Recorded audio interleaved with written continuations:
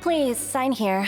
This document will be effective immediately upon signing, and you two may exit the Fortress of Meripede via the regular channels. It's been so long since we've been to the surface. Let's hurry up and... Huh? What's happening?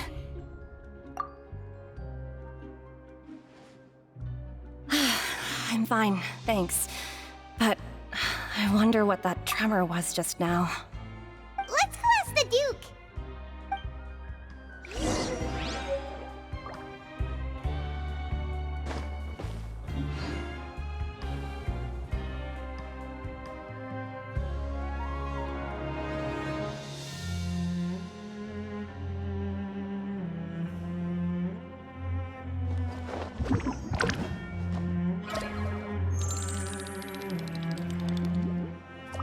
I'll never get a handle on all this paperwork.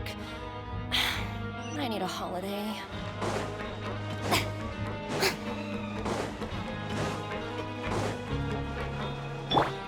Mind the side effects.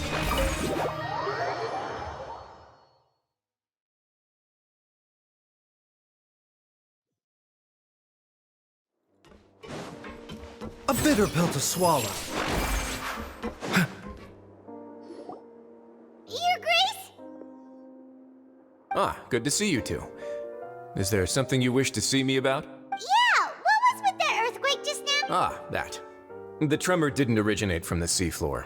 In fact, it seems it came from the surface. Over the years of serving as the warden here, I have developed a sense for distinguishing between what occurs on the surface and what occurs underwater. Besides, the seal that Monsieur Neuvillette set in place won't fail so easily. So the fortress is okay? If you recall our last incident, if there really were a problem, there would be crowds of inmates in a panic right now. Huh, you've got a point. Okay, seems we need to get back up to the surface and ask about what happened. By the way, do you know what day it is today? I believe today is this month's pipe cleaning day. Wait, seriously? Aha, yes. Have you completed your release papers? Yep. It's you two. Are you leaving now? That's right! Today is our last day in prison! But now that Paimon says that, it doesn't feel like we were confined here. It's actually been pretty nice. Oh yeah, Paimon feels fond of this place now. Then be sure to come back and visit. I'll miss you. If you've signed the release papers, then you're free to go. The guards will escort you out. You're not going to see us off? I knew you'd ask. All right, sure. Let's go. Well, you actually agreed. No worries, you must be busy. Paimon was just joking. Ah, so you do have a polite side, I see. After being down here for so long, I imagine you must feel like you're lacking companionship. Shall I come along too? Yeah, don't worry, we'll come back to see you. Paimon really likes the cafeteria here.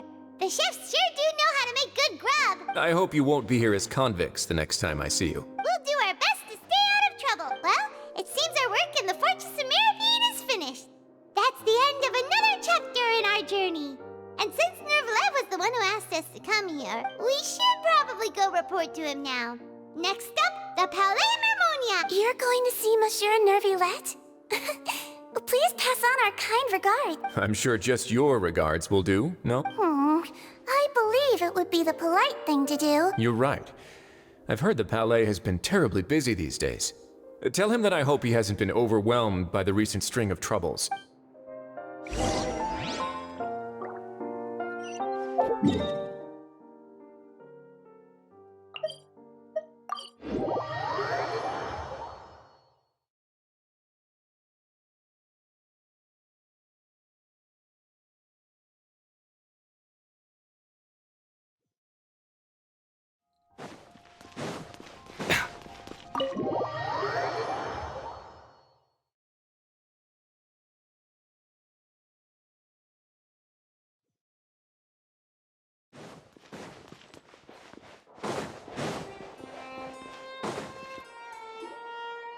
Palais Mermonia sure is buzzing with activity today.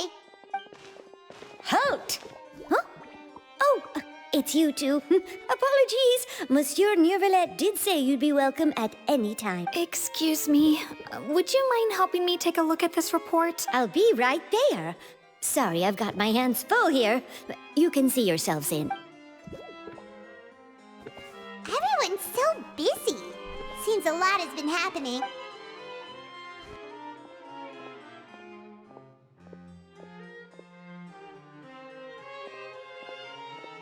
Neuvillette! Hello. You've come at the right time, but you'll have to wait for just a moment, as there are some urgent matters I must tend to first. In the meantime, please, have a seat. If you'd like to have something to drink, let the Melusine outside know. That's all right. We just ate. Very well, then. Let's take a break over there while we wait for him to finish his work.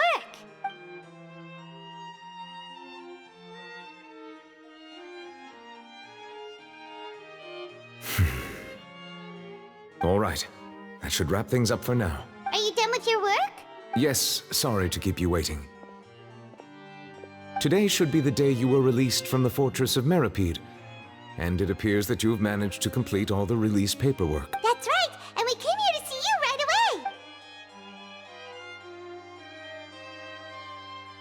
away. A massive whale. Do you have any idea what that might be? Judging from your description, that cannot have occurred in any ordinary waters, but rather something like the primordial sea. A whale of that size and shape cannot usually be found in the waters of Tevat. Therefore, we can only assume that Child is presently immersed in primordial seawater. Immersed in primordial seawater?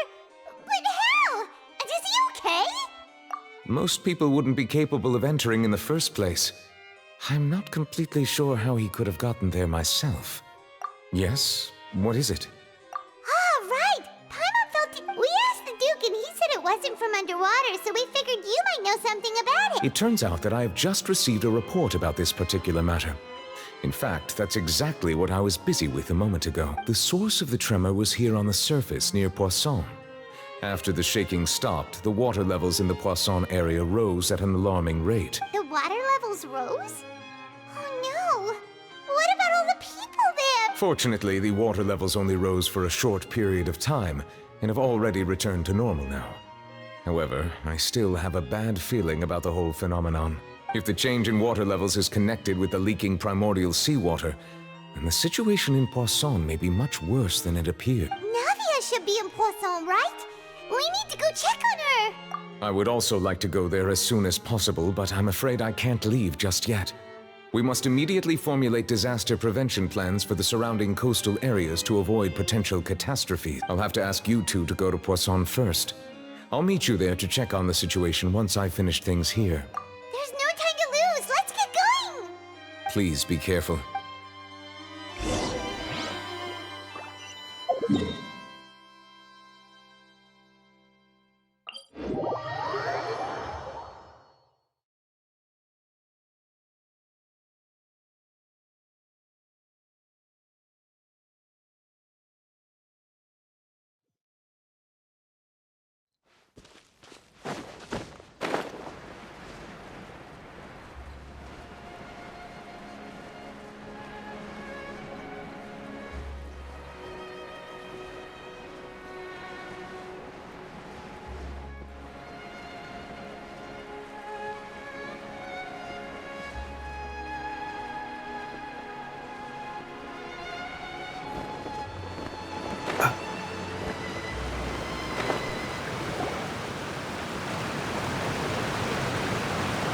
Oh no! What happened here?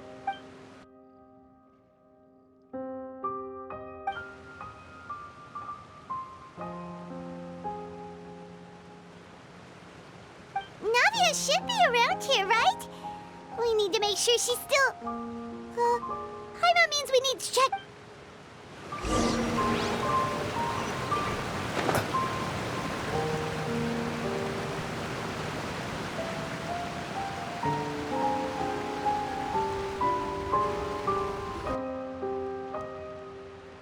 We haven't seen a single soul all the way here. Oh, this is getting scary. What will I ever do now? Look, there's There's someone on the roof over there! Just stay put! We're coming up! Watch your balance! All right, just hurry.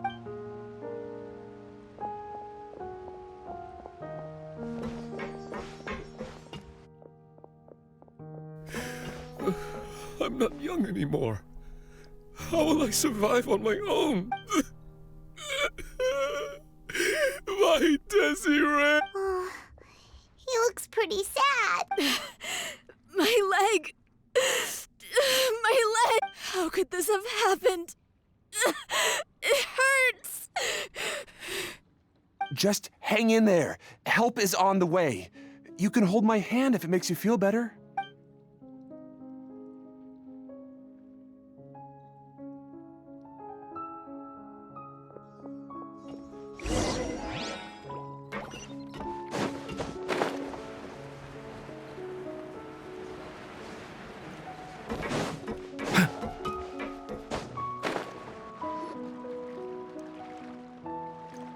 Oh, it's Navia! She's over there!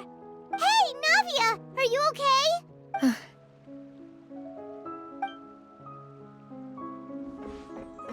You're here.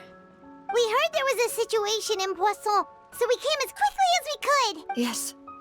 As you can see, the water level suddenly rose. It caused quite the disturbance, in fact.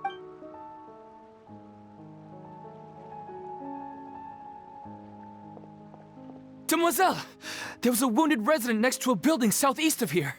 We've already transported him to safety, but we've run out of medical supplies. He's wounded? How badly? He fell, so it's probably a broken leg. He's pretty shaken up. When the water level rose, he desperately climbed up to the roof.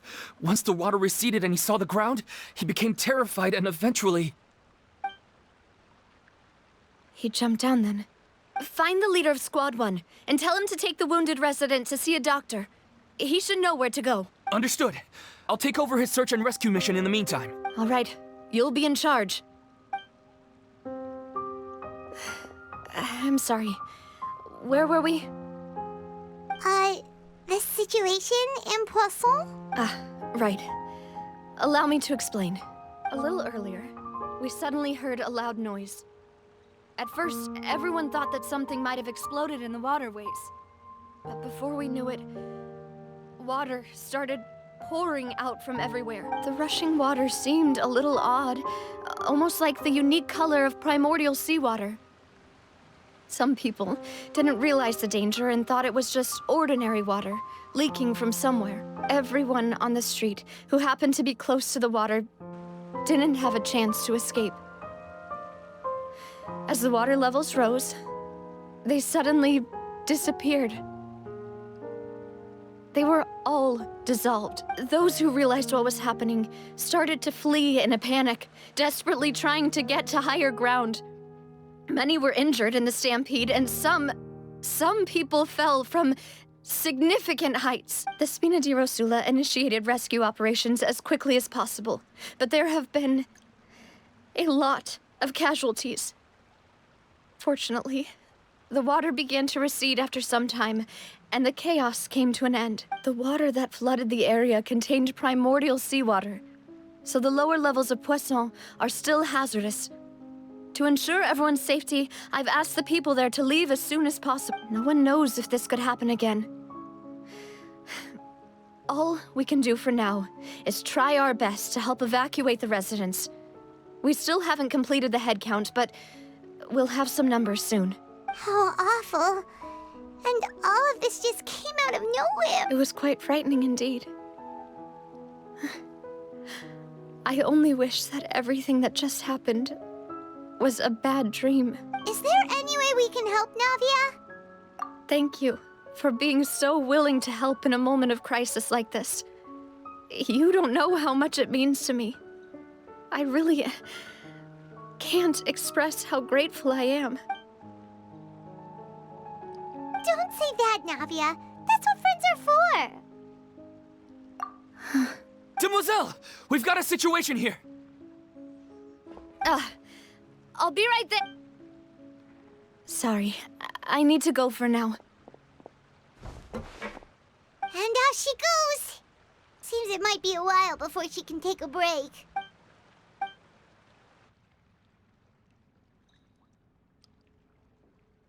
Okay, the wounded are being tended to, and we finished a preliminary head count. More support has just arrived, so I suppose I finally have a moment to focus on my own matters. Of course, we should remain ready for anything, and continue doing our best to rescue others.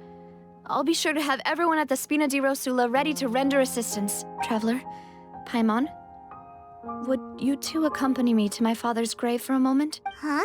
Right now? Thank you.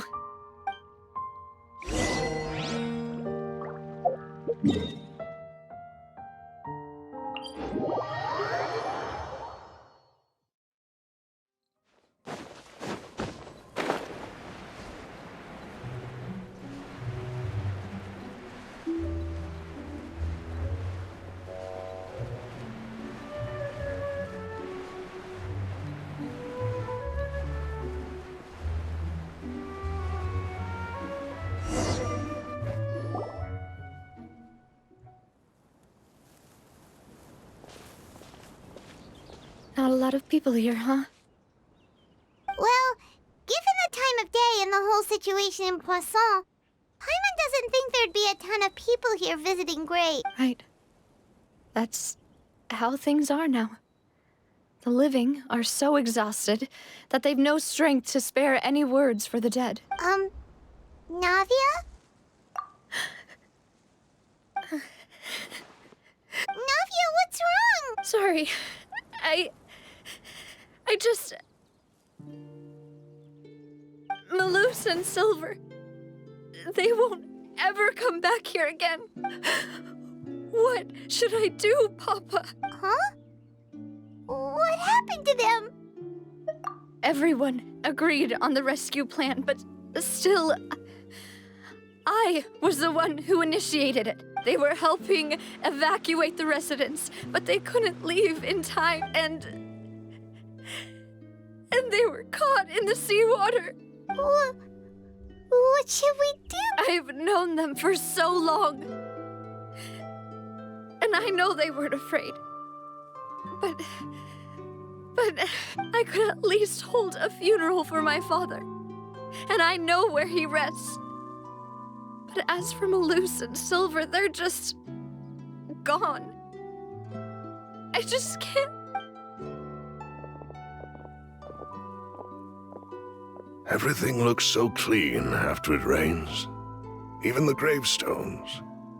I didn't expect that you'd enjoy a glass of red wine in front of Master Callus's grave. I can understand. Besides, the scenery here isn't half bad. See, it's not just me. I always want to bring something when I visit Papa. Perhaps we might even have a picnic. He wouldn't be angry, would he? How could Master ever be upset with you, demoiselle? Yet the cemetery is the home of those who have passed, is it not?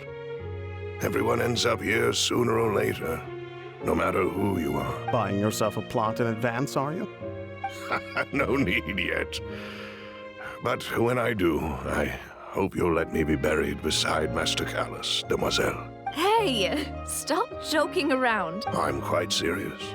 That way, it will save us both the trip to see each other whenever you visit your father's grave. That makes sense. In that case, could I be buried on his other side? After all, besides you, demoiselle, the two of us could certainly be considered Master's closest companions, no? Personally, I believe we fill those shoes just fine. Why are you bringing this up all of a sudden? Seriously. All right. I'll remember your request. But I'd really prefer not to talk about this stuff. And what do you mean by saving me a trip? I'd make the journey even if I had to visit you two somewhere else. I'd promised to let them rest in peace here. But here I am breaking that promise. I'm sorry for letting you see me in a mess like this. I don't usually cry, really. Paimon doesn't know how to help you feel better. But, well, she understands how you feel. I had always thought I could make my wishes come true. But now that I think about it, that never solely relied on me. Many things can only be accomplished with someone else's help. Malus and Silver have helped me so much. But by contrast, I could do nothing for them. I'm so sorry. You can spend as much time as you need here, Navia. We'll stay with you. Thank you. Right now, you don't know how much that means. By the way, you can have a look at this. It's a list of victims from the incident that took place here. Obena, Khan, Burnett, Giverny, Francine, Karina, Daisy Ray, Joinville, Julianne, Esson, as well as Maluk, so everyone else is safe. But it's okay. I know what you're thinking. And you're right. We lost Malus and Silver. But we were able to save more than we anticipated. The overall outcome indicates that the cost was worth it. Right! Don't think that way, Navia. One person might be saved at the expense of another, sure, but that isn't something we should ever consider. Malus and Silver were not the price for saving anyone. They're heroes. You're right. Thank you, Paimon. What you said just now was pretty amazing, actually. I'll remember your words. Oh, really? Seems you've become more eloquent in the time since we last met. The knave? What are you doing here? Is everything going well on your side? Yes, my people are carrying out the mission according to your request.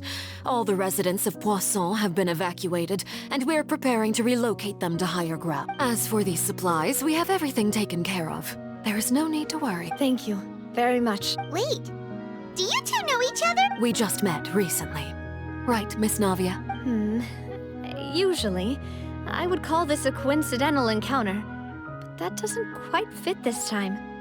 Besides, it never even crossed my mind that a Fatui Harbinger would come looking for me. Thanks to the Knave, Spina di Rosula received generous support from the Fatui, which allowed us to complete the rescue and evacuation work so quickly. Mutual aid is essential to fostering positive developments. We were already in the area, in any case, so it was nothing. That said, I must say that you're a lot sharper than you let on. I'm sure you understand what I mean. I apologize for all the ways in which I tested you previously. We've never worked with a Fatui before, and it's extremely important for us to know who we're working with. My subordinates have reported that Fatui soldiers have been observing water levels and taking head counts in various locations. I hear that they've also prepared a large amount of emergency supplies. I'm quite surprised. This is nothing to brag about, nor do I intend to. It is simply the way of powerful organizations to act forcefully, whether they are doing good or ill. You've witnessed that firsthand, in any case. As I've told this traveler before, I know of the prophecy, and I intend to prevent the impending disaster. Lending your organization a hand was a natural first step in accomplishing that. As such, do not be troubled by this token of our sincerity. Perhaps one day, you'll also be able to help me in the same way. Without your help, there would have been many more casualties. I won't forget your kindness. Furthermore, I sincerely regret what happened to Malus and Silver. I only wish that my people could have arrived a little earlier to prevent this from happening. Don't say that. You and your subordinates did everything you could. As Paimon said, Malus and Silver didn't choose to sacrifice themselves for any specific person. And they weren't the price paid for other salvation. They chose to become heroes. I've never liked hearing people put it that way. It's like trying to relieve pain by saying some noble-sounding words. But right now, there's nothing more suitable. They really did become heroes. You're right. I'm sorry for your loss, Miss Navia. Water is life to Fontaine's people, and it also spells disaster. It's no wonder that people always say that prophecies represent fate. Fortunately, I've never been one for such opinion. So, you're one who will try to change fate, then? Of course. That is why I'm going to Hotel Bouffe de Thé. I still have some things to take care of, and the children need my attention. By the way, Traveler, Paimon, one more thing. Alright, then we'll just... Huh? This isn't right. Paimon thought you would ask us to walk with you for a moment so you could tell us something in private. That is a clever and useful conversation technique, which I do like to use when necessary. But there's no need today. It would not hurt to have Miss Navia listening in. Traveler, I'm sure you remember that I said we could work together when we had the chance. You and I both know that there may be issues with the Primordial Sea. Previously, it was the Fortress of Meripede's sluice gate, and this time it was the water levels in Poisson. These are both signals. Indeed. Allow me to share the latest intel I've received from the House of the Hearth's intelligence network with you. During some recent investigations, a child claimed to have discovered some ruins near Poisson. The ruins date back to ancient times, and seem to be worth investigating in many ways. Judging by the dating of the ruins, they may be related to the prophecy and the coming crisis. The situation is becoming more urgent, so any pertinent information will prove extremely precious. My people initially came to prepare for ruin exploration. Unexpectedly, this disaster struck. And at present, we're all busy prioritizing the rescue effort. So that's why the Fatui were already in Poisson. I wanted to take the children along, but unfortunately, Linny, Lynette, and Fremine have all been dispatched to higher ground to assist affected residents. Linny told me that outside of the house, the person they trust most is you, which is why I want to give you this task. The House of the Hearth's members see each other as family, but Linny, Lynette, and Fremine said that they also see you as such, even though you are not from the house. I'm sure you already understand how earnest they consider their friendship with you to be. Oh, that somehow makes Paimon feel kinda happy. The intel I just shared about the ruins could fetch a high price. But since the children consider you family, it's only natural that I freely share it with you. Got it! So all we gotta do is go to some ruins, right? We can handle that. Excuse me, but may I tag along? You wish to join, Miss Navia? But are you sure you're up to exploring some ruins? You need to rest. Well, I'm sad, yes. But I can't just go back and plop myself into a chair by the roadside and do nothing. There's no point in being depressed while we still have a disaster on our hands. As my father's successor, I must live up to the hopes he had in me. Besides, I'm also doing this for myself. I need something, a distraction, to keep my mind off Malus and Silver.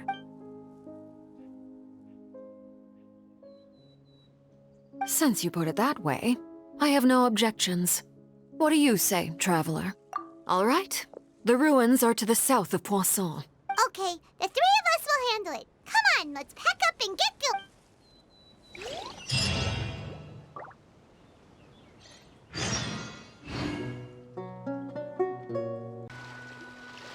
So, are these the ruins the knave was talking about? Whoa, talk about old. They seem to be pretty ancient, all right. Let's go in and have a look. Just be careful.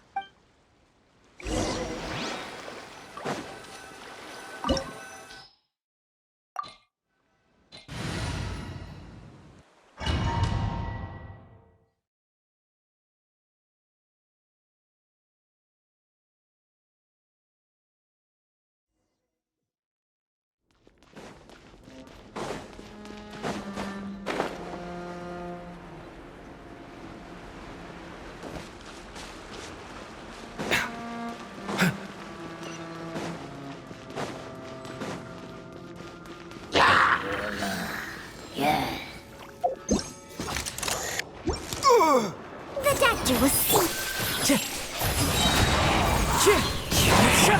Strike a pose! Silence!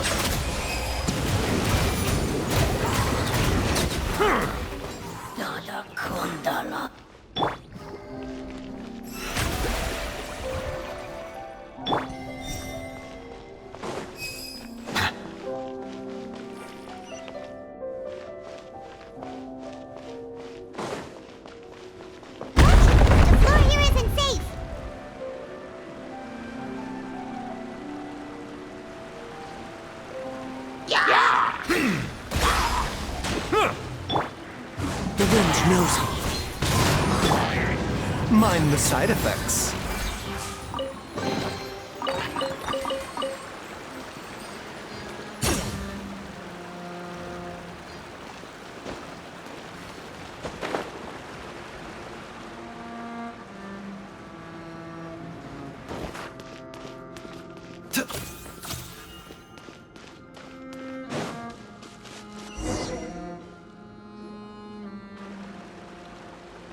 This place has also been contaminated by primordial seawater. Yeah.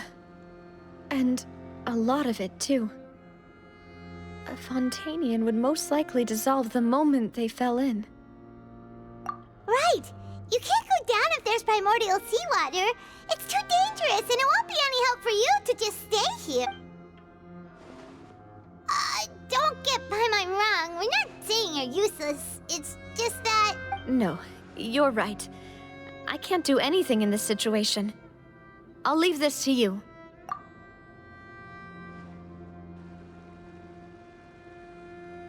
That complicates things. Maybe the only way left is forward. In that case, do you want to wait for us here? The water levels here are unstable, and there's a chance the water will rise.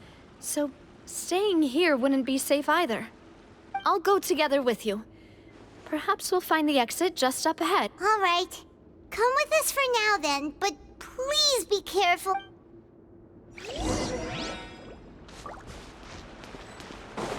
Oh no, it's a dead end!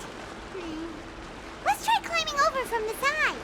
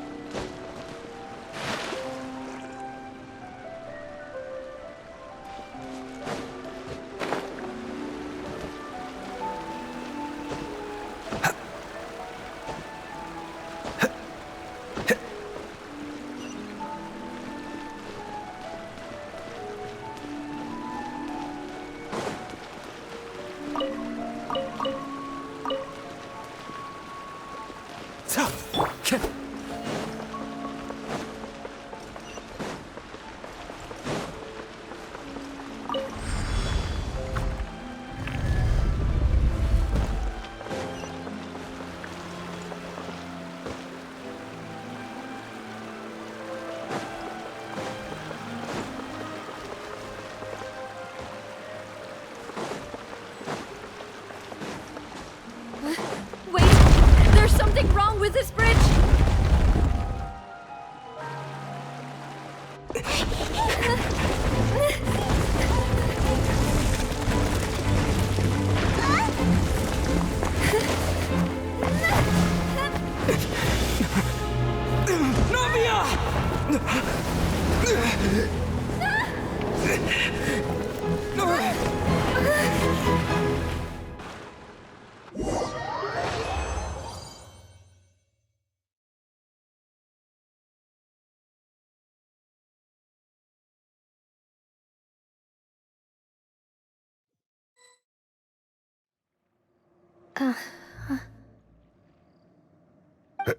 Demoiselle? Huh?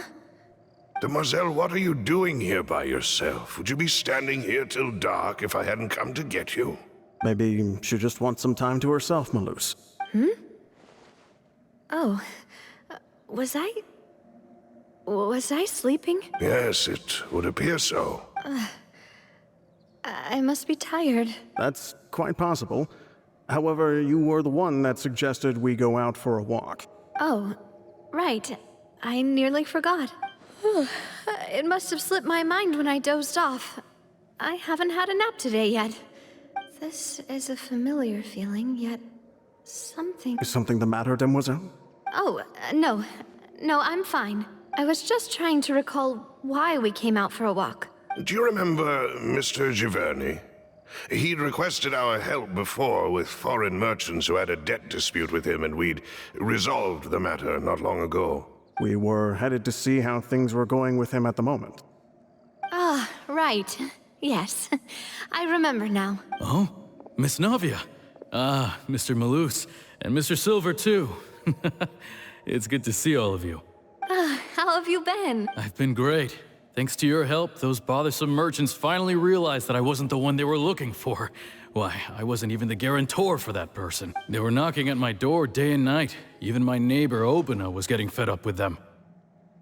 Sometimes force is required to calm someone down and get them to listen to what you have to say. That's right.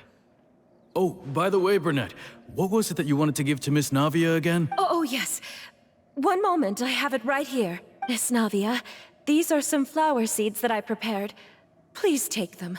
They're a very good variety, and they'll become very big and beautiful once they bloom. I don't know what we would have done without your help, so this is a little token of our appreciation. I hope you won't refuse. Did you cultivate them yourself? Thank you so much. I'll certainly take them. Malus, we do still have some empty flower pots at home, right? Why, we can have as many pots as you'd like, demoiselle. Perfect. In that case, we'll swap out some of the decorative plants for some of Mrs. Burnett's flowers. Very well. Wait. Something seems to be off here. Excuse me, madam. If I'm not mistaken, your name is Burnett, correct? That's right. Is something wrong? No, it's nothing.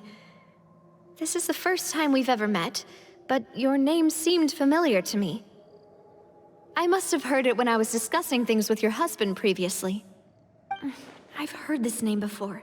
Sometime recently, I'm sure of it. And why are there so few people around here?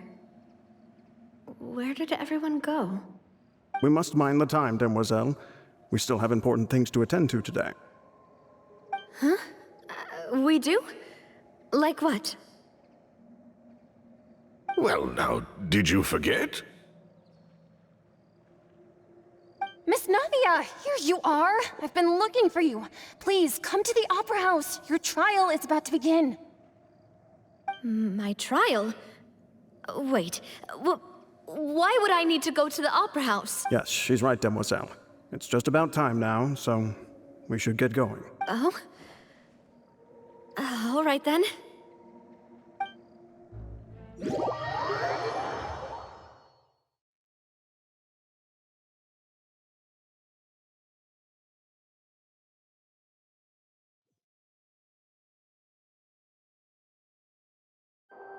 Look, it's Navia! She's here! And her two attendants are with her. Goodness, everyone's finally here.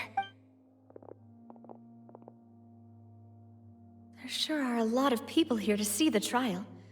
And they all seem to be oddly excited about something. I even know some of these people. Karina, Desiree, Joyville, Jolien, Essen.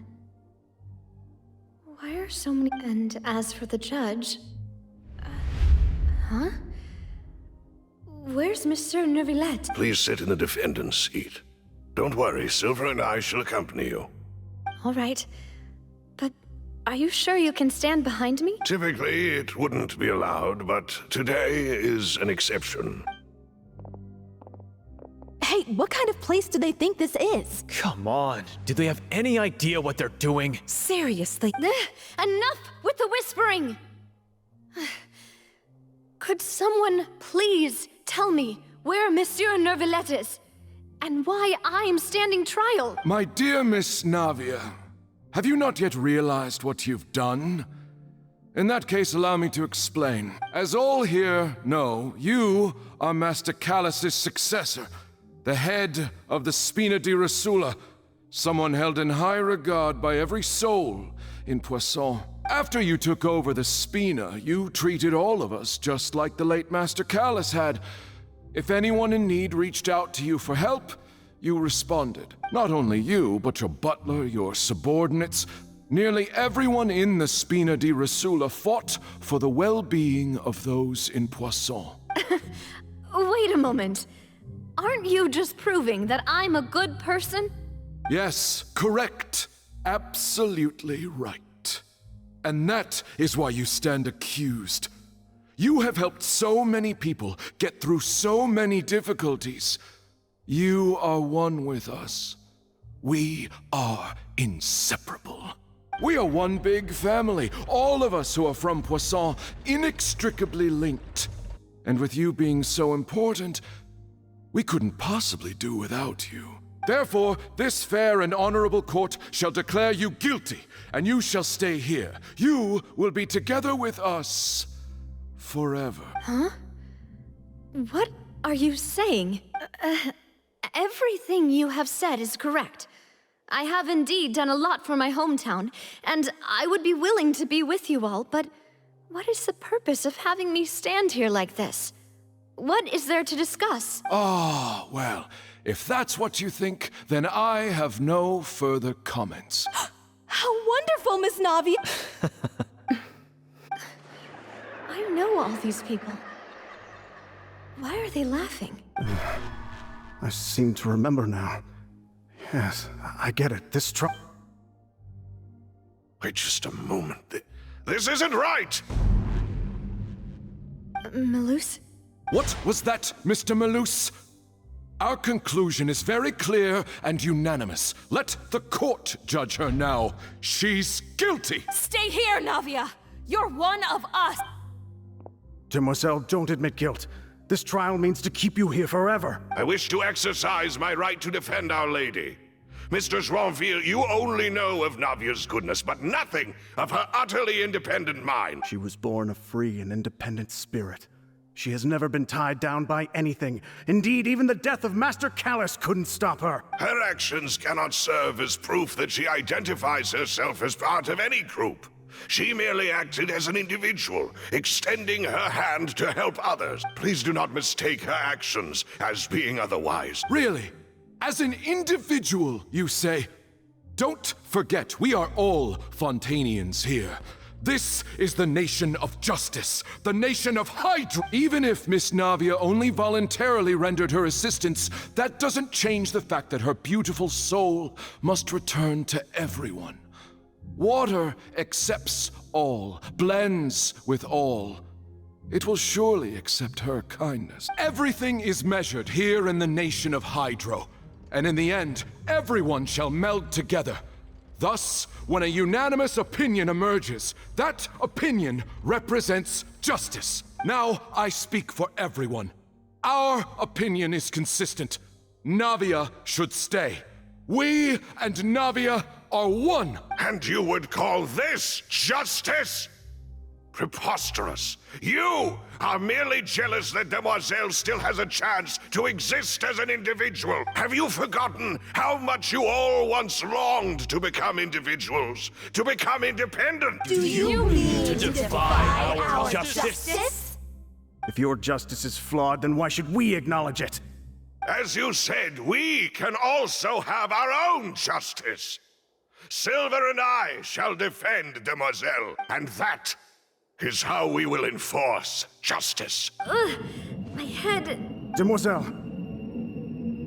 Silver, it hurts. My head is spinning. All I can see is stars swirling in front of me. I remember now. Everything that seemed odd from the very beginning. Karina, Desiree, Joyville, Jolien, Essen, and Mr. Giverny and Mrs. Burnett, who we met earlier. Even Malus and Silver. I don't want to admit it, but they're all dead. Don't be afraid, and don't admit guilt. We will protect you to the very end. Absurd! Who are you to say that she cannot be judged? We are the majority, and in the nation of trials, the majority is absolute justice. We are the will of all. Don't let them escape! We shall keep Navia here with us! Mr. Malus and Mr. Silver, must you be so stubborn? How could the two of you possibly hope to stand against the collective? Do not resist. This judgment is fair and just. Navia belongs to us. After all that happened, she should not be left alone in Poisson. What are you saying? No more excuses! He says we're jealous. Jealous? How could she possibly be an independent individual? What's with these people? Who's jealous of her? She belongs to us! Miss Navia!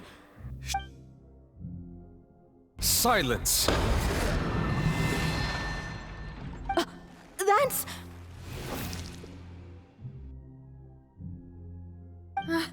Monsieur Neuvillette! Such commotion is prohibited in the court. The accusations you just presented are nonsense and cannot constitute a proper trial. The court will adjourn for the rest of the day. In this, I shall hear no objections from any unauthorized party. Our thanks, Monsieur Neuvillette. Please leave with me, Miss Navia, while there is still time. But... Go on now, demoiselle.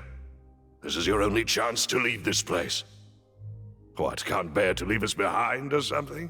Malus. My apologies.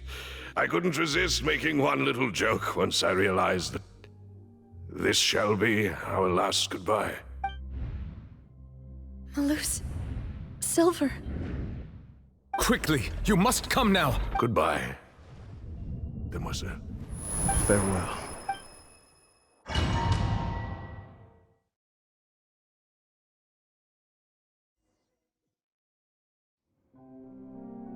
No, wait! Just a second! Navia? You're awake? Good. I must have been dreaming. Malus and Silver were still alive, and they were defending me at some insane trial. It looks like you're all right. Did all the sad feelings cause you to have a nightmare? Paimon could give you a hug? The ruins you were exploring suffered a cave-in.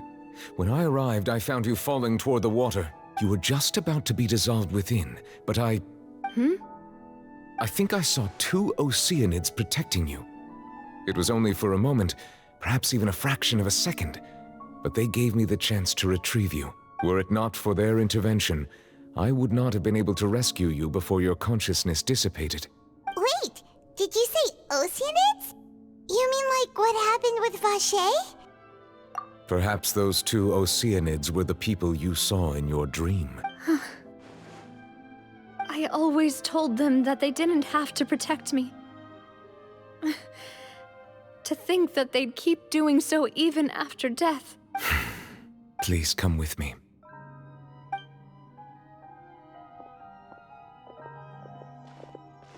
Neuvillette, are you okay? Oh, I am quite all right. Perhaps there's something we could chat about? Why do you look so stiff all of a sudden? Oh, Paimon knows. You're the type who feels awkward when there's nothing to talk about, right? I merely thought that we should give Navia some time to herself. Huh? Why didn't you just say so then? Don't you think it's even more awkward to call us over like this and then have nothing to talk about? I suppose so. Ah, Sigewinne. I hope all is well with her these days. Her work in the Fortress of Meropide has not been too much for her, has it? No way, don't worry. She's doing fine down there. She's an amazing head nurse. I see. Well, that is good. I have always worried that Sigewinne would need a lot of time to understand the world of humanity, just as I have. Oh, and the Duke also says hi. Even though Sigewinne made him do that. He hopes that you haven't been overwhelmed by all that's happened lately. Thank you. I have indeed been busy lately, and I also hope that everything is going well in the Fortress of Meropide. He still doesn't know what to talk about. Let's chat about something else then. So, Neuvillette, you're probably quite the swimmer, huh? Yes, of course. This isn't going anywhere. Let's try something else. How did you find these ruins? Did the knave tell you? Yes, in fact. I had arranged to meet you in Poisson, but when I arrived, I discovered that the Fatui were helping the residents evacuate. They had even transported a large quantity of supplies to the area. Amid my astonishment, I ran into the knave, and we had a chat. She informed me that she had asked you to investigate the ancient ruins here. Yeah, we originally planned to meet up with you, but we thought you might still be busy with all those official documents. We didn't think exploring the ruins would take very long, and who would have thought you'd wrap things up so quickly?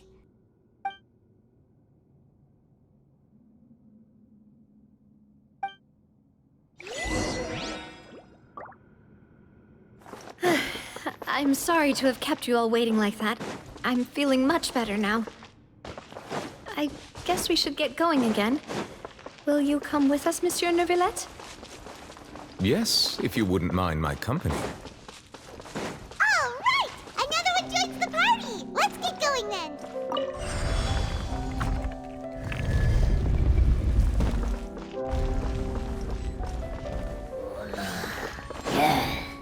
Into the wind! Clouds high! The birds call! Yoo-hoo! Bow your... Nada Kondala.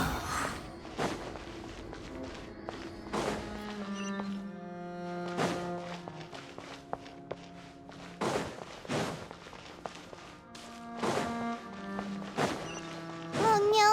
Another unstable path! Watch your step!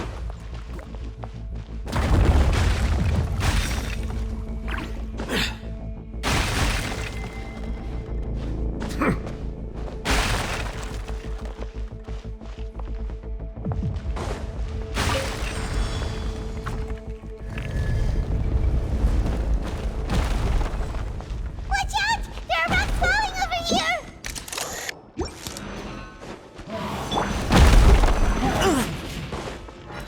One with nature. Taking a turn for the better. The doctor will see. Strike a pose! Settle down.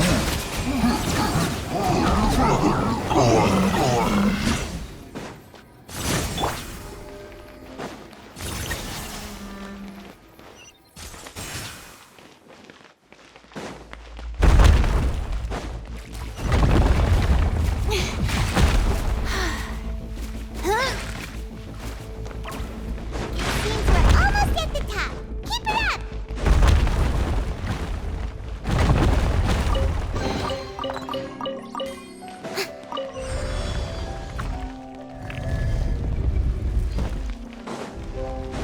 Yeah. Falling leaves, adorn my night. Into the wind. Mine. Remember, health comes first. Bow your head.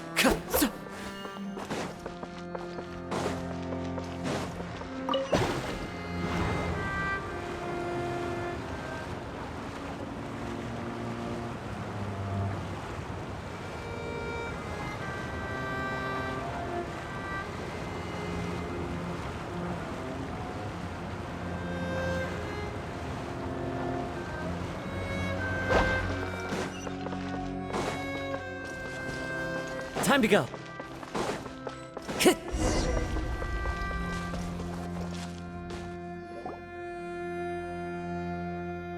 Looks like we've reached the end. This is the place. There should not be any other hidden spaces in the vicinity. The path sure had some twists and turns, but it turns out that this place isn't actually that big.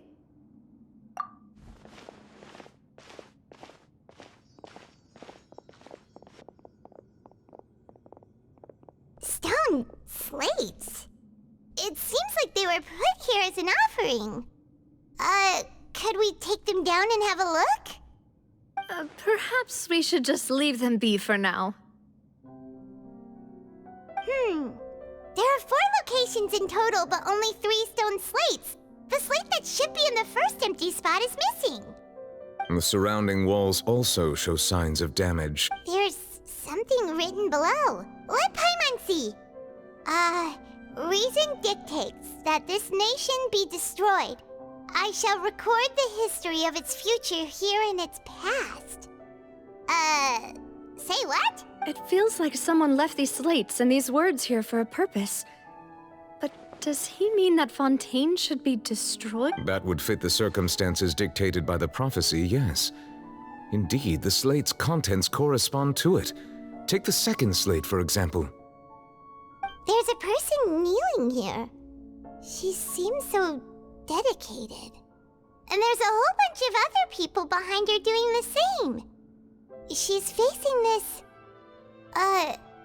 what is this? Some kind of island in the sky? And is that Lady Farina in the third image? Did the Hydro Archon fall into the water? And is that a ring of people around her? Paimon doesn't quite get it. Are they all in the water? The fourth image. I know this one. This exactly matches the content of the prophecy. The people will all be dissolved into the waters, and only the Hydro Archon will remain, weeping.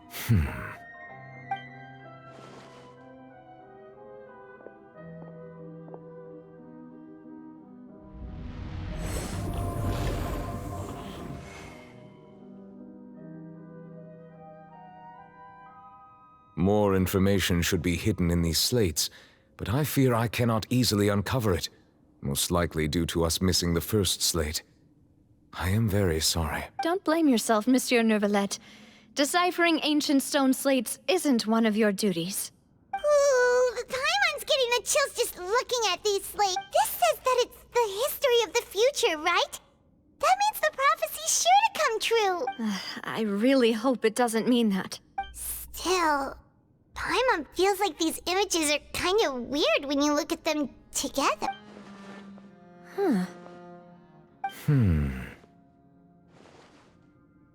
That's right! If the images are in chronological order, shouldn't the fourth, the waters drowning Fontaine, come before the third, where the Hydro Archon herself falls into the water? And yet the order is reversed here. If we go by timing, Lady Farina only emerges in the third image. That means that the person in the second image might be the previous Hydro Archon. Egeria, then. I had never met her, but her appearance here does match the records. The previous Archon kneeling before the floating island in the skies, as if confessing a sin. Did she herself commit that sin? And if not, why would she be in such a posture? Also, I'm still wondering why these ancient stone slates are here at all. Judging from their contents, could this place be the origin of the prophecy? Does that mean that someone, or some people, once saw these slates? But who would have created these slates and left these words here? It seems that any further clues will have to come from Farina. In that case, there's no time to lose. There's nothing else to be gained here, so let's head back first. Yeah, we better get somewhere safe for now.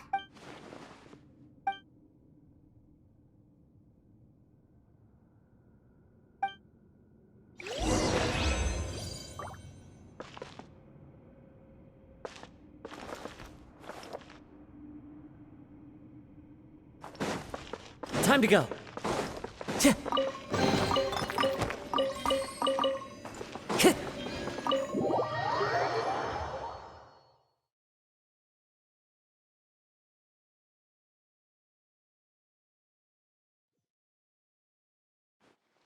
Let's split up here.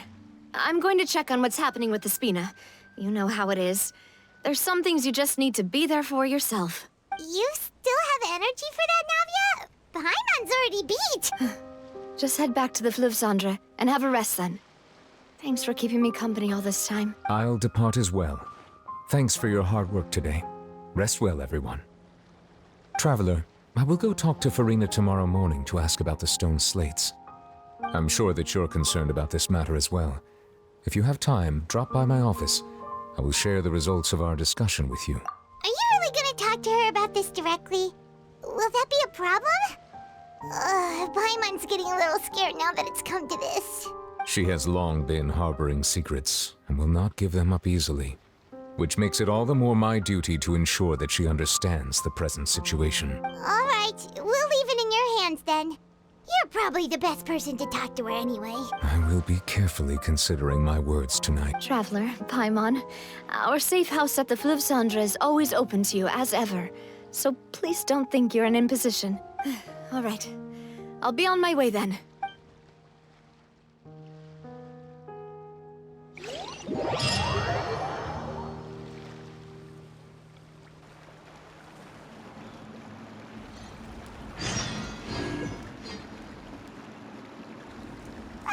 We're finally back! Welcome back. We've got a special menu prepared for you two tonight. Yay! And there's good food too! Navi, no, the boss is the best.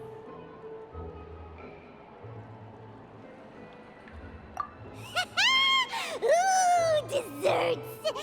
Nice! These are all Paimon's! Paimon's already starting to forget what happened today. Oh, that voice. Is that who I think it is? Huh? It's you two. What are you doing in Fontaine?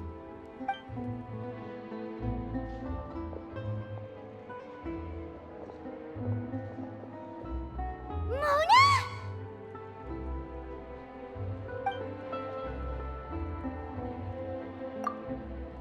Seriously, nobody just uses a scry glass whenever they've got time to just see who they'll meet on the road. Still, we didn't expect to see you here. Wait, you're not a Fontanian, are you, Mona? Well, I have some business to attend to here, so I booked a hotel in the city. I was just out for a stroll when I bumped into you. Quite unexpectedly, if I might add. Why did you think I was from Fontaine, though? Is that because Magistus doesn't sound much like a Mondstadter surname? Yeah, let's go with that. Well, I used to have my own surname, which was, well, some other thing. Either way, the old hag told me when she took me as her disciple that the first step to being a great astrologist's pupil was to change that name. There was nothing for it, really. She really is amazing at astrology, so I changed my name to what it is now according to her wishes. To my surprise, however, Magistus is not the name of some ancient house or clan. It isn't? Nope. Although it is used by us in place of surnames, it generally just means great. Wow! Imagine including a boast in your name. Wait, are you gonna have to put that into your genealogy as well? I reckon so. In any case, I'd give my disciple a name like this as well, if I were to take one.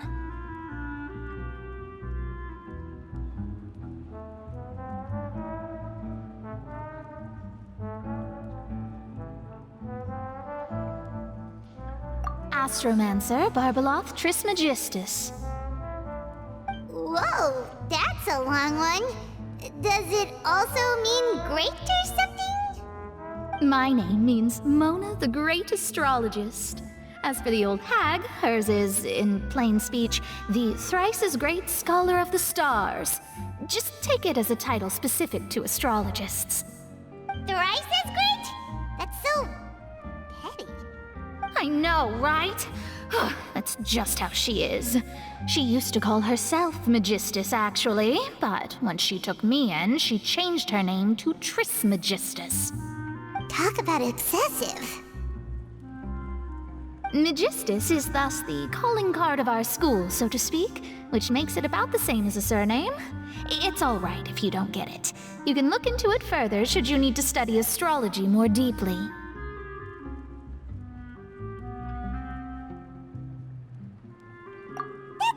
Terrible! But anyway, you're not Fontanian, are you, Mona? You're from Mondstadt, right? Well, I was born in Mondstadt, yes. My parents migrated to Dornman Port, and I traveled with the old hag for a while, after which I settled down in Mondstadt City. Oh, that's a good thing then. At least we know you won't be dissolved by Fontaine's waters. Speaking of that, I'm sure you're aware that a bunch of things have happened here in Fontaine, right? I know you're not a local, but I'd avoid getting too close to any water that looks strange all the same. There's something ominous about it. Well, the water, I mean.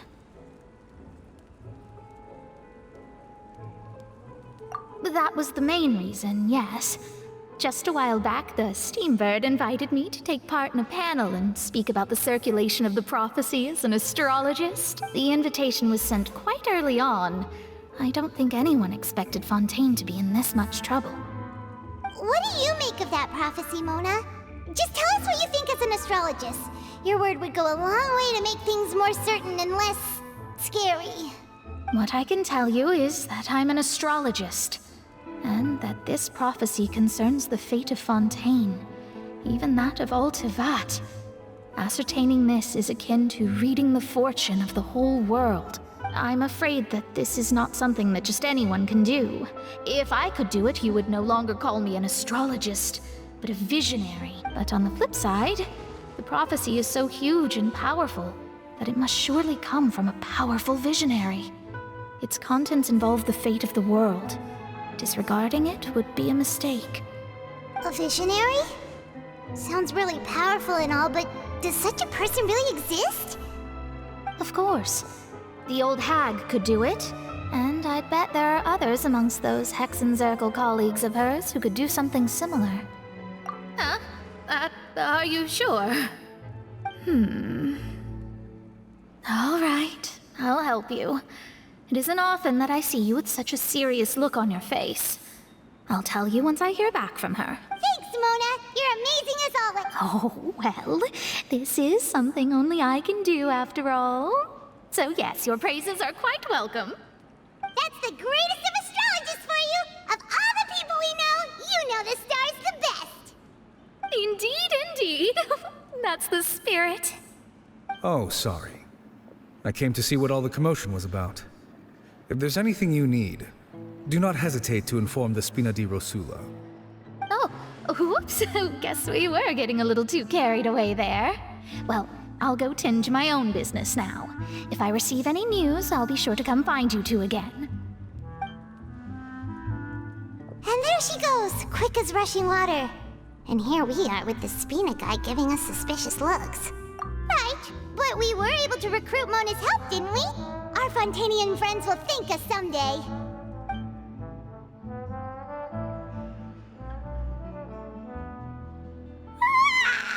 Good morning. To be honest, I'm still feeling kind of sleepy. But it's time to get up, Traveler. We agreed to go see Neuvillette, so let's pack it up and get going.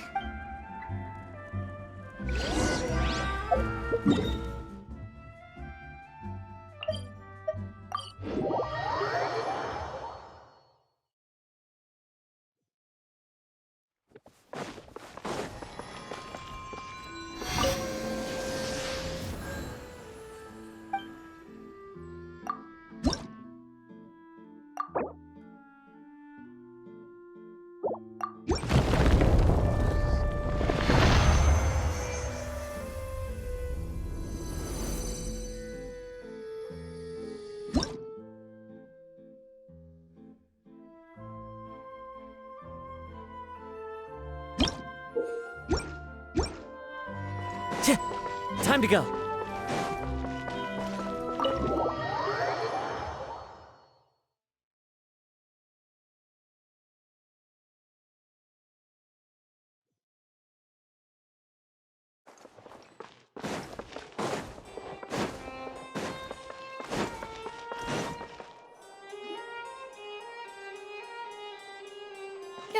You're here! Finally! Is something wrong? Monsieur Neuvillette and Lady Farina, they seem to have gotten into a dispute. Please go see for yourself.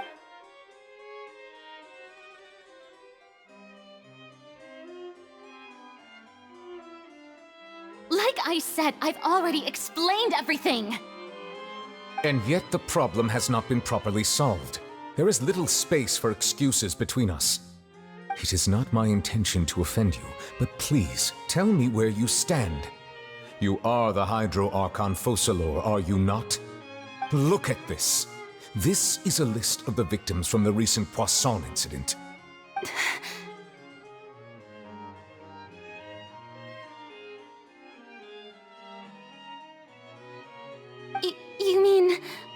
they're all...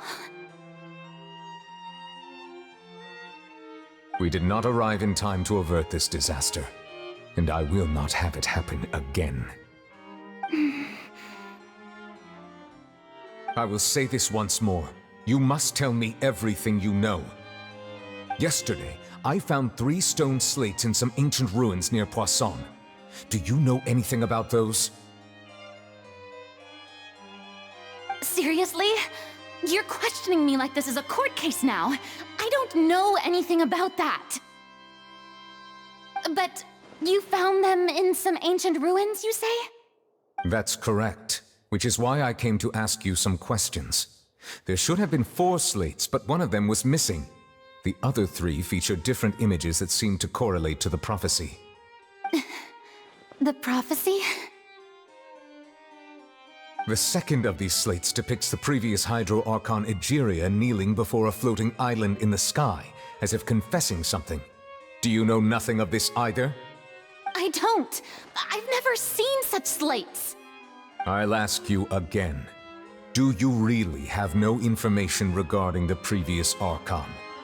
My deciphering of the slates indicates that the Hydro Archon Egeria once had to confess to, or apologize for, a certain sin. If anyone would know about it, it should be you. All gods don't have the same secrets, you know. She was herself and I'm me. Is it really so strange that I know nothing? I understand your concerns, but I'm sorry. I just don't have anything to tell you. Forgive me for saying this now, Lady Farina, but I have long known of your various secret investigations into certain matters. There are several indications that you have been investigating the prophecy on the sly. This is not strange in itself, considering that you are the Hydro Archon. But it is strange that you should also claim to not know any of Egeria's secrets, as well as do nothing following your inquiries. You have never been as superficial as you have presented yourself to be, nor are you a fool. And yet, your behavior is very inconsistent. So you've been watching me all this time, have you? I didn't think you were that type. Well, since you know about my secret investigations, then you should know I'm actually working to take care of it. There's no point questioning or suspecting me. You're the Eudix, but you're still my subordinate.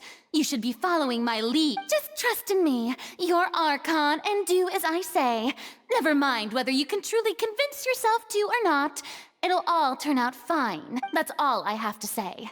We do not discuss this matter again. Oh, the opera's about to start. Toodles!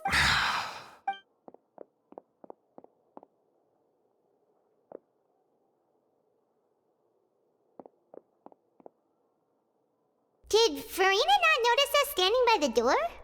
Wonder what's up with her. She was smiling. Huh. She didn't seem in the mood to care if we were listening in or not.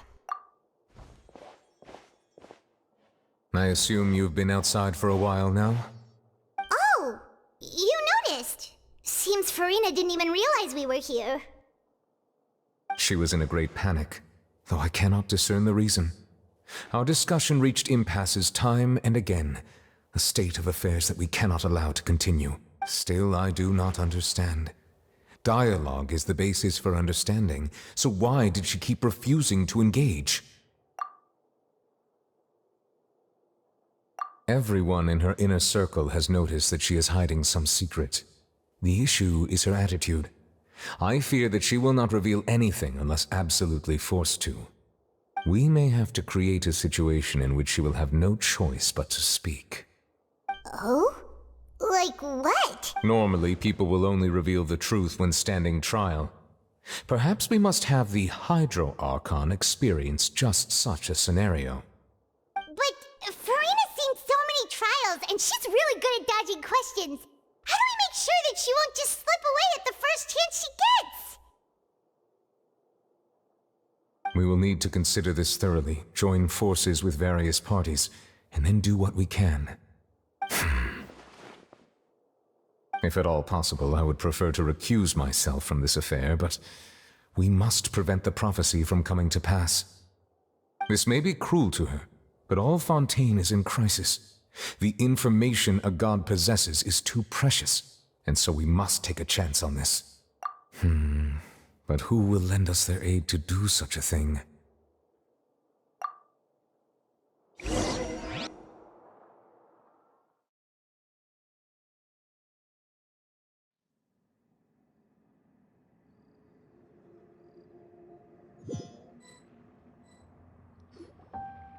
Well, that's everyone, huh? Speaking of which, it was pretty smart of you to think of hiding here. Poisson was just involved in a disaster, so it's presently devoid of people. That naturally makes it the best choice. And here you are drinking tea like it's the most natural thing in the world, huh? That's what family should do. Sit and enjoy a leisurely time together. It's nice to enjoy tea here, you know? Care for a cup? Lend me your ears, everyone. Or perhaps one of you might like to start us off. How about you, friend? Me? No, I don't think I can. Then, how about you, good sir? I fear that I will cause the mood on this boat to become as somber as it is in court. Well then, I guess we're lucky we've got a local like me to organize things. Wonderful, the spotlight at last. I guess I'll be facilitating things from here. That was a little long-winded, don't you think? Oh, you might be right. Anyway, to cut to the chase, our friend here, the Traveler, has brought us together to discuss something. As for what that is, well, let's start by saying that we'll be pooling our efforts together to create a series of traps. Oh, how intriguing. Well, it's just an expression, really. One that I just learned from Chlorand, and used on the spot. So, let's invite her to explain in detail. A round of applause, please.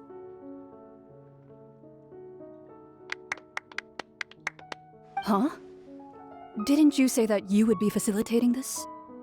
Oh, come now. Your work doesn't involve much public speaking, right? This is a good chance to practice. You might even pick up some fancy oratory tricks to impress your boss with in the future.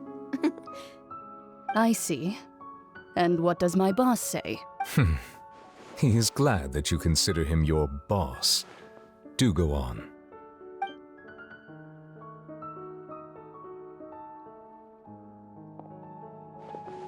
In that case, do any of you have experience hunting? Not that I recall. Fremine and I once used a wooden stick in a basket to catch wild rabbits when we were younger. As for Lynette, oh, right. You were sick that day, weren't you? I've also gone diving to catch some fish before. Does that count? I'm afraid not. You may or may not have heard, but Fontaine once played host to a group known as the Marechaussee Hunters. Though that was their name, they did not hunt animals, but rather various monsters left behind by the ancient dynasty of King Remus. Today, Fontaine's monster population has already thinned greatly, so the hunters have blended back into society, taking up arms in other lines of work. They even left a unique methodology of hunting in their wake. A trap comprises of the following components: bait, a trigger, and a containment device. Sometimes a lethal implement will also be necessary to deal with the prey. So, if we were to build a trap together, right now, what would you choose to build it with? For me, I would prefer something basket-shaped. Pigeons and rabbits will see the bait and naturally enter the snare. Our line of work requires a deft hand, and we're some of the best in the industry, so you can count on our technique. You used some of those techniques while moving the people of Poisson, didn't you? My subordinates mentioned that you even performed some magic for the bawling children. Yes, and I even managed to gather some intelligence in the meantime. I'm quite the multitasker if I do say so myself. I'm afraid I can't claim that as my strong suit. I prefer more stable methods, like placing bait in the water and waiting for the fish to come within reach. That's the kind of method I would count on. Calm and steady. Exactly the kind of person who would catch loads of fish. And I can be their assistant. With discretion, I'm sure. I'd probably use some sort of mechanical animal. Papa once bought me some small clockwork squirrels, mice, and such. When placed in the forest, they can attract others of their kind. I remember that you liked those too, didn't you? I did. And that would be a good way to go about it. If they're realistic enough, animals of the same kind will follow them all the way to the trap. What about you, Monsieur Neuvillette? I fear I do not have any related experience. That makes sense. You usually solve problems directly, without the use of any such tricks. But I do have one more question for you, Monsieur. If we were to create a trap now, how would you design it? Would like for it to be effective, but bring no harm to the prey. A more gentle trap would be ideal. Kind, as always. However, our intention doesn't necessarily change the containment device and the type of implement we need. If we wanted to kill the prey in one strike, we would need a powerful implement. However, that also goes for prey that must be captured and safely contained. Wait, why's that? Only a hunter who's a true expert at subduing their prey can snare it without harming it. The line that divides life and death is often exceedingly thin.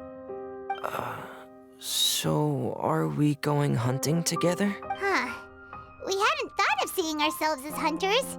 It kinda works, but maybe it's still not the best metaphor.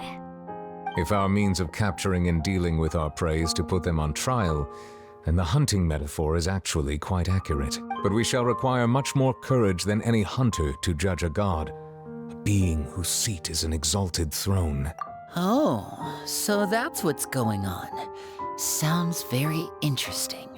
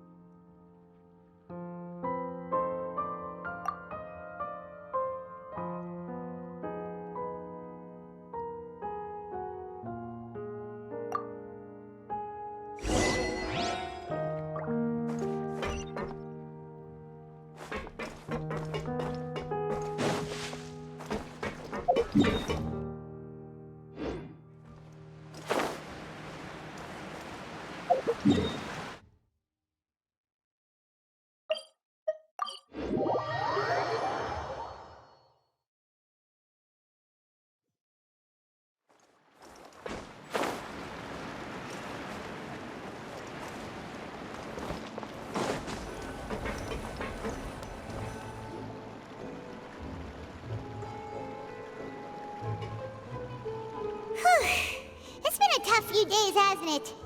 So much has been happening.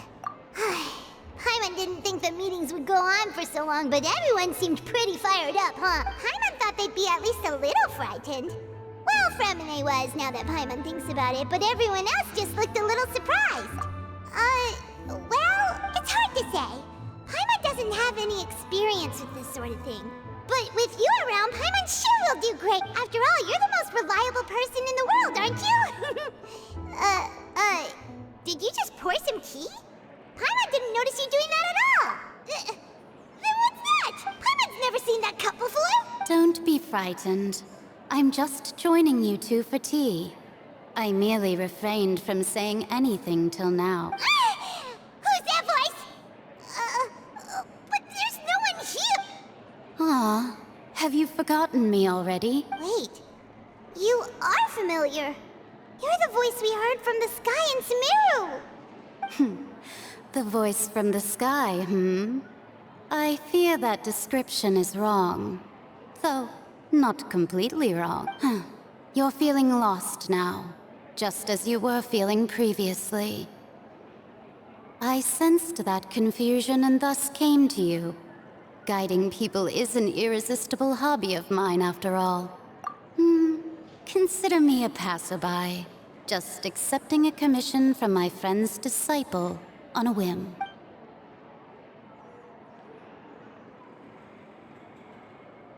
The prophecy. Yes, what has been prophesied will be fulfilled. You may view such things as the history of the future. What? Then is there any way we can stop it? I believe you have witnessed a failed attempt with your own eyes. Can everything in Teyvat so easily be changed?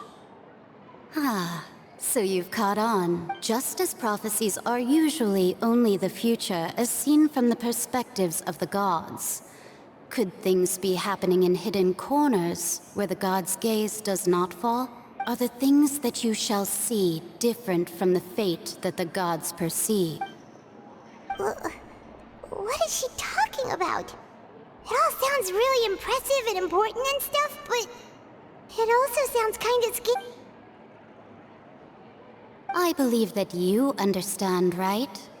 Some things are insignificant, but others you must reach out to change. Ultimately, fate shall serve as your only guide, no matter what will happen in Teyvat's future. All you need to do is to play your part. This was good tea, by the way. Thank you for your hospitality. Well, that'll be all for today. The voice. It's gone.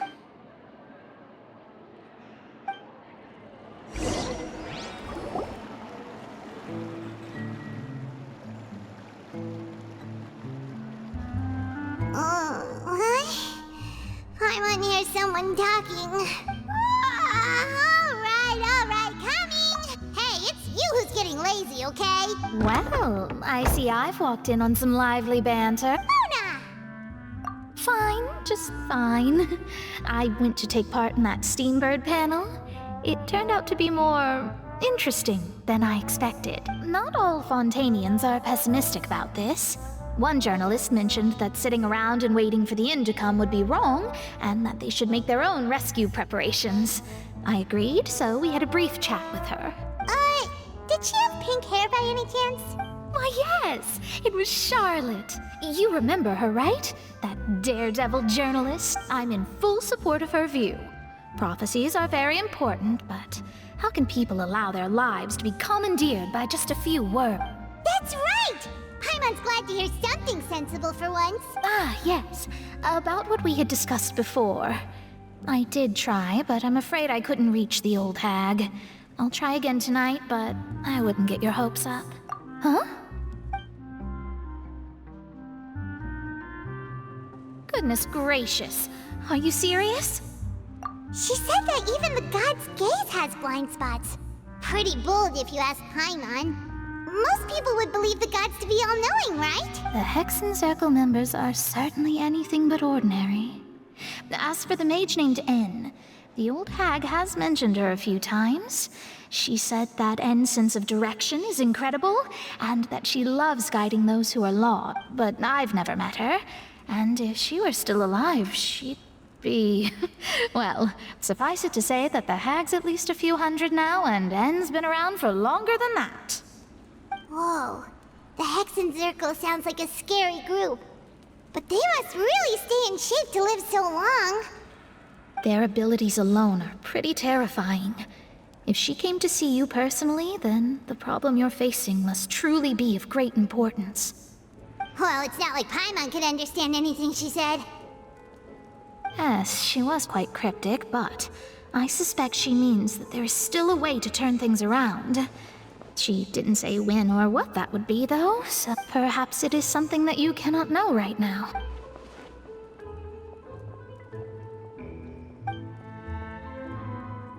Traveler, Paimon, are you two all right? Oh, we're fine. We're just a little down right now. It kind of feels like the end is coming, you know? I see. I feel that same sense of desperation, too. I guess you could consider me someone who has often witnessed fate. So far as I have seen, it cannot be swayed. But even so, I still hope for, and believe in, miracles. Astrology is eternal and rational, but fate may not be. It is cruel, but it can also be beautiful. Perhaps that's what En was trying to tell you. Not to lose heart, and to believe that what you are seeing playing out before you is not yet set in stone. I did originally think of steering clear of all this, but I couldn't. Even if this is all futile, I still wish to help everyone. If we don't struggle to the last, then how can we face the end when it comes? Huh. You do have a point. There I go, talking about astrological principles again. Sorry about that. The moment I start talking about work-related stuff. I need to get going. It was worth trying to comfort you, even if only a little. I believe that you'll help those who are struggling in the same way I did. I suppose that might be why we always seem to meet by coincidence. Paimon feels kinda moved by what Mona said.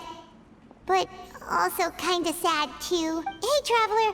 Paimon suddenly feels like going outside for a walk. Let's go. Let's walk around the city, shall we? There's a few spots we always like to walk by.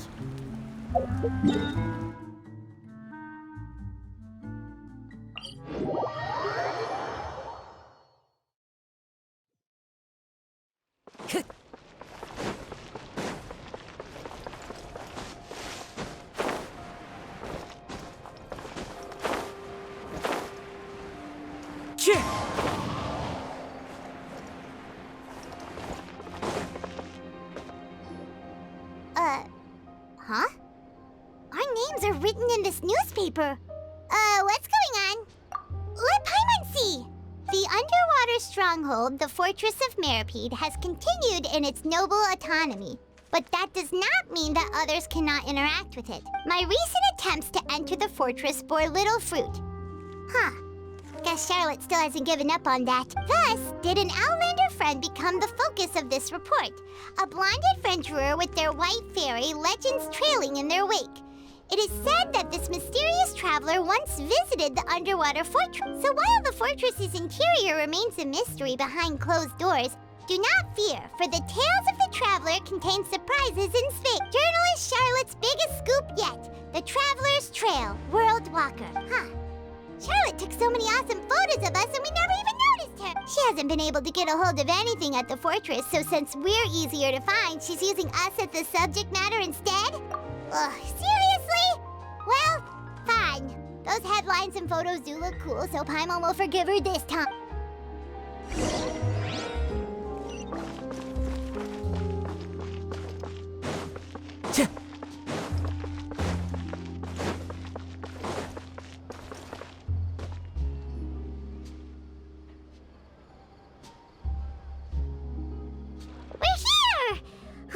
Paimon's hungry. Should we go in and get something to eat?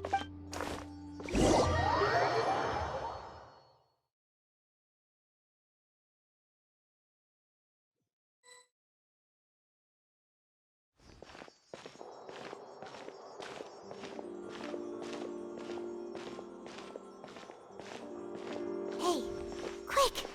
Look! That's the limited edition, only 16 slices a day cake! It was so delicious the last time we tried it! Despite the tense situation we were in, let's give it another go! Paimon's sure it'll be great! One slice of cake, please. Someone showed up after all! Oh, wait, you're the one from the Palais Mermonia. Oh, are you here to buy cake too? It seems Monsieur Nervalet was right. You really can. Wait, did he really say something like that? That's right. Even he has his own preferences when it comes to food. As for me, I love the cake and coffee here. Do you come here often? Usually every day. Every day? It's part of my daily schedule, apart from work. I shall have my cake and coffee. Then what if someone told you one day that this place would be closing soon, and you wouldn't get to eat cake here anymore? What would you think? But why would it close? Well, Paimon doesn't know either, but maybe the waters will rise tomorrow.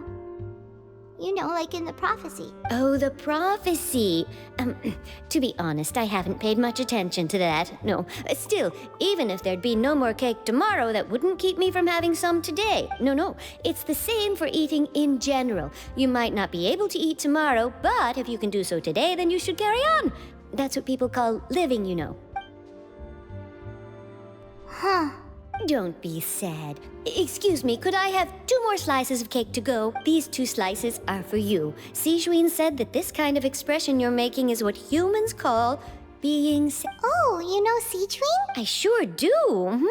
She was born before me, and she sometimes comes to the surface to teach us things about humans. She said that humans are creatures that are saddened easily, yes, and you can only lift their spirits by feeding them delicious food. So please try the cakes here. I've got something else to do, so I'll be going now. You two try to stay in a good mood after eating, all right? Bye.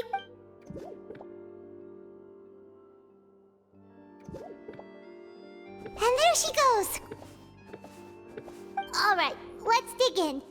I'm sure this cake will be delicious. It's more delicious than last time, and the flavor gets even better with a sip of tea. It sure would be nice if we could come again tomorrow. Sure would be nice if we could always eat delicious food here.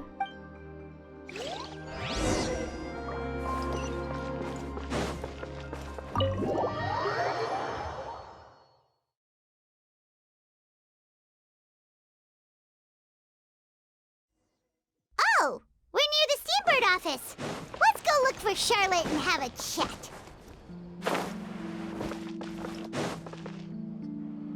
Wow! If it isn't the Traveler and Paimon! Oh, have you seen the article I wrote about you? Ha! You've got some nerve! You just used us to make some quick mora! Oh, you needn't worry about that. I heard that you were in Poisson some time back, so I sent you a letter to discuss just that.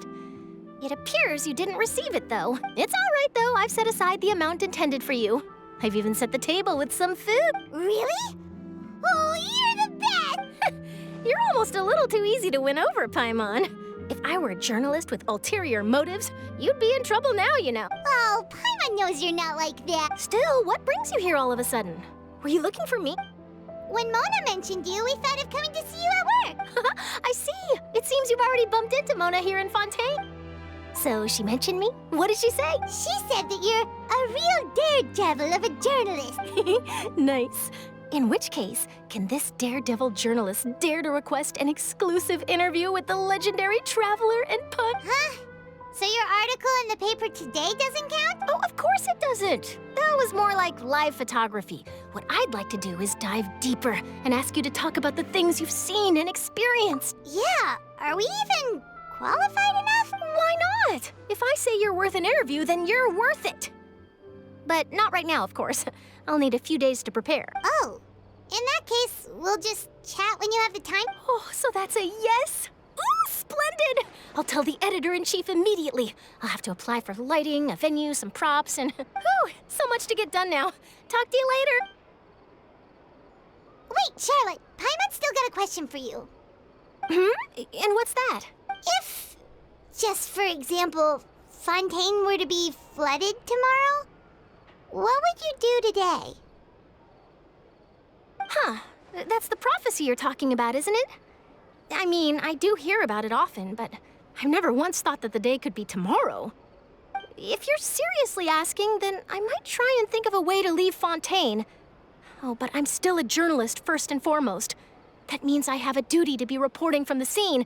And secondly, I wouldn't forsake my homeland that easily. From what I've seen, most people don't know what they'd do should the worst come to pass. In truth, it might be better just to behave like normal rather than worry over such an end. So in all likelihood, I'd probably still be prepping at the office for that interview of ours. I know what you're thinking. That sounds a bit sad, but I've always believed that it's best to do what you enjoy. Just think about it. If this nation really were to be suddenly destroyed tomorrow, but I still successfully finish an exclusive interview with a truly unique person, then the story I would wind up writing would truly be timeless. And then do you know what I'd do? Well, I'd write that story, send it for printing, and use messenger pigeons to get copies out to the various nations as soon as possible. I'm not a dreamer, nor am I a workaholic, but I do love my job, and I'd be proud of leaving such an article behind. I guess you could say that I was born to be a journalist, but anyway, that's my answer. And on that note, I'll get back to my preparation. That's so nice. All of a sudden, Paimon actually kinda envies her. Anyway, let's go and take a look at the sea, shall we?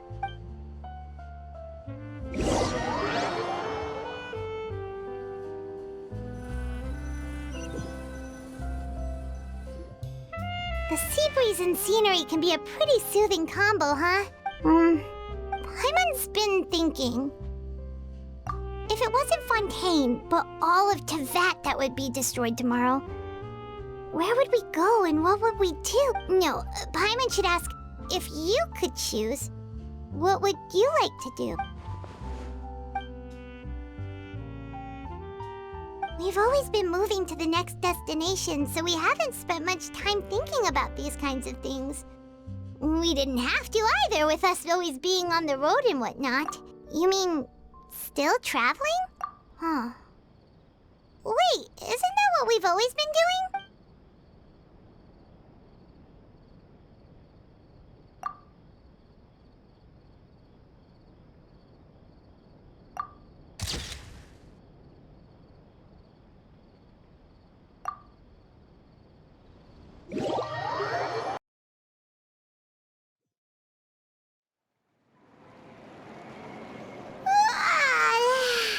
Feels like you'll grow mold if you stay here long enough. But it's still better than the Fortress of Meripede, that's for sure. It's not only damp there, but salty too. Ah, so the two of you are still here. Wonderful. Oh, you're from the Palais Mermonia, aren't you? Yes, I'm Isadora. Monsieur Nervillat sent me to look for you two before. I heard that afterward you went to the Fortress of Meropide. Not at all. I'm well aware that you're friends of his. Actually, I'm here to pass along a message from him. Yes, inside the Opera House. The Maréchaussée Phantom has declared the incident a small-scale riot. A riot? Well, that said, I don't personally think it was that Lady Farina was watching a performance at the Opera House, and while she was resting during an intermission, some other audience members suddenly started harassing, loudly accusing her of doing nothing about the prophecy crisis. And before she could respond, others started to join in. The crowd continued to grow, and protests against the Hydro Archon started to break out. So people have started to put the blame on Farina. Guess they finally found an outlet for the pressure they've been under due to the prophecy. I agree. People will naturally rely on gods, as is customary. But the moment people feel threatened, gods are also the first to be blamed. So what happened after that? Is Farina okay? Seeing that the situation was spiraling out of control and that further argument was pointless, she claimed that she'd gotten tired of this and left in a hurry. The Maréchaussée Phantom had their hands full maintaining order and did not catch where Lady Farina had gone. Only when things had stabilized did we realize that she had gone missing. So, you mean she's still missing? That's right. The Maréchaussée has dispatched many people to search for her, but we don't have any leads yet. That said, I don't think there's much to worry about. She is a god after all. Even if she were to fall into the hands of rioters, what could ordinary people do to her? Good. Monsieur Nervillat sent me to tell you about the situation, but he didn't say anything else. Don't worry, this is more than enough to go on. Thanks for keeping us informed. Ah, is that so? Well, all right then. In that case, you two take care. I'll be heading back to the Palais now. Well, sounds like we should hurry over to Poisson then. If we know Farina, she won't try to fix things in this situation. Instead, she'll look for a place to wait out the heat. And, as we also know, she may be loud and dramatic, but she doesn't have a heart of stone. When Nervillat was talking to her in the Palais Mermonia, and she heard about Poisson, she couldn't hide her sadness and remorse. It would be hard for her to ignore being accused by the public. Paimon thinks Farina's probably taken the opportunity to slip away to Poisson and try to relieve the sense of guilt that she's feeling. Huh. Well, what do you think? Paimon knows the answer, of course, but Paimon can do the analysis to back it up, too. Cool! In that case, there's not a moment to lose. Poisson, here we go!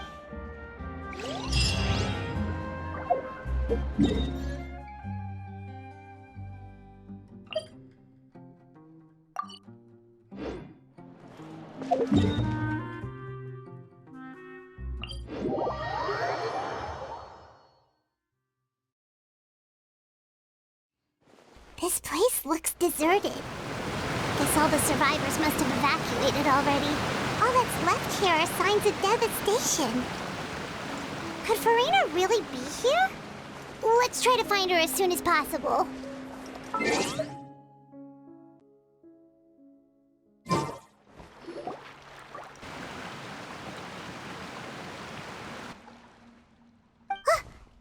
Furina, right over there. She really is here all on her own. Should I just give up? This is all meaningless. What was meant to happen did happen after all. Everyone's dead. I'm sorry. I'm so sorry. Give up, Furina. There's no point in holding out. I'm sorry, but what can I even do other than to repeat meaningless apologies over and over? Who's that? Don't worry, Furina, it's just us. So it is you, blonde traveler from another land. Why, I almost thought you were someone from that mob of my ignorant subjects, come to kneel and beg for my forgiveness. Furina, you were crying just now, weren't you? The tear stains on your face are obvious. What do you mean, tear stains? Oh, I remember. The show at the Opera House earlier this morning was so moving. I'm still trying to process it. Who did that uncivilized rabble think they were, disturbing my enjoyment of the arts? They even dare to tout their Archon. I must teach them a lesson. I can just imagine their twisted and frustrated faces once they realize that I'm nowhere to be found. Oh, and I'm sure Nouvellette and those people from the Maréchaussée Phantom are freaking out right next to them, too.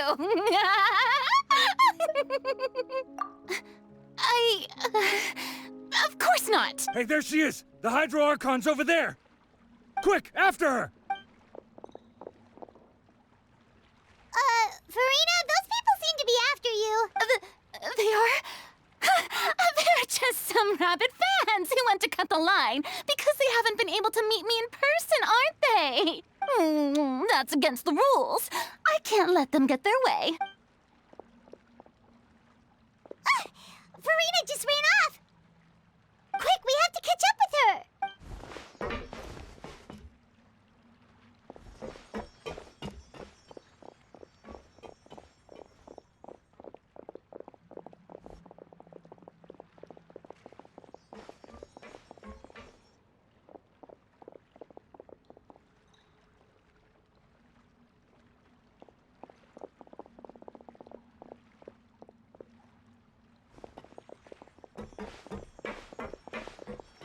This should be the place, right?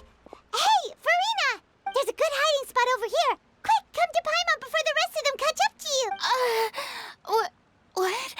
What is this place? Hurry, they're almost here! Fine, fine. I suppose haste is warranted. Lead the way.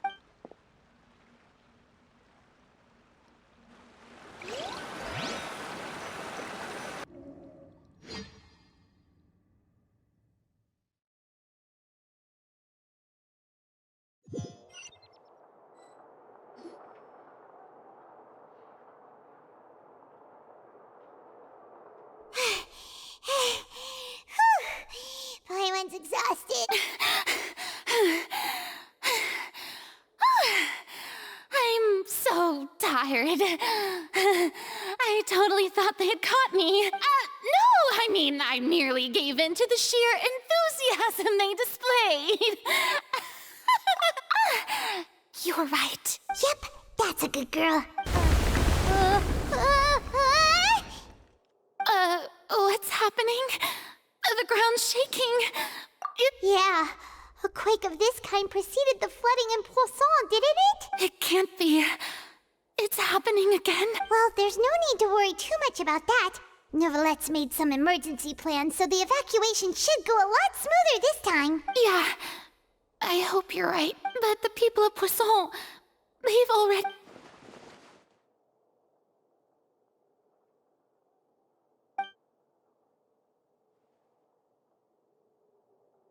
It's true. I've been investigating the prophecy for hundreds of years. I once had informants all over Tevat, searching for clues and feeding information back to me. I've tried all kinds of ways, too, to hold back the sea. Anything to keep the coastline from advancing. But all my efforts proved to be futile in the end.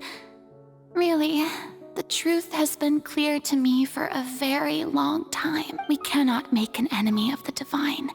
No matter what we do, the will of the heavenly principles will have its way, and the prophecy shall be fulfilled.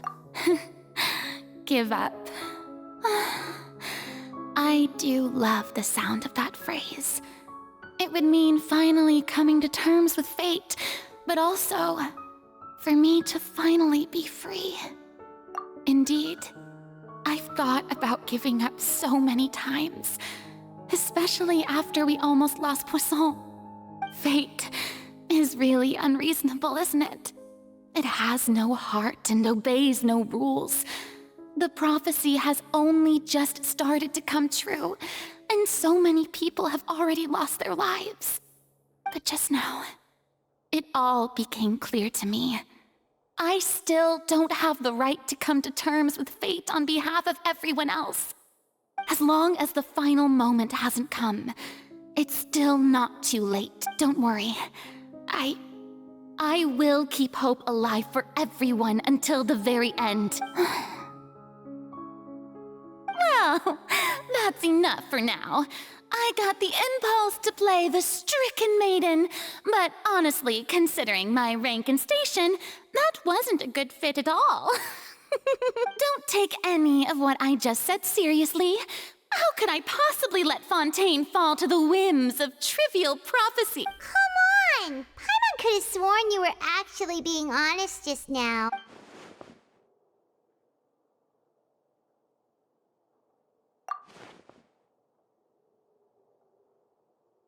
Share my burden. That's impossible. It was fated right from the start that this would be my duty alone. A witness. Yes, I've heard that you came to Tevat from beyond the stars, yes.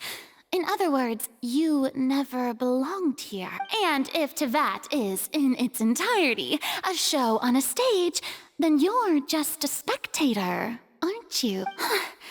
If that's the case...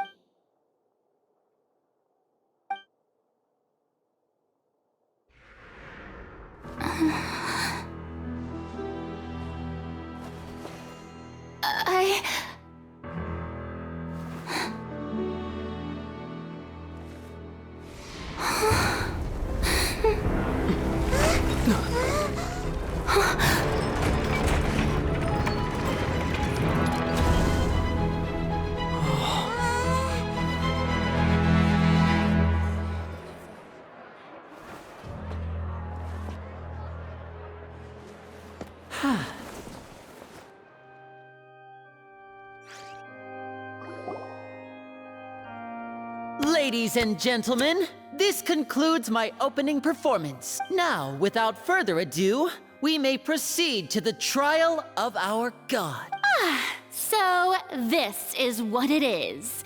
Yes, you deserve praise for the effort you took to raise the dramatic stakes. Do not forget, however, that I am Focalor, the god of justice, the embodiment of justice itself. Does it not strike you as even the least bit absurd to bring the very concept of justice to trial? May I interpret these words as your refusal to stand trial? In that case, you will have the opportunity to defend your honor through a duel. You would draw your blade against a god? I see. It seems like you have made up your mind.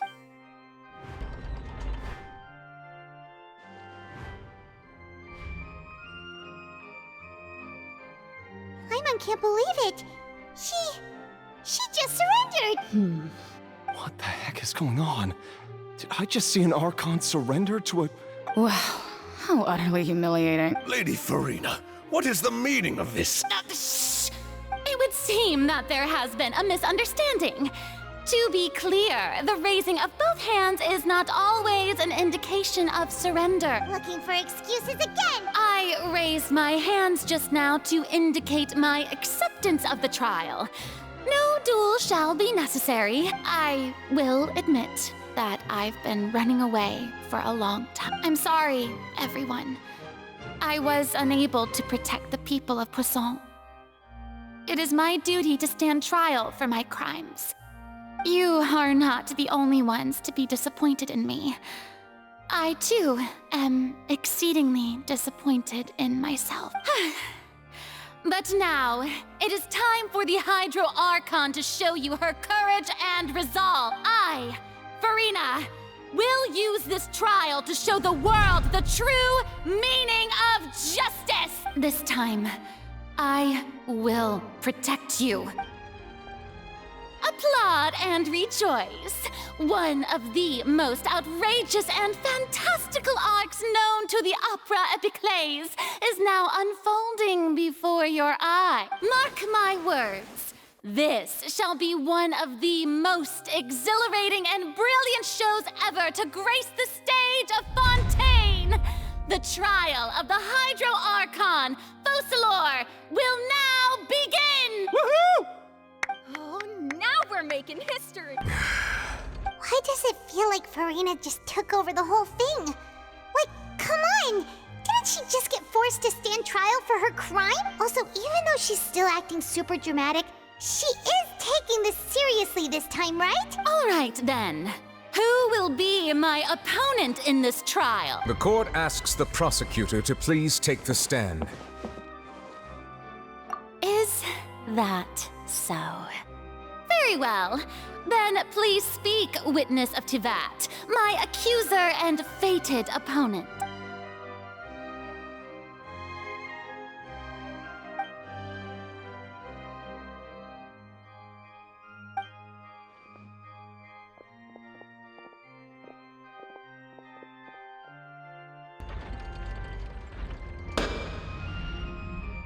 Also, please allow me to ask, as a final question before the trial begins, just how much work did you do to force me onto this stage? Well, we did do a lot of prep after the meeting that day. I can go over the tasks assigned to the Spina di Rosula, since they were rather straightforward and easy. Navia, the president of the Spina di Rosula. Most of the people who participated in the disturbance this morning were my subordinates. They changed into plain clothes and came to the Opera House as regular audience members, waiting for the perfect opportunity to incite insurrection against you. The people's resentment against their Archon has been building as more and more of the prophecy is fulfilled. A spark was all we needed to turn smoldering anger into a flame. Moreover, according to our understanding and analysis of you, when something like that occurred, you would likely flee the scene and head to Poisson by yourself. So, we arranged for a second group to lie in wait there. So, you mean, the ones who scoured the settlement for me were also from the Spina? And their goal was to force you to step into the giant magic box so you may personally participate in the greatest magic performance in all of Fontanian history. That's right. That house was a magic box, rather than someone's residence. As the super ultimate version of the setup that I used when I first performed at the Opera Epiclese, the volume of the box was increased by a whole order of magnitude, and the distance it traversed was the entire gap between Poisson and Aranias. Its cargo, of course, was an Archon instead of a human. My thanks, Farina. Without your help, we could never have pulled off such an extraordinary performance. You're welcome? Of course, this performance was only made possible with Father's support. The House of the Hearth spent a massive amount of labor in Mora to pull this off. We had to select a location, construct a giant magic box, dig a tunnel, and open up a path through the water.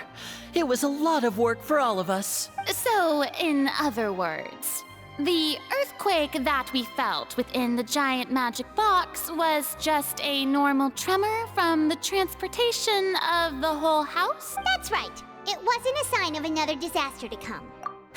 Then, I can guess Nervilette and Cloran's part. You gathered a crowd, prepared a stage, and made sure that the champion duelist would be immediately ready for a fight. Also that as soon as I appeared on the stage, the trial may commence without a hitch.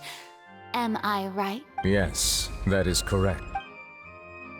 Well, Clorand, I must commend you for your courage. Only the most outstanding champion duelist in all of Fontaine would accept a duel with an Archon without flinching. Thank you.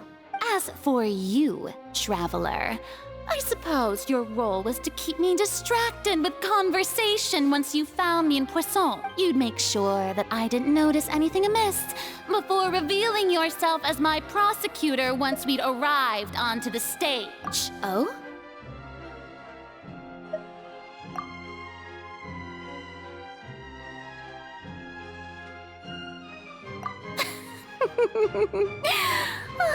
Is that so? Then I suppose I must have missed my final chance. It's fine. It matters not.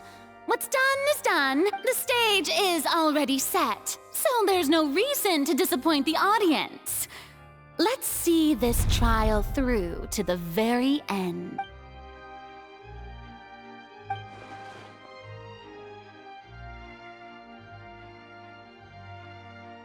Sir Prosecutor, please allow me to pass this along. This is a document that Miss Charlotte applied for and received permission to share with you during the trial. According to her, it should speed up the proceedings. Huh? Charlotte wanted to give us something? Oh, so she's here too! Hey, Charlotte! Oh, let Paimon see. Isn't this the exclusive interview that she did with us before? So she's already... Wait, then that means this document is a perfect timeline of everything that's happened ever since we stepped foot in Fontaine. So in other words, we can refer to this anthology of evidence every time we want to use something from our journey as evidence for an argument. Let's quickly confirm the information in it. Just think of it as a refresher, all right? You defeated the Hydro Archon in the very first duel you took part in at the Opera House. That's one for the history books, all right. I didn't think that you'd wind up getting to the bottom of the case I'd been following all this time.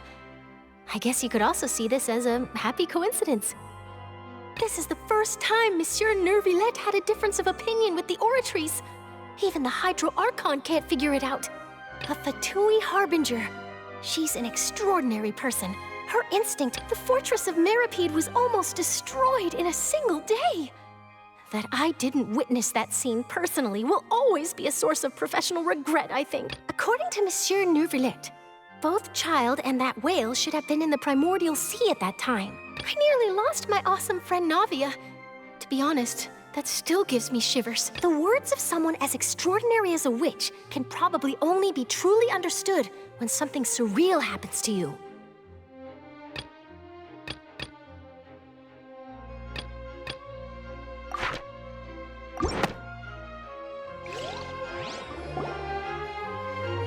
The prosecution and the defense are both in position.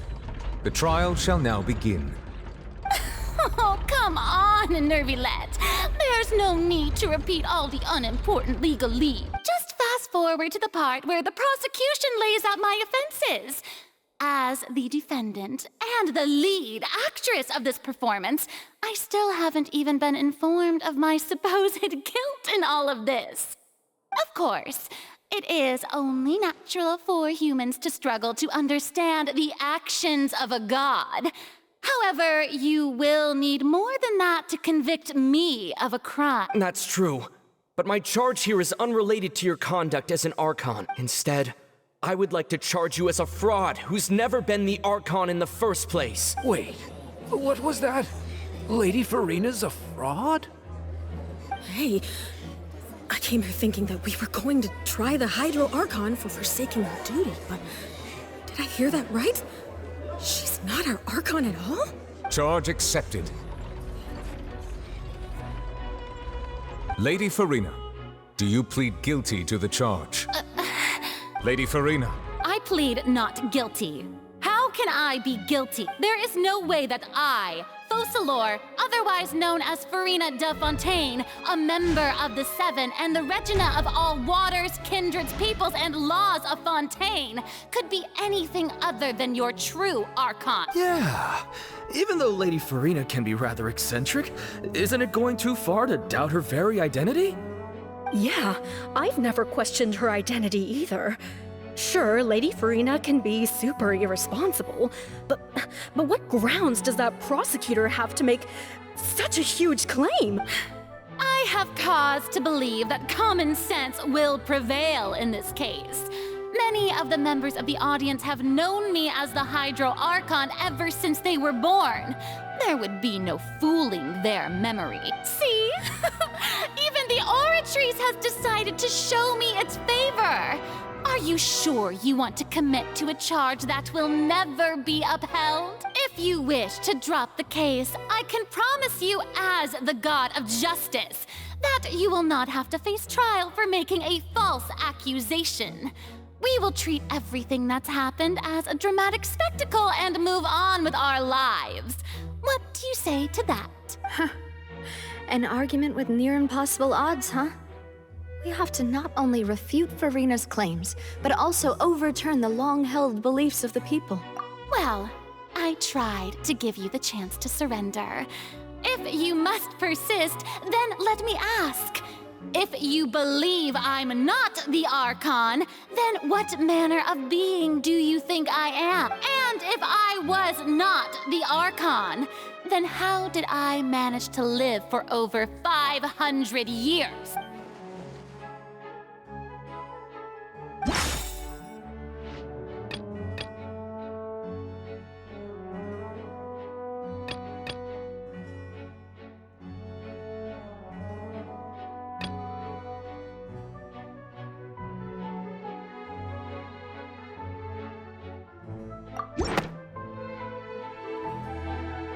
First of all, you may be a member of another long-lived race, which would allow you to naturally possess an extended lifespan. And second of all, even if that wasn't the case, there could be other ways to extend your life. Who gave you that idea? Was it the knave? You'd sink so low as to use a harbinger's words against me. A curse? I once thought it possible that the aura of an Archon might naturally resemble a type of curse. But in light of this claim, perhaps what I sensed was not your divinity, but a curse after all. You sensed it too, huh, Nervalet? Lady Farina is actually a human? Well, it is true that it's extremely difficult to tell humans and gods apart just by looking at them. It's not impossible.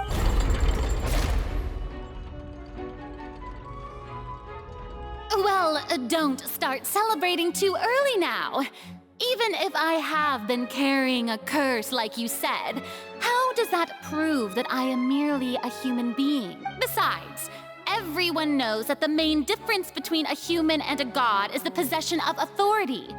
Gods can do what humans cannot. That's why they're worshipped as gods. For centuries, manifestations of my authority have served the nation of Fontaine. One need only to turn their eyes towards the Oratrice Mécanique d'Analyse Cardinal in this very opera house, or consider the endemnitium that is used in every aspect of life.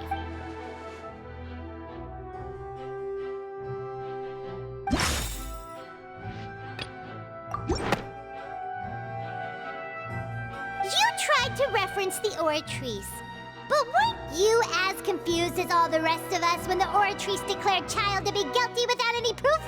Otherwise, you should have come up with a good explanation for that by now. Didn't I make myself clear at the time? The decisions of the gods are naturally difficult for humans to comprehend. There is no need to provide an explanation. Lady Farina, I believe a reminder of your current circumstances is in order. While the court is in session, the principles of justice and the law must come before all else. While you are an Archon, you are also first and foremost the defendant in this trial. You will prove yourself unable to defend against the prosecution's charges if you continue to withhold vital information against the rules of the court. I never thought you'd use that kind of rhetoric against me. That was no trick of rhetoric, Lady Farina. I've merely reiterated the rules of the court. Rules that all should respect and follow. So, you neither knew why Child was declared guilty, nor did you understand the structure and operations of the Oratrice. Instead of having been created by you, the manifestations of authority you mentioned have been made by the real Hydro Archon, haven't they? that? The real Hydro Archon. Well, now you're really losing me. It is true that I did not know why the Oratrice gave out a guilty verdict that day, but the Oratrice handed out that verdict unilaterally, and it has been operating independently ever since it was first created. You can't argue that just because a divine creation is flawed, that the god behind it must also be no god at all. She's still throwing out all kinds of excuses. Seems like she's confident that we won't be able to produce proof that she has no power over the Oratrice. My power as an Archon. There are many ordinary citizens in the audience. How can I just carelessly demonstrate the formidable power of an Archon? If that poses a concern, I'm prepared to extend my protection to the audience. You don't need to go that far. Aren't you the Hydro Archon? Or is it that you can't even wield the power of Hydro, much less the authority of a god? Indemnitium! Yes! It's all because of Indemnitium!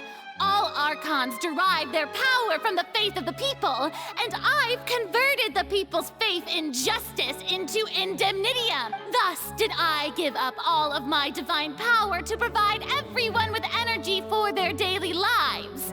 Have you ever seen a more magnanimous god? Isn't that a huge stretch? Yeah, no matter how generous an Archon can be, how could they give up all their power? Can a god with no power even still be called a god?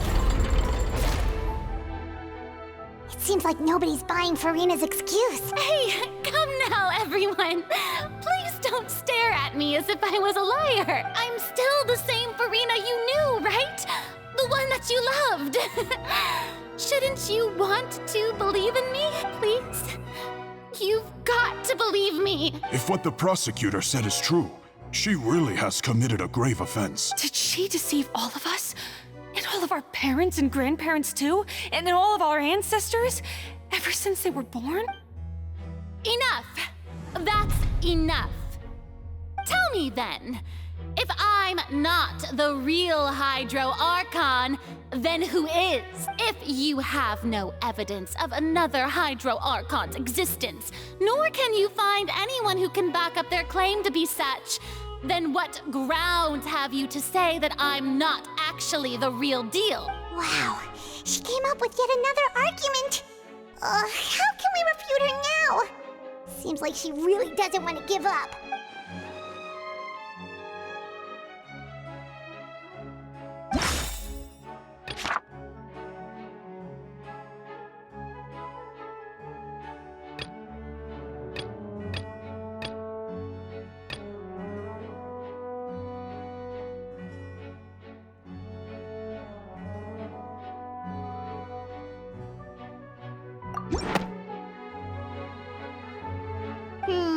That doesn't sound right. Paimon doesn't think this clue can be...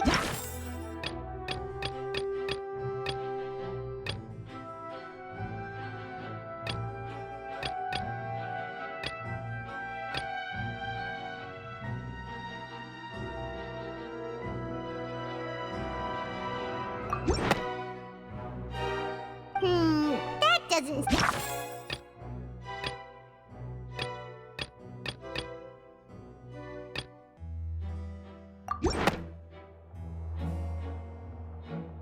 It has been established that all Fontanians can dissolve in water from the primordial sea.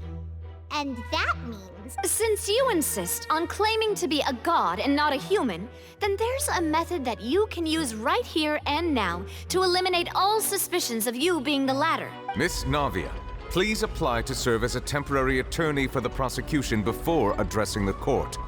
Though you act in partnership with the prosecutor, you must still adhere to proper procedure. Super sorry, Monsieur Chief Justice. I swear this really will be the last time that I'll speak out of turn. Now, I've brought some seawater from Poisson. As everyone knows, a massive flood struck the area not long ago, taking many lives, including those of some of my closest friends. So, Miss Farina, would you dare to touch some of this seawater? If we are to believe that you are indeed the real Hydro Archon, touching this seawater would have no effect on you. All it should do is strengthen your case. But if you don't dare to touch it, then we would have basically proved the reverse. Oh, and I must remind you that after the disaster at Poisson, nobody wants to see any more people dissolve. I do hope you'll act prudently and choose the simpler path of admitting guilt. Navia from the Spina di Rasula. The Spina has governed Poisson for many years. I guess her suggestion— If Lady Farina is indeed just a human, she's probably Fontanian like all the rest of us. Would she really dare to try?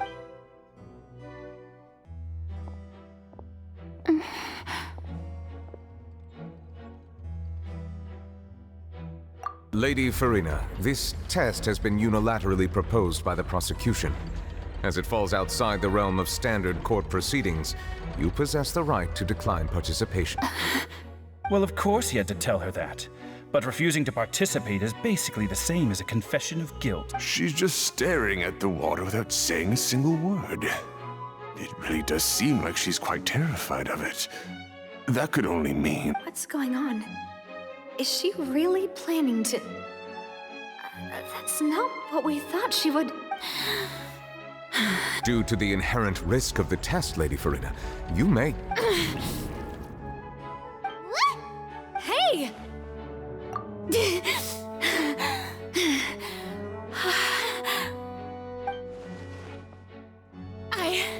I'm fine! Look at me, everyone! My hand is still here! I haven't been dissolved! Will you believe me now? I really am your Archon! I'm nothing like a normal human who would fall apart as soon as they touch this water! Really? Was this not the most obvious thing in the world? Miss Siegewin? If you're present, Miss Siegewin, please come forward and attend to the defense. Siegewin? Don't be nervous. It'll just take a few seconds. Let me see. That should be enough. Please announce the results of your evaluation to the court, Miss Siegewin. As everyone doubtlessly saw, Miss Farina was displaying symptoms of hyperventilation and flushed skin. These indicate that she was experiencing the adverse effects of exposure to primordial seawater. The extent to which she was affected is the same as other humans when exposed to primordial seawater of a similar concentration. Thank you, Miss Siegewin. Lady Farina, you may return to the defendant's stand. Oh, wait. What did she just say? I didn't get dissolved! Shouldn't that be enough to prove my innocence? Well, considering your tendency to run from your problems, we did originally prepare a direct sample of the seawater around Poisson. However, after extensive discussion, we exchanged it for a sample that is not concentrated enough to dissolve an actual human. After all, on the off chance that something entirely unexpected might occur, we don't want anyone else to lose their life to the sea. Yeah, so out of regard for Farina's life, you secured a low-concentration sample and asked the head nurse to serve as an expert witness. It's a great thing that the direct sample wasn't actually used. Farina could have— I can't believe... You...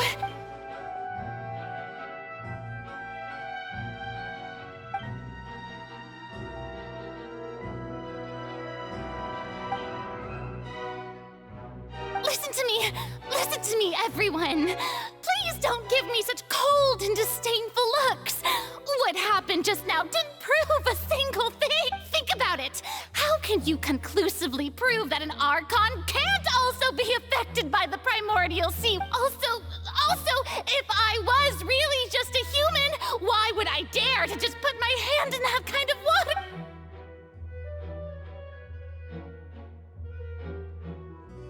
Please, everyone, anyone, just listen to me! I swear, I really am your Archon!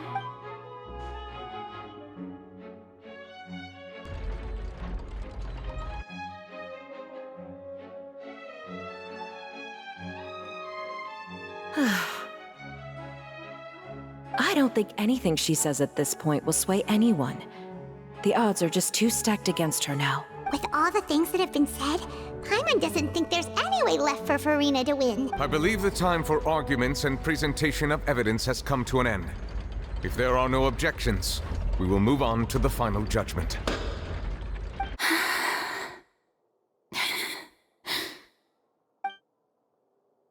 I don't think anything she says at this point will sway her. She's too stacked against her now.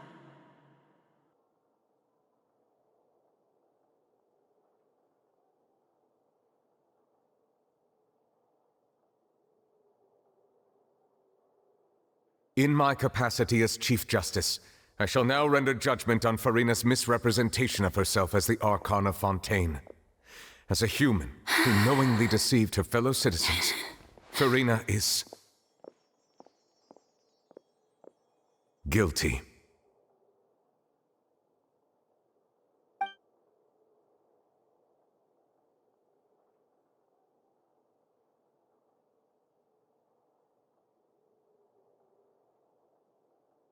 We shall now turn to the Oratrice Mécanique d'Analyse Cardinale to render the final verdict on the charges.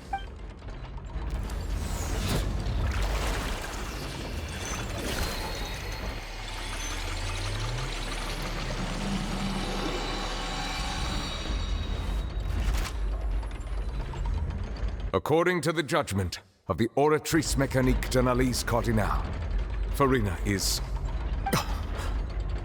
Well, what's wrong? What's the Oratrice's verdict? No, the Oratrice also displays a guilty verdict. Isn't that correct then? However, the exact wording of the verdict is thus: the Hydro Archon, guilty to be punished via the death sentence. The death sentence? That's actually one of the available sentences? I've always thought that it was just a myth. The one and only time the death sentence has been handed out at the court, and it's been given to the very person we've worshipped as the god of justice? What an unexpected twist. Farina's been sentenced to death by the Oratrice? We just wanted to use the trial to show her the seriousness of things so she'd tell us the truth. How did things escalate this quickly? This outcome is indeed quite strange. According to Fontaine's current definitions of justice, as well as its recommendations for criminal sentences, is this sentence really appropriate for the crimes that have been committed? Yeah! Even Vacher wasn't sentenced to death by the Oratrice. You know, the real evil mastermind behind the serial disappearances case. Indeed.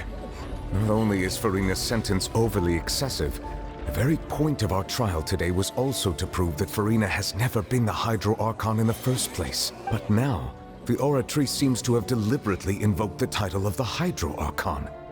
What does this mean?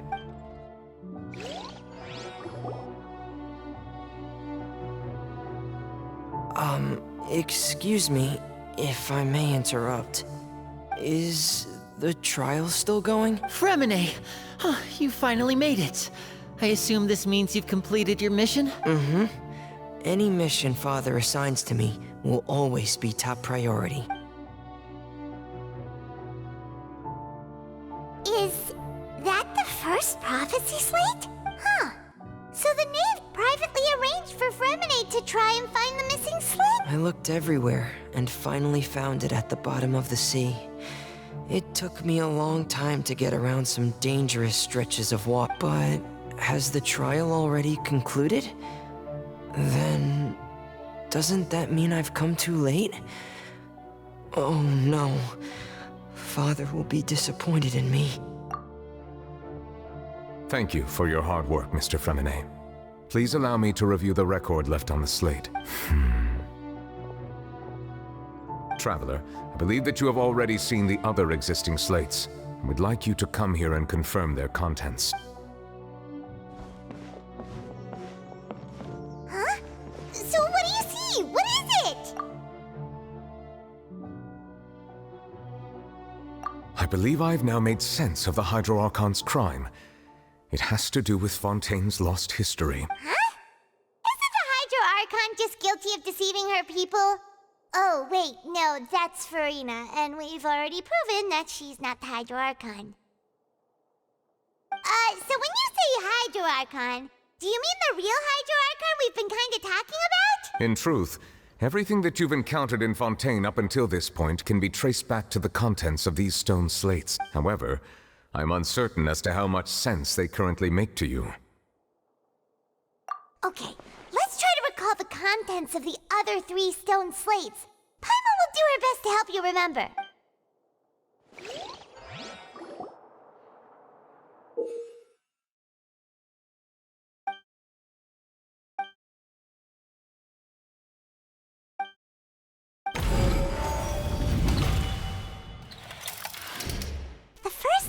Slate describes what you just said. It seems to show the previous Hydro Archon using her divine power, and then the Oceanids turn into humans.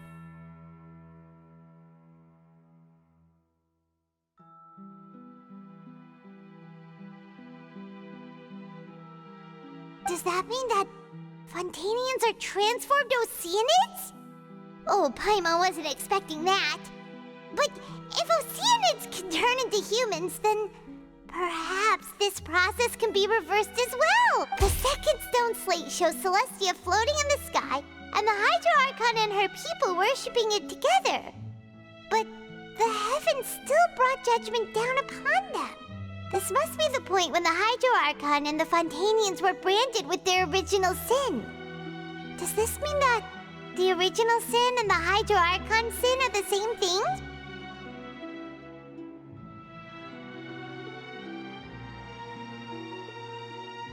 The third slate shows the Hydro Archon sinking into the sea surrounded by many people. That reminds Paimon, didn't we also watch that happen to someone else?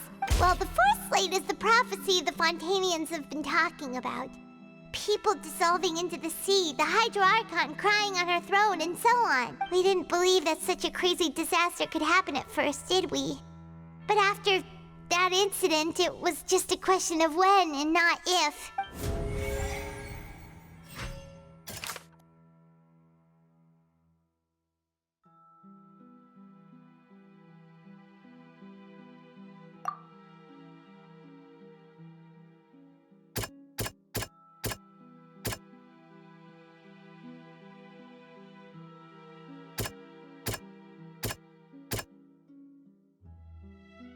That doesn't sound quite right.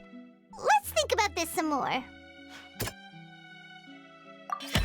We know from the case of the serial disappearances of young women that Fontanians can be dissolved in primordial seawater. And the first stone slate tells us that long ago, the Hydro Archon used her power to turn Oceanids into humans. This might be the reason that Fontanians can dissolve.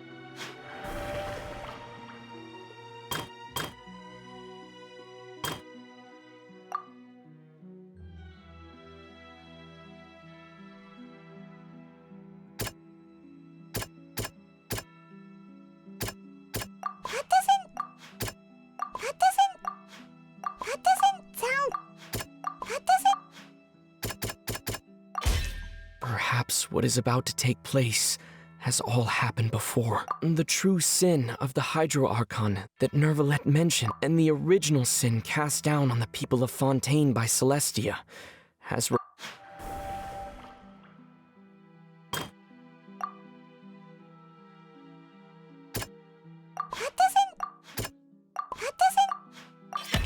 It's not as simple as falling into the sea. When Navia fell into the sea, her consciousness was subjected to judgment. The stone slates show the people gathered around the Hydro Archon in the sea. Could that be alluding to the same thing? That doesn't sound... The prophecy from the stone slates found its way into society, but not many people believed it at first. The fortress of Meropide was nearly flooded with primordial seawater, which we know can cause Fontanians to dissolve. It seems increasingly likely that the prophecy may come true. If we hadn't dealt with it in time, things could have gone very... They'll dissolve into the primordial sea but won't cease to exist. Their essence will flow in the seawater, converge, and take the form of an Oceanid. The Hydro Archon was sentenced to death in court, shocking everyone present. Perhaps this means that her sin was actually Fontaine's original sin. Navia fell into the water inside those ruins, and she nearly dissolved. She was surrounded by the people of Poisson in a court within her consciousness, and was forced to take part in a trial meant to make her dead. The eruption of the primordial sea at the fortress of Meropide was the surest sign that the prophecy was about to come to pass no matter what. The prophecy's contents can all be verified by recent events, If we combine what we know together, loads of truths should come to light.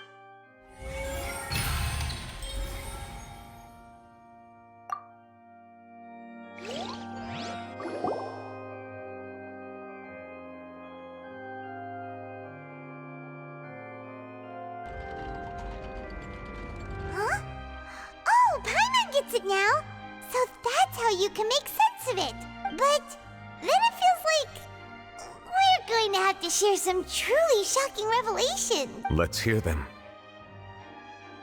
Incredible. Linny, did you hear that? We're not real human. All Fontanians were originally created by the late previous Hydro Archon, with Oceanids as their basis. The evidence for that can be found in how only Fontanians could dissolve in primordial seawater, and how all the girls Vache dissolved were also turned into Oceanids. Oh, and according to Navia, when she was about to get dissolved, she also saw everyone gathered around for a trial, all of them in the shape of Oceanids. Indeed. Yeah, and it follows from the content of the first slate that she probably angered Celestia by creating humans without prior permission. That could also explain why the Oratries judged the Hydro Archon to be guilty. It's to account for that ancient sin. The Hydro Archon's true sin was creating us? And yet, after many hundreds of years, the Hydro Archon's creations have turned around to try to judge the Archon within the Opera Epiclese. The twists of history are often the most unexpected of all. Yeah, isn't the image here just like when Navia fell into the sea?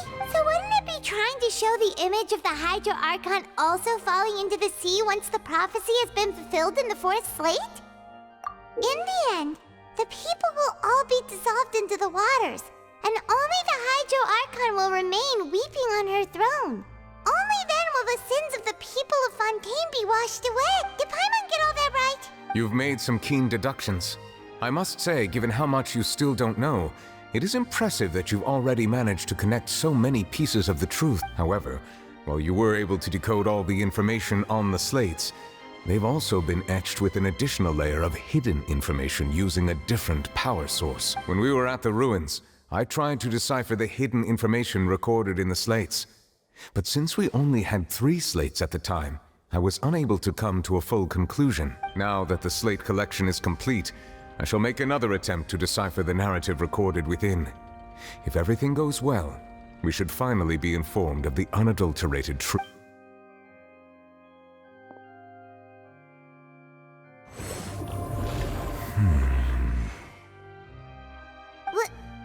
Well? Did you get it? I believe I should share this truth not only with you, but with all the people of Fontaine as well. I will try to briefly summarize it for you. Your hypotheses regarding the origin of Fontanians and the sin of the Hydro Archon were both correct. In the Fontaine of old, the previous Hydro Archon sensed the yearning of her Oceanid familiars for life on land.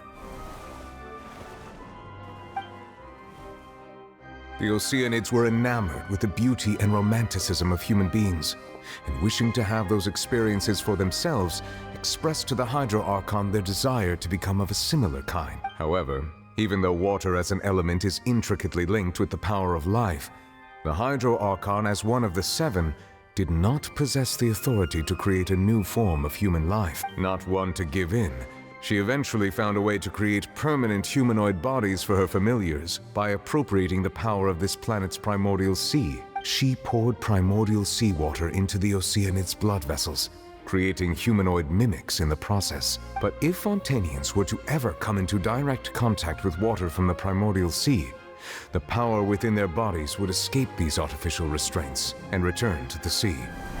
As a result, their forms would collapse, and they would be reverted to their original forms as Oceanids. Of course, the Hydro Archon never received permission from the heavenly principles to create a new human race, and thus, the Hydro Archon and all of her creations came to shoulder the original sin of appropriating the power of the primordial sea. That is the true history of how the people of Fontaine first came into being. So We were all Oceanids before we turned into human beings? That's way too much information for me. I think I'm just going to pretend that I never heard a single thing. Wait, but if that's the truth, we can't let the Hydro Archon be sentenced to death. After all, her only sin was creating us. This really might be too much information for your regular Fontanian, but it does answer a lot of our questions. Alas, your hypothesis regarding the third and fourth stone slates was inaccurate. The slates' respective positions are, in fact, correct. A key point of the visual on the third slate is how all the individuals depicted in the water are humans rather than Oceanids. They have not been dissolved, which implies that the water depicted in this slate is not water from the primordial sea. The nation of Fontaine is the nation of Hydro, as well as the nation of trials and justice. Instead of being the literal element, the water in the scene symbolizes judgment and justice. You may also recall Navia's experience. When she fell into the sea, her consciousness was surrounded by that of many others who intended to hold a trial to determine her fate. Therefore, the meaning of the third slate is that the people of Fontaine shall try the Hydro Archon at the court of justice. Yes, it refers to our present situation. I think I'm following now. So, what you're saying is, even though we decided to put on this trial to avoid fulfilling the prophecy, in truth, everything we've done has happened exactly as the prophecy foretold.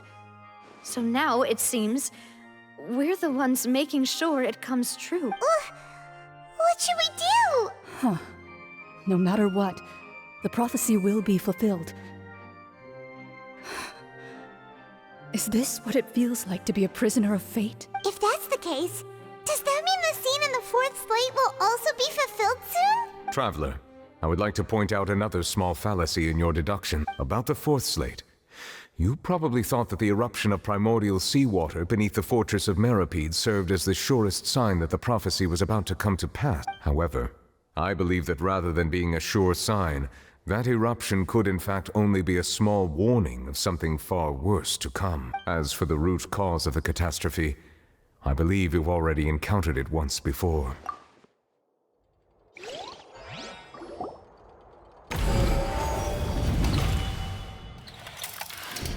This eruption was just a small warning of the things to come. We must find the root cause of the disaster.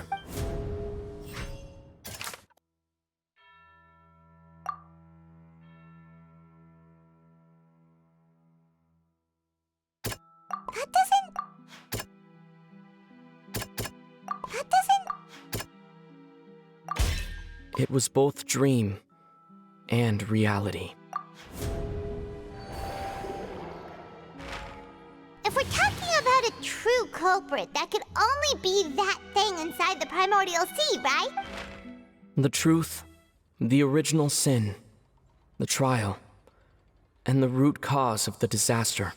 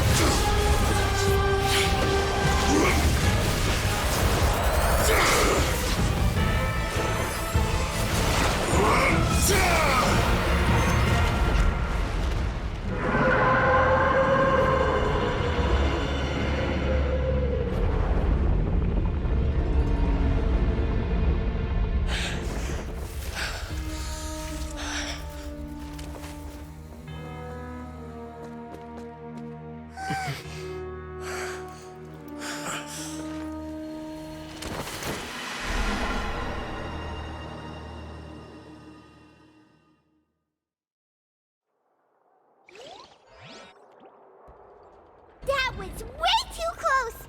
How did that thing just burst into the Opera House? Wait, was that the huge whale you saw in your dream? So we've met it at last.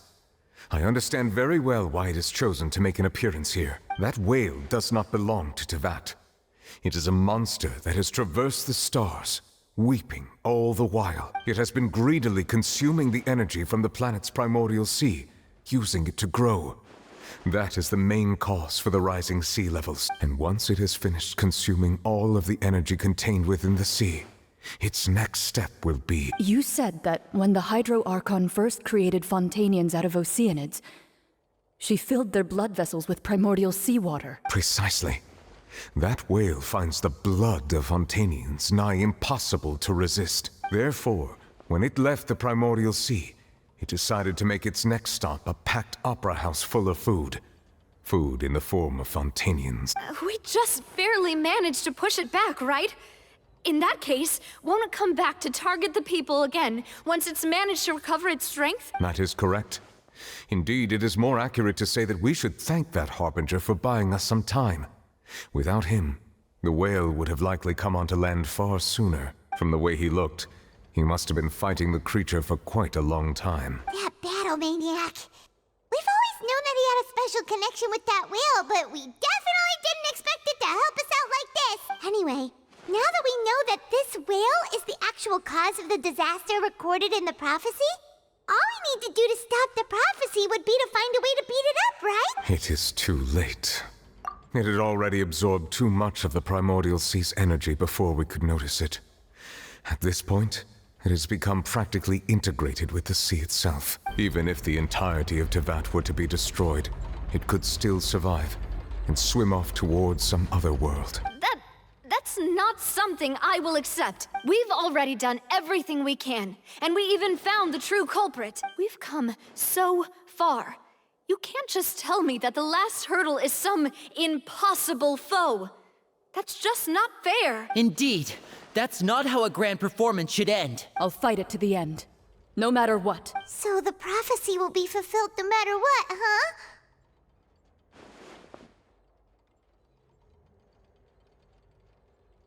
The prophecy.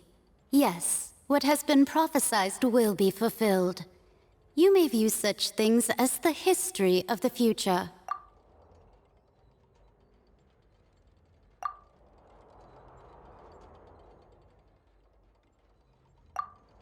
Just as prophecies are usually only the future as seen from the perspectives of the gods, could things be happening in hidden corners where the gods' gaze does not fall?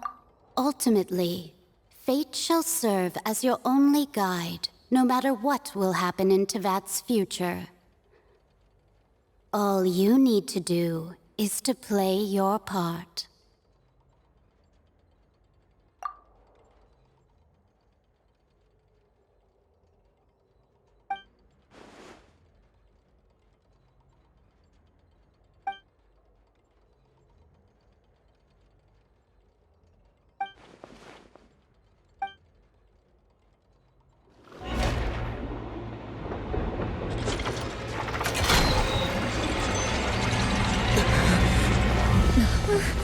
What's happening with the oratories?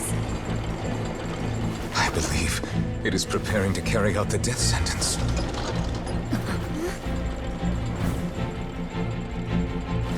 Verena!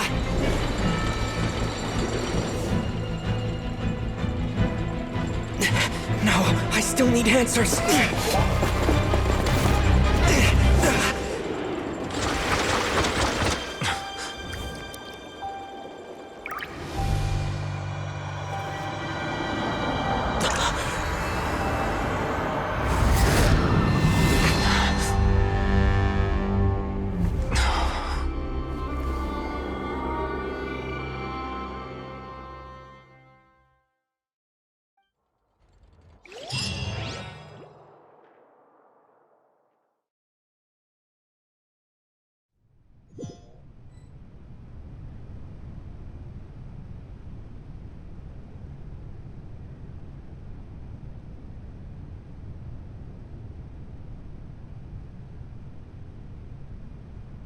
You...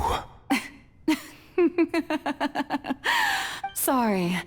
That shocked expression on your face is just too amusing. I couldn't help myself. You are not Farina. Who are you? The sweet sound of bewilderment. Marvelous. A sure sign that my attempt to deceive everyone was a resounding success. But to answer your question, I am Focalor. You know, the god. Focalor? Why did you deceive us? Oh, that wasn't my goal, of course. Goodness, no. But I had to fool everyone else too, if I was to stand any chance of deceiving the Heavenly Principle. Deceiving the Heavenly Principles? It's all because of that pernicious prophecy. Dreadful, wasn't it? Everyone doomed to dissolve. Fontaine condemned to be flooded. One was not amused. In fact, one was positively bemused when that problem was thrust upon me by my dearest predecessor. That's the former Hydro Archon Egeria for the uninitiated. It hardly gets more disastrous than a preordained national catastrophe, now does it? She knew full well that the prophecy would surely come to pass, and as one of the seven, she also knew full well that one defies the heavenly principles at one's peril. So yes, as you have no doubt surmised, it was a rather impossible situation that I found myself in. I spent a terribly long time mulling it over, alone on the ocean floor. And I was almost growing barnacles by the time I finally realized there was only one possible solution to this confounding conundrum. I had to outwit the heavenly principles, allow the prophecy to be fulfilled, ostensibly at least, while saving everyone at the same time. I'm a genius, I know. I can only assume that's why Egeria chose me as her successor. Although, looking back now, it was hardly the inheritance one dreams of. Between the task of saving the nation, the quotidian duties of the Hydro Archon, and not to mention the original sin of creating a new race of humans, I dare say she left me quite a colossal mess to clean up.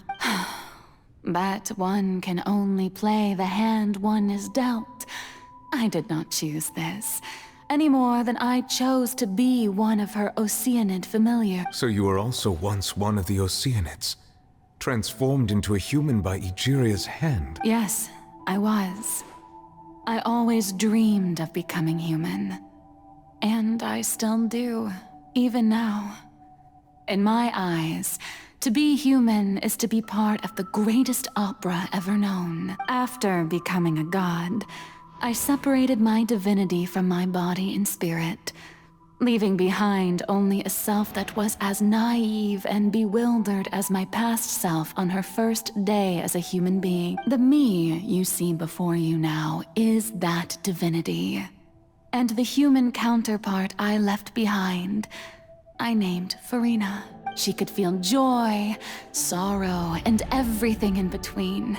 She could be as vain and conceited, or as meek and vulnerable as she wished. Her strengths were of a kind only a human could possess, as were her shortcomings. But in my eyes, Farina's humanity was what made her perfect. She was perfectly human in every way. The person I always wanted to be. Anyway, so then I cursed her. All part of the plan, of course. The plan to deceive the heavenly principle. Do you still remember the final scene of the prophecy? The Hydro Archon alone, weeping on her throne. In order that the prophecy might appear fulfilled, I invited Farina to be an actress, to play the part of the Hydro Archon in the prophecy, under the curse I placed on her. So long as I, Focalor's divinity, continued to exist, she could not die. But nor was she free to live her life in the pursuit of happiness. Instead, she was forced to take the stage in the opera house, to embrace the role of leading lady, to forever play the part of the god from the prophecy, all to create a deceitful appearance of that prophecy coming to pass. I suppose now you probably understand why your court is called the Opera Epiclese. But Farina is only human, isn't she? Even though she has had a long life, her mind is no stronger than that of any other ordinary human being. I cannot begin to fathom what she has had to endure. It must have been torture for her. It has indeed. And although she is, in a sense, me in human form, I most definitely owe her an apology for it. It's been 500 years, and all along, she's been playing her part in the most unimaginably long, unbearably lonely, and agonizingly painful opera of all time.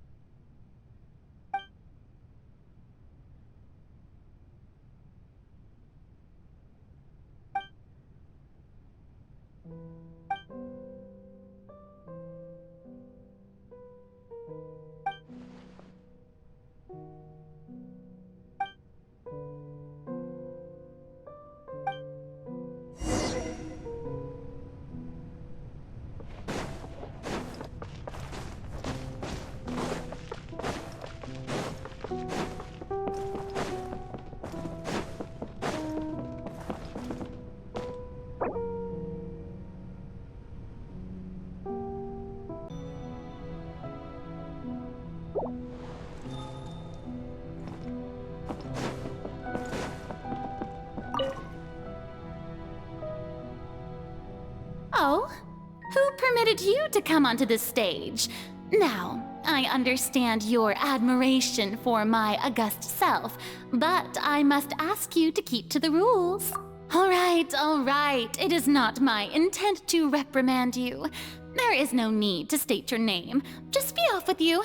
Do not distract me from my performance. Oh, do not jest. Can you not feel it? I am Focalor. The eyes of countless Fontanians are upon me. I must, at all times, display the utmost elegance and nobility.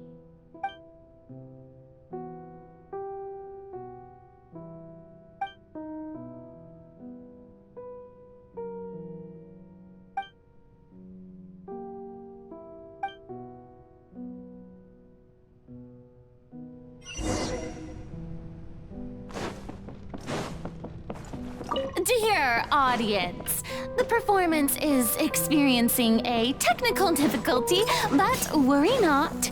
The guards shall resolve it soon enough.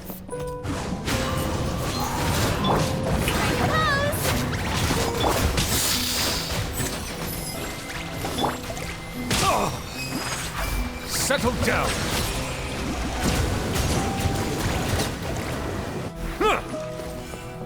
Hey, what gives? The audience is still watching me, you know. Guards? Wait, where are the guards? Guards!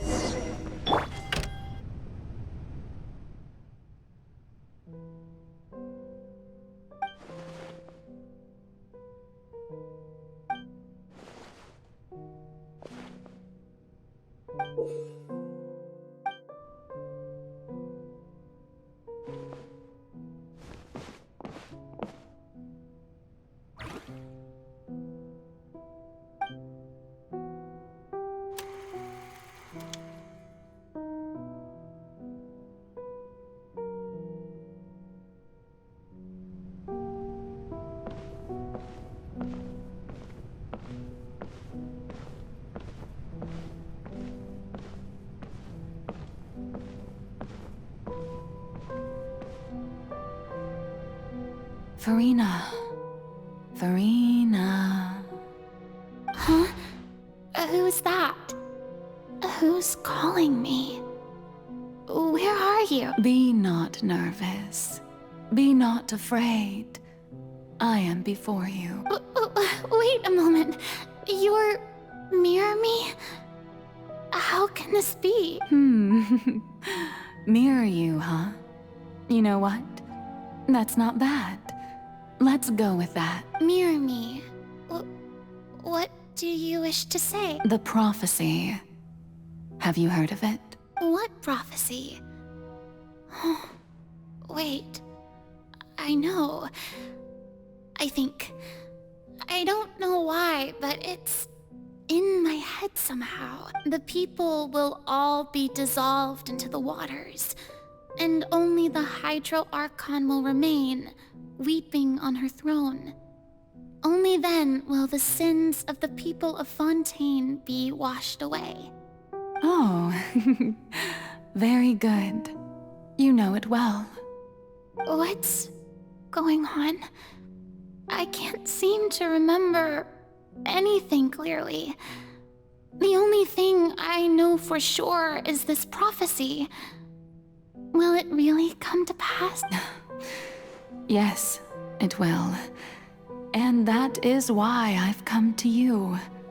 Disaster will come to Fontaine sooner or later. Things will develop just as the prophecy declared. There is no escaping it. But doesn't that mean everyone will die? I'm a Fontainian just like them. Will I dissolve too? Oh, don't worry. Magical meetings exist in this world precisely to give people a chance to turn things around. It is the reason why you met me today. I will tell you how to save everyone, but you may have to suffer somewhat. Oh, so there's still hope after all. Goodness, you frightened me. You spoke so much and with so much certainty. As for the suffering, well, I will admit that the first thing that came to mind was, why do I have to be the one to suffer? But if the prophecy will come true, I'll also die anyway, right? So if I've already met you as my magical meeting in this world, if there were scales, with all the people of Fontaine on one side and my pain on the other, is it not obvious where the scales should tilt? You truly are the perfect human. My ideal. I suppose this would also be the justice that belongs to you. Huh? Don't worry, it's nothing. Listen well. Fontaine has just lost its Hydro Archon. I need you to play a role. That of the new Archon. Play as a god? That's right. You must begin a never-ending masquerade. You must never let anyone suspect your identity. If you can keep it up, then I shall have my way of defying this prophecy. But should your identity be revealed, then all hope will be lost. But how will I do this? A human assuming the role of a god without being exposed. Don't worry. What you must do is not to turn yourself into a real god. You simply need to play the role of a god as humans imagine them to be. Being a human yourself, I'm sure you already know what such an entity would be like. Remember, your true challenge will not be pursuing divinity, but contending against humanity. I'm still not sure I understand, but I'll try. I'll try to do this. So, how long am I going to have to play this role? To accomplish this mission, you will have to stay on the stage for many, many years. You will endure and not grow old until your task ends, but I promise you, all will eventually end in a magnificent and dramatic trial, and everyone will be saved. A trial? Huh.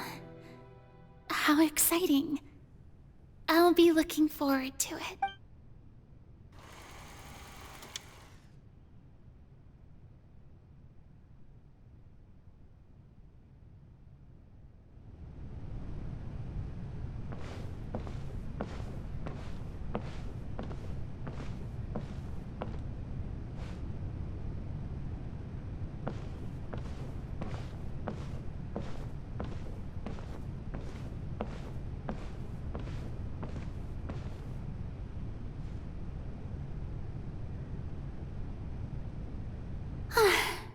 The Maison Cardinalise has announced my accession, but this is my first time facing the people.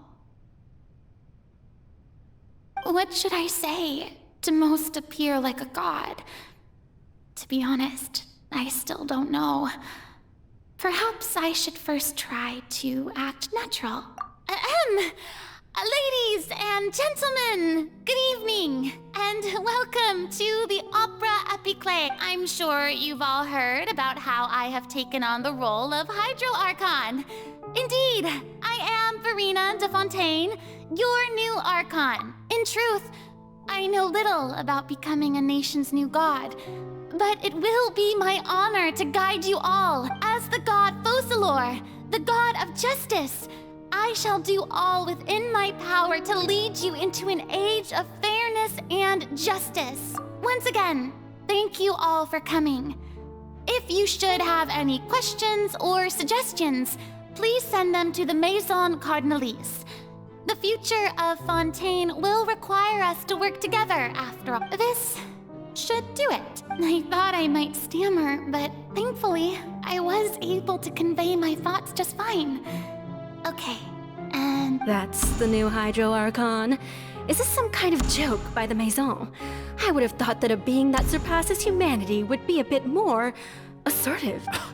Hey, did you hear that? She even told us to send her suggestions there at the end. Shouldn't gods be all-powerful? She's being so modest. What's the difference between her and an ordinary person, then? If you ask me, perhaps the succession didn't actually happen.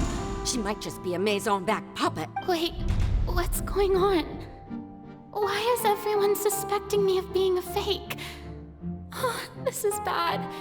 If I get exposed here, there'll be no saving the people from the prophecy. Right. Mirmi said that I just need to play the role of a god as humans imagine him to be.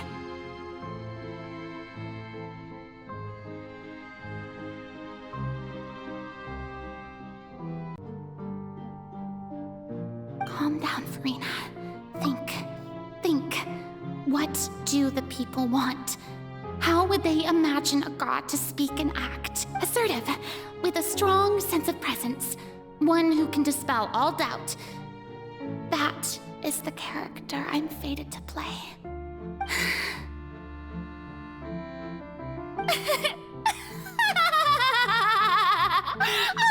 Oh, very good, my people.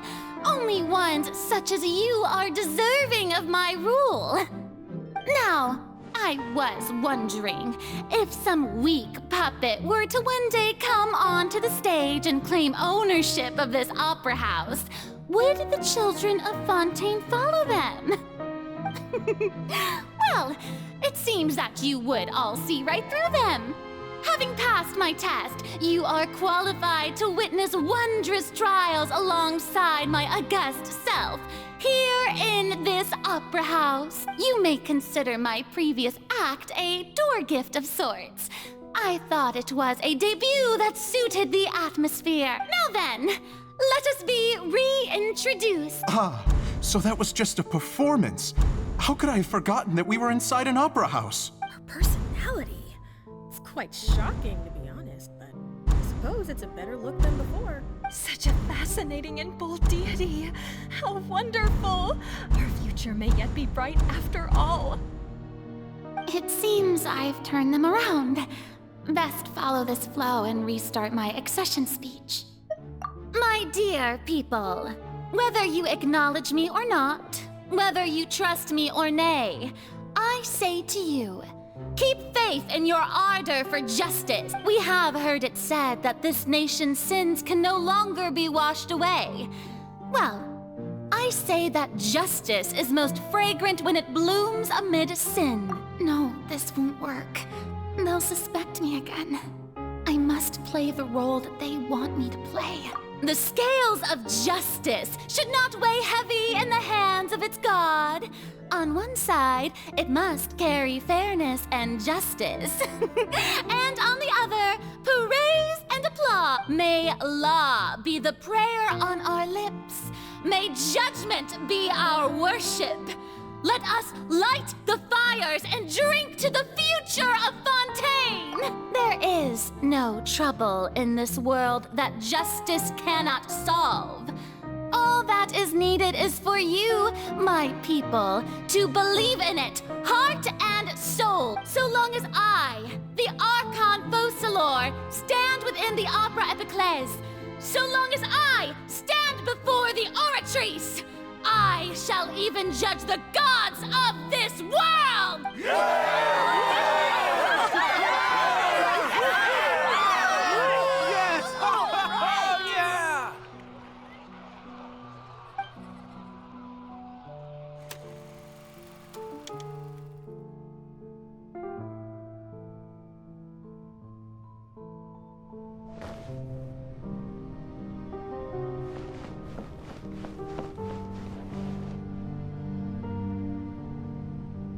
Lady Farina, here are today's case reports, as well as a summary of the follow-up for your perusal. Come now, was I not just at the Opera House in person? Leave these kinds of things to Neuvillette. Besides, none of these trials were the one that I'm looking forward to the most. If I may be so impertinent, what kind of trial are you truly looking forward to? A magnificent, dramatic, and wondrous trial. A trial to end all things. How could you hope to understand? That's true, I fear I lack the ability to grasp your divine thought, Lady Archon. No need for fright, and do not take what I said before too seriously. Go now, do your duties. The trial I await. It will come one day.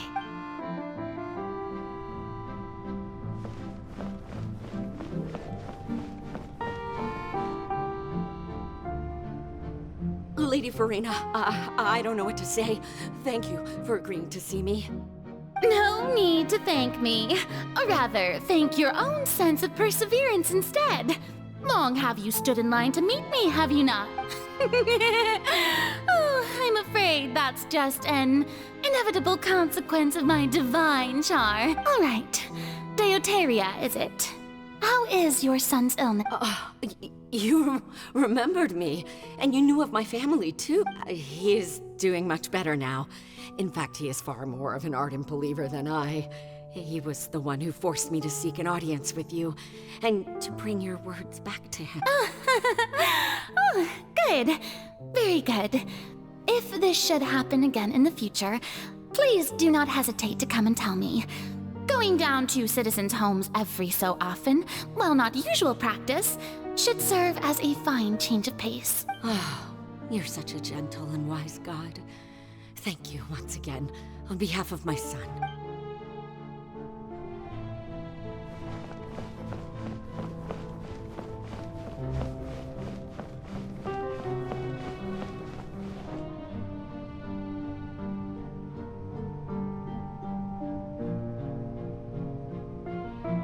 Lady Farina, here are the latest hydrological reports. As for the specific parameters you asked to take note of, I'm afraid things still don't look good. I see. It's as I thought then. As your god, I did already expect this, but I wanted to see how far your human wisdom would allow you to analyze it. All manner of signs indicate that the prophecy will still come to pass. Forget it. That's not something you need to worry about right now. Well, as I understand it, the Fontaine Research Institute is also trying to find a way to counter the rising water levels. Really? Have they found anything? I'm afraid that they haven't found any effective solution thus far. Oh, is that so? Well, no wonder. This issue has reached the realm of the gods after all. Still, their spirit is praiseworthy.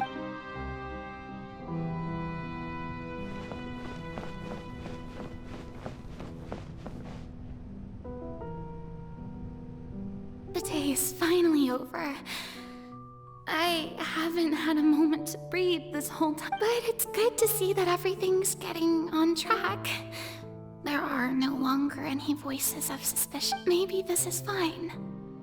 I just need to keep going, and everyone will be safe. Alright, Farina, don't think too hard about this. You need rest. Tomorrow's a new day.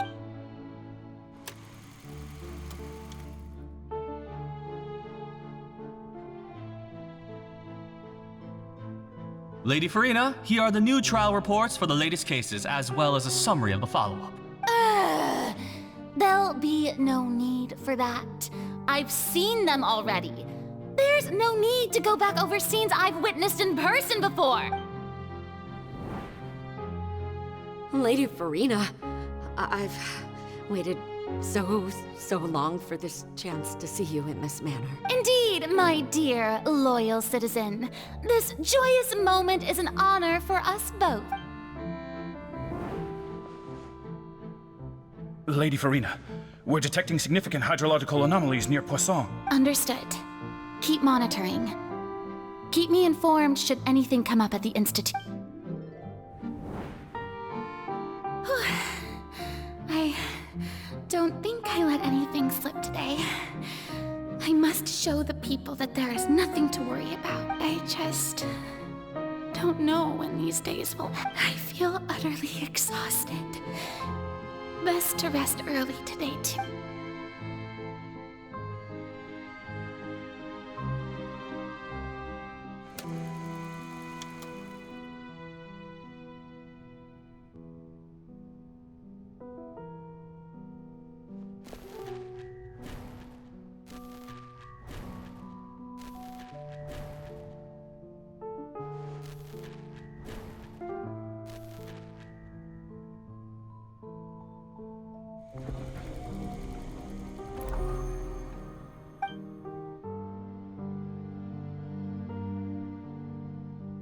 Lady Farina, it's like a dream being able to speak with you up close like this. I've heard that the first member of our family who was honored to receive an audience with you was Madame Deoteria, almost 20 generations ago.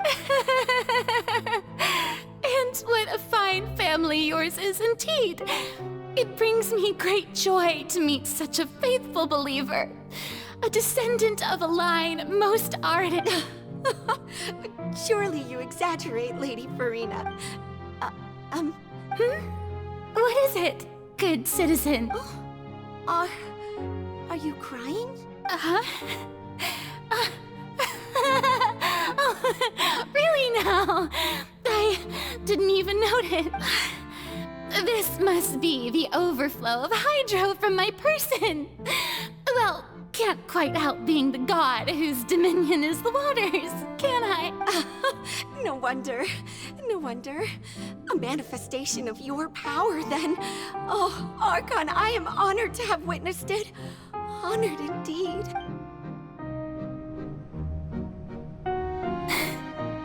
So interminable. So lonely. Just how much longer? Hundreds of years must have passed by now. Perhaps the show must go on for hundreds more. I never imagined that it would hurt so much. Have I reached my limit? No. Perhaps I reached it long ago. Today I didn't even notice my own tear. I want to tell someone, anyone, about this.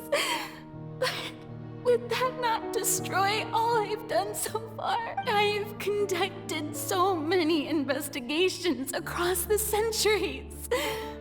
But there's not even a sliver of hope that we might break the prophecy. All I can do is keep heart. I must maintain this act. It is the only way to save Fontaine. Please, mirror me. You have to succeed.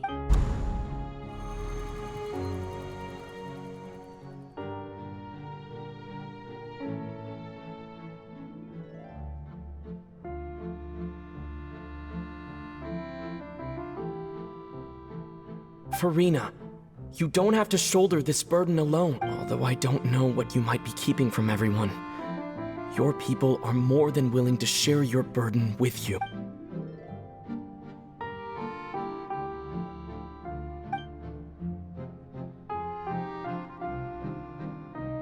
Share my burden. That's impossible. It was fated right from the start that this would be my duty alone. But even if your burden doesn't need to be shared, you can still choose to confide in someone. Just share it with me. I'm what you'd call a witness. A witness? Yes. I've heard that you came to Tevat from beyond the stars, yes.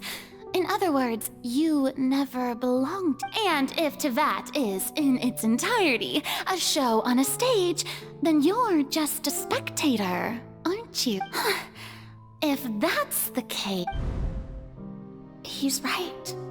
I could confide in him, couldn't I? But if things don't play out as expected, the people of Fontaine will be the ones to pay the price. No, Farina. You shouldn't be selfish. But what if it's really alright, Farina? You've worked so hard for so long. Surely it would be okay to put yourself first for once. Just this one. Is it such an outrageous thing to do anyway? To find someone in whom you can confide your frustrations and sorrows? Surely it could not hurt. If you let this opportunity slip through your fingers, it might never come by again. Think about it. Long and hard.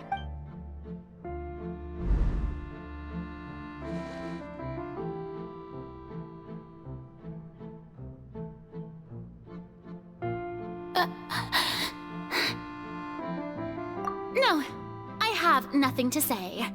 I am Farina, the Archon of Fontaine. Everything will surely get better. All you need to do, dear spectator, is to witness my performance until the curtains fall.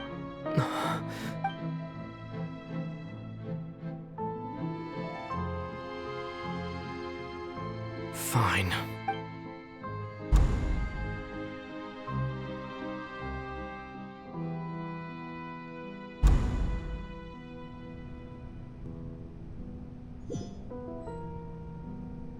So even Farina doesn't know the truth?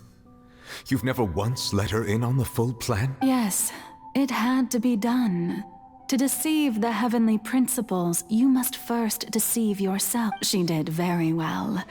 If she had let her resolve falter even once in these 5 centuries, Fontaine would have been doomed to the most tragic fate. It seems that trusting humanity was the right decision after all. I believe that I understand how your deception works, but that is only half the truth, is it not? How would you build on this foundation to save the people of Fontaine? That is the most important thing. Ah, good. Of course, the Iudex of Fontaine has pinpointed the crux of the issue. I'm sure you've long sensed that the Oratrice is no simple machine, yes? I've always suspected that it had its own consciousness. And Lenny did mention that he heard a human voice within the core chamber. It now seems that that person was you, hidden within the machine all along. Am I right? And then I became one with the Oratrice, taking Fontaine's gnosis with me. Yes, it would seem so, wouldn't it? Alas, your understanding of this device still lacks sufficient depth. In truth, it is no enactor of justice. It is, in fact, a device created to kill the god of justice. I beg your pardon? Oh, you have it. And to be more precise, not only will the Oratrice take down the god of justice, it will also take down the divine throne upon which she has been placed. I mean, did you think I would be the sort to enjoy peaceful repose while Farina suffered? My work over these last 500 years has been to constantly accumulate indemnitium within the Oratrice. But really, Some have already discovered that only a small fraction of the energy generated by the device was ever used to provide power to Fontaine. The vast majority had to be, accumulated to enact this death sentence. It was all part of your plan then? Both the trial and the sentence? Indeed. This power, accrued over 5 centuries, could have sustained Fontainians for millennia, had it only been used for that purpose. Almost all of it has now been stored within the oratory, but only power of this magnitude could hope to destroy the Hydro Archon's divine throne, shaking the rules established by Celestia, and breaking through the institution that is the Seven. So the Oratrice's call for death was for neither Farina nor Focalor, but for the Hydro Archon. The destruction of that divine throne. If I do not misunderstand your intent, you must be... returning what's rightfully yours to you, of course. In other words, this was all done to return the authority of the Hydro Archon to the Hydro Dragon of this planet.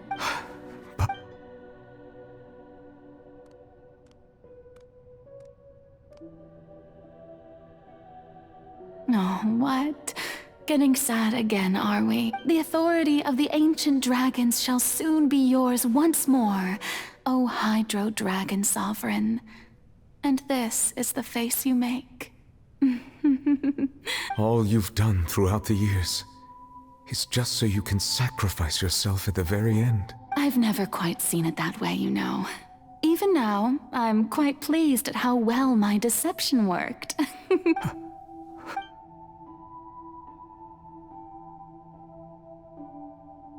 Hydro Dragon, don't cry. I must say, had it been within my rights, I would have loved to judge the heavenly principles themselves. Were they not guilty of essentially the same crime? Egeria stole the power of the primordial sea, and the heavenly principles stole the power you ancient dragons possess. I, for my part, am the god of justice.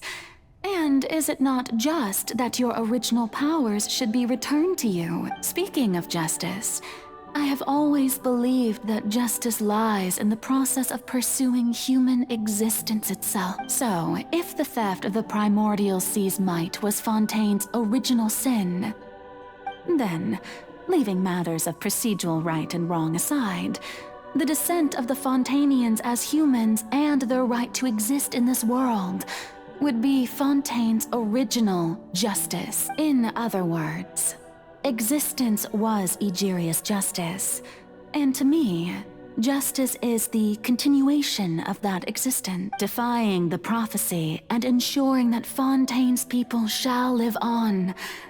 That should be the justice enthroned over all others. At this point, we, whether it be myself or all other Fontainians, have shouldered the burden of this sin for far too long. Iudex Nervillet, the highest judge in our land, when you regain your full power as an elemental sovereign, what verdict shall you pass upon us? So when I was invited to the court of Fontaine to serve as Iudex, I see now that that was your idea too, at last.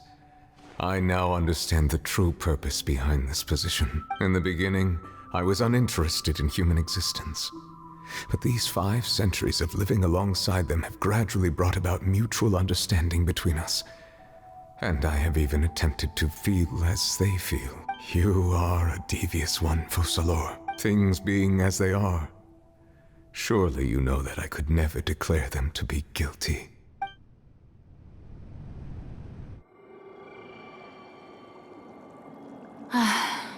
The hour of my execution is almost here. For the sinner, the curtain call has come. I know I may not sound it, but faced with death, I find myself a little afraid. Perhaps this is one thing both gods and humans have in common.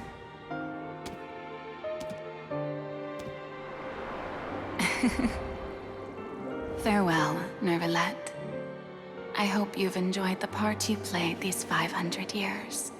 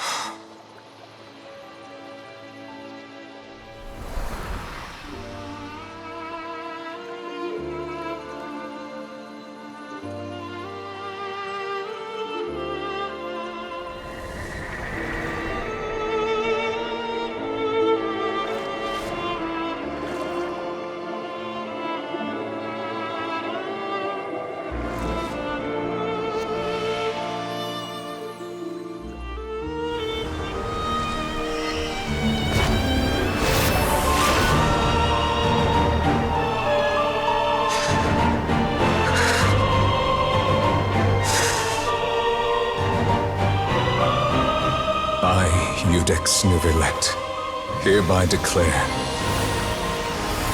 people of Fontaine, your sins are forgiven.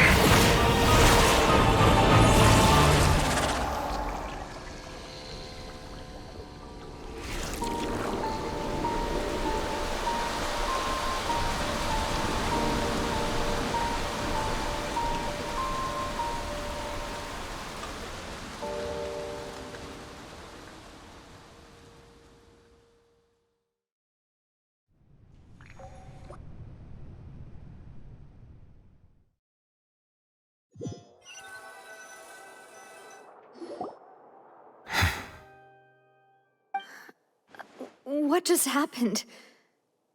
Has the death sentence been carried out? Was that bright light some sort of misdirection? I have a feeling that something huge just happened. But since we're all still alive and haven't been dissolved, I assume whatever happened was good for us. It's time to end this. We must mete out punishment to that beast. But didn't you say just a moment ago that it can't be defeated? I have gained the strength sufficient to deal with it. Through certain means, I now have the ability to separate the power of the Primordial Sea from that creature. We should seize the opportunity to pursue our quarry. Traveler, now that the oratories can no longer function, I require an executor to help me mete out justice. The root of the calamities befalling Fontaine, the beast that enacts the prophecy. Its name is the all-devouring Narwhal. Come with me, traveler. The hour of execution has come.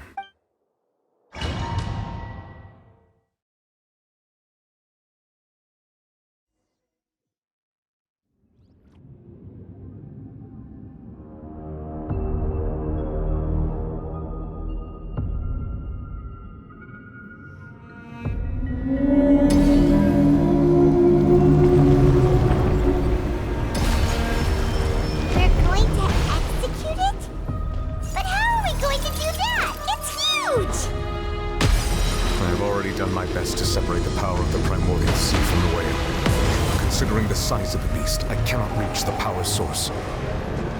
Unless we can find a way to attack it from within. I shall share a part of the ancient dragon's power with you. We shall look for an opening together.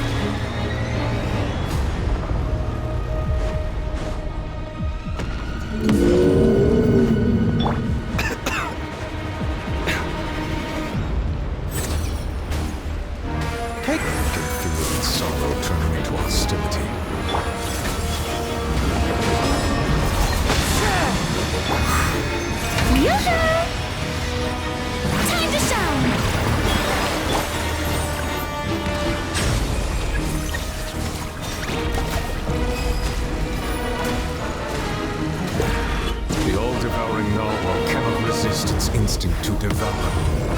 continue to trigger its hostility, the chance will present itself.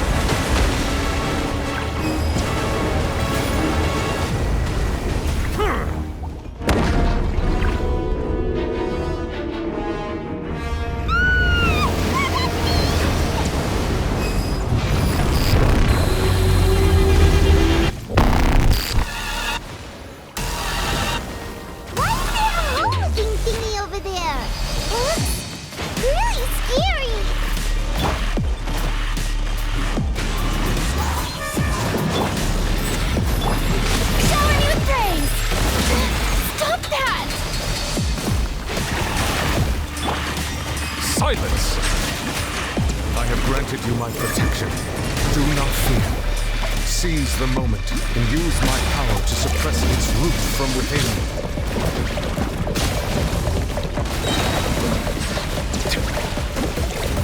Be sanctified.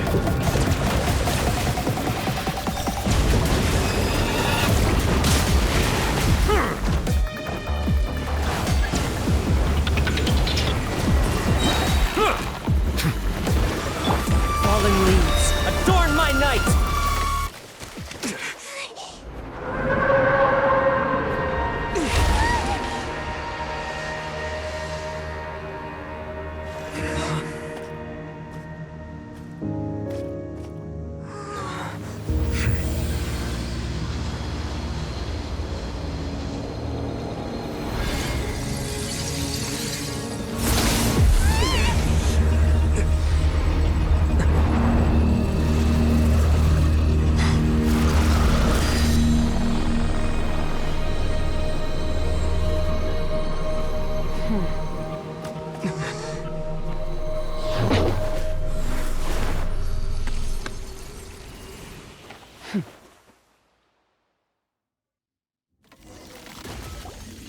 Thanks for helping with the cleanup. It should have been my job, but... oh well. It was just supposed to be a short private training session for me. I didn't think that my disciple and my master's pet would start brawling in the meantime. Well, actually, I had a feeling that it would happen at some point, but they bumped into one another earlier than I thought. What a blunder. I suppose I'll have to swing my sword 3 million times as penance. That power. Who are you exactly? Paimon has an idea. From what she said earlier, she must be Child's master. Skirk, right? It's just that he gave us the impression that she was the less talkative person. I simply did not have anything to say to the weak. But you, on the other hand, managed to defeat the all-devouring narwhal without using power from beyond this world, so you may speak to me as equals. I have to agree. It's a strange use of a planet's primordial waters just to raise an all-devouring narwhal. That kind of power is wasted on it. It's not cooperative. It eats too much. And I have more important things to do with my time than pet sitting. The only thing that creature has going for it is its looks. All in all, it fails as a pet. Miss Skirk? I think you might have missed the point. The point being? Well, being that this pet almost destroyed an entire nation. So what sort of person is your master? Well, Child's master's master. Wait, is that right? Oh, right. So you don't know him. Sorry, I assumed you did. His name is Sertologi. Huh? I am unfamiliar with that name. Huh. So Master isn't sufficiently famous. How should I describe him then?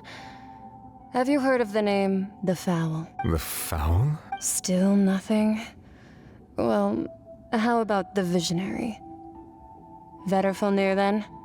Or Gold Rhindaughter? Ooh, that one we've heard!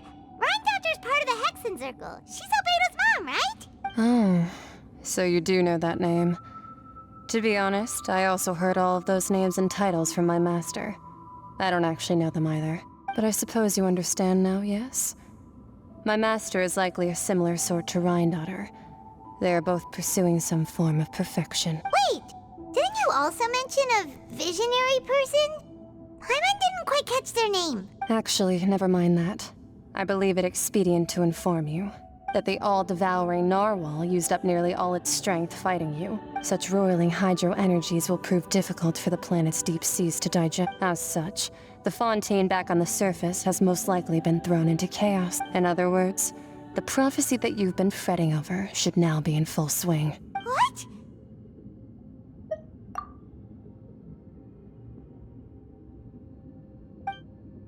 Not to worry. Focalor has already managed to deceive the heavenly principles. In the end, the people will all be dissolved into the waters, and only Farina will remain, weeping on her throne.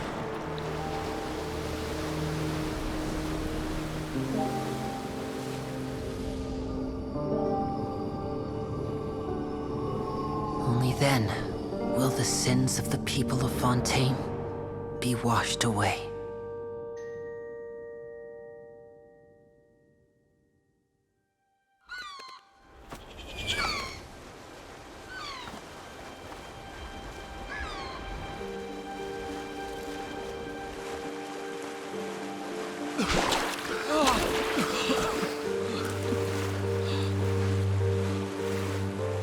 Hey!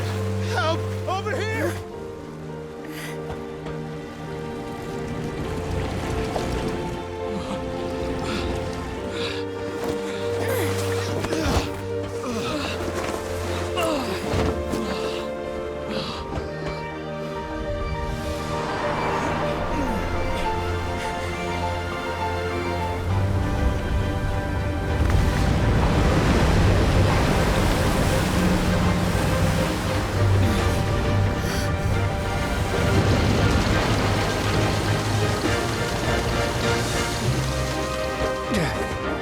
All hands, initiate emergency rescue!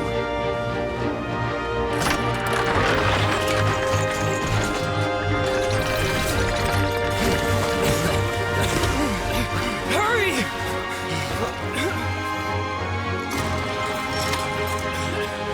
Hey, lend a hand!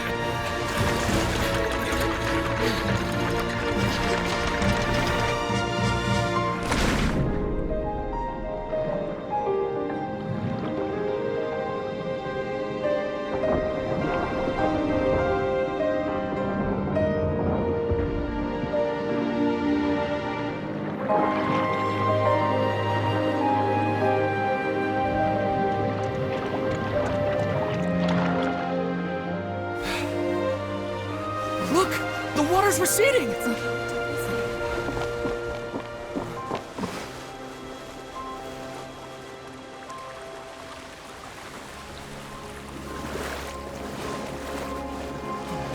It's a miracle! Water's receding. We didn't dissolve. The prophecy was wrong. The prophecy was wrong.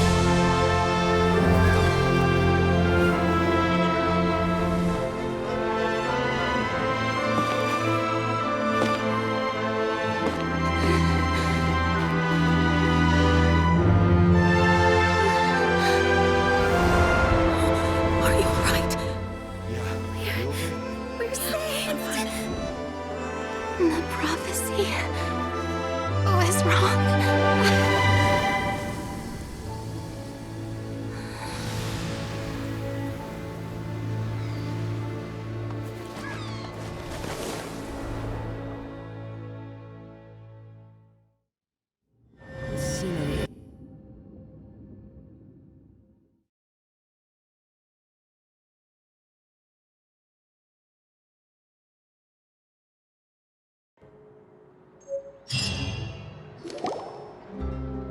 The soil renewed. The Spina di Rosula talks post-disaster rebuilding. I recently visited Poisson to meet with Miss Navia, spokesperson of the Spina di Rosula, and we spoke about Poisson's present and future. Old soil can still give birth to new bloom, Miss Navia stated. Hope is like seeing a small cookie when you're starving late at night. You just need a little of it. Skyship Winglet, lunar brain of the Fontaine Research Institute.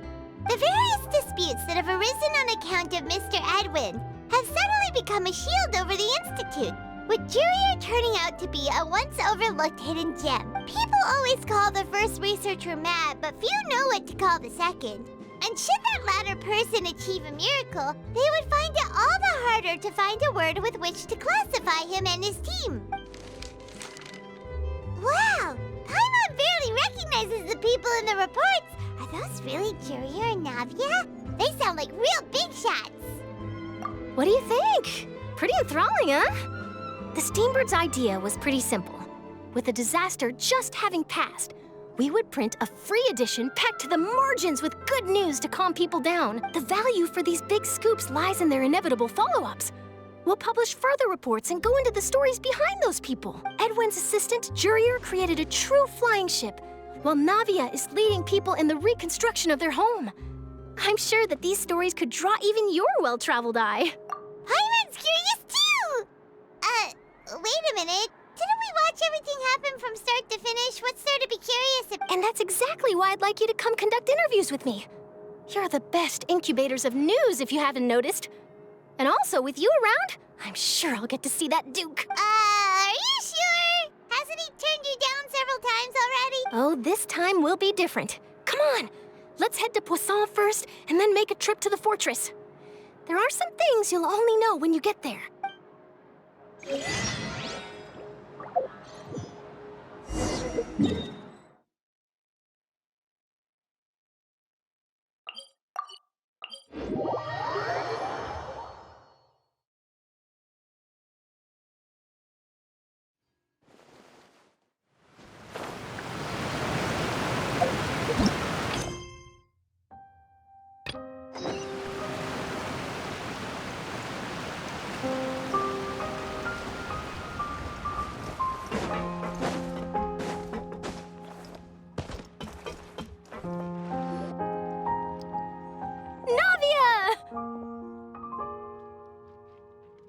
Oh, it's you.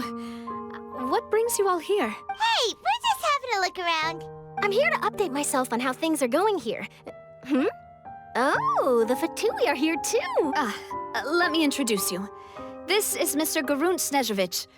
He represented the Knave in sending us a large amount of supplies, and is helping with our work. Our residents are hard at work as well. Thanks to everyone, work is progressing nicely. We've lost a lot of people, but we're moving forward. That will have to be enough. Hello, Miss Charlotte. I'm a big fan of yours. I especially like that article you wrote last year about Fontaine's stray cat. But if you don't mind, could you not emphasize our role too much in your report? It's not charity we're doing here. We just happen to share the same interests as the Spina. I get where you're coming from. I'll keep it as simple as possible. Or would you be willing to feature as friendly neighbors? That would be fine. Oh, you're back too. How are things? We finished laying down the construction materials. It'll be another hour before the workers are able to go over there. Huh? You're here too, Clorian? Well, her reputation's greatly risen after that whole duel business with Miss Farina. So she's here in Poisson to wait out the heat. All right. She really came here to help me out. There's too much to consider in the reconstruction of Poisson. The Spina has need of more decision-makers. And, well, I do already happen to be connected to Mr. Callis. Oh, wait just a moment. Do you mind me asking a few questions? You know, about how you felt before the duel, about what it was like facing down a god. There's lots of exciting material there, I bet. Forget it. I'm sure you can find a better theme than that, Miss Charlotte. I see you're the same as always. Couldn't you do me a favor, for Navia's sake? Well, if we're talking about doing things for my sake, you might as well just take a few more photos of me. Or of the Traveler. It's better than wasting time persuading Chlorand, at any rate. Of course I will. I'm not gonna let him off that easy. All right, then everyone who wants to be in the photo, gather up. And smile.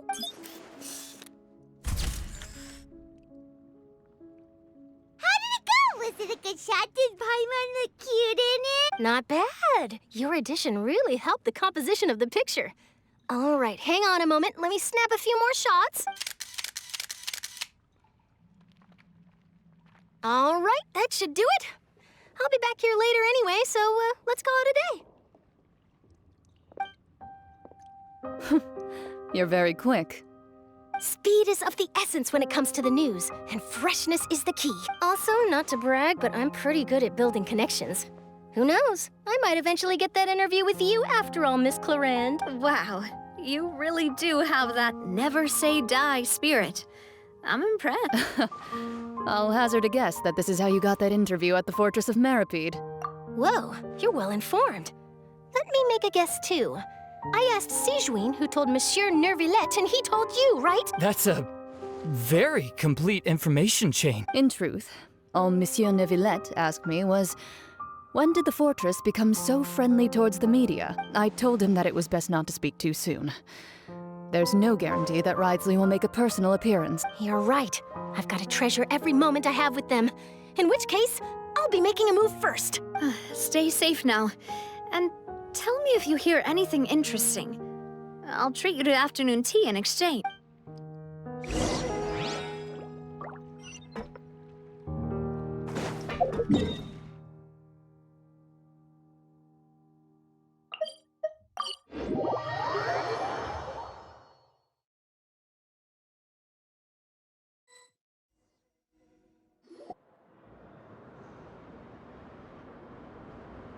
Wow, guess we're here again, huh? There's a real nostalgic feeling to this place. Looks like you've been missing us. Duke! Did you come all the way to the entrance to greet us? Of course. I'm here to welcome you and our dear Miss Charlotte, whom our good head nurse recommended to me. It's an honor to finally meet the much-rumored Duke. Thank you for consenting to my visit to the fortress, sir. No need to thank me. But that said, I shouldn't be the focus of your interview. I trust you recall our agreement? Of course, of course. All right then, this way.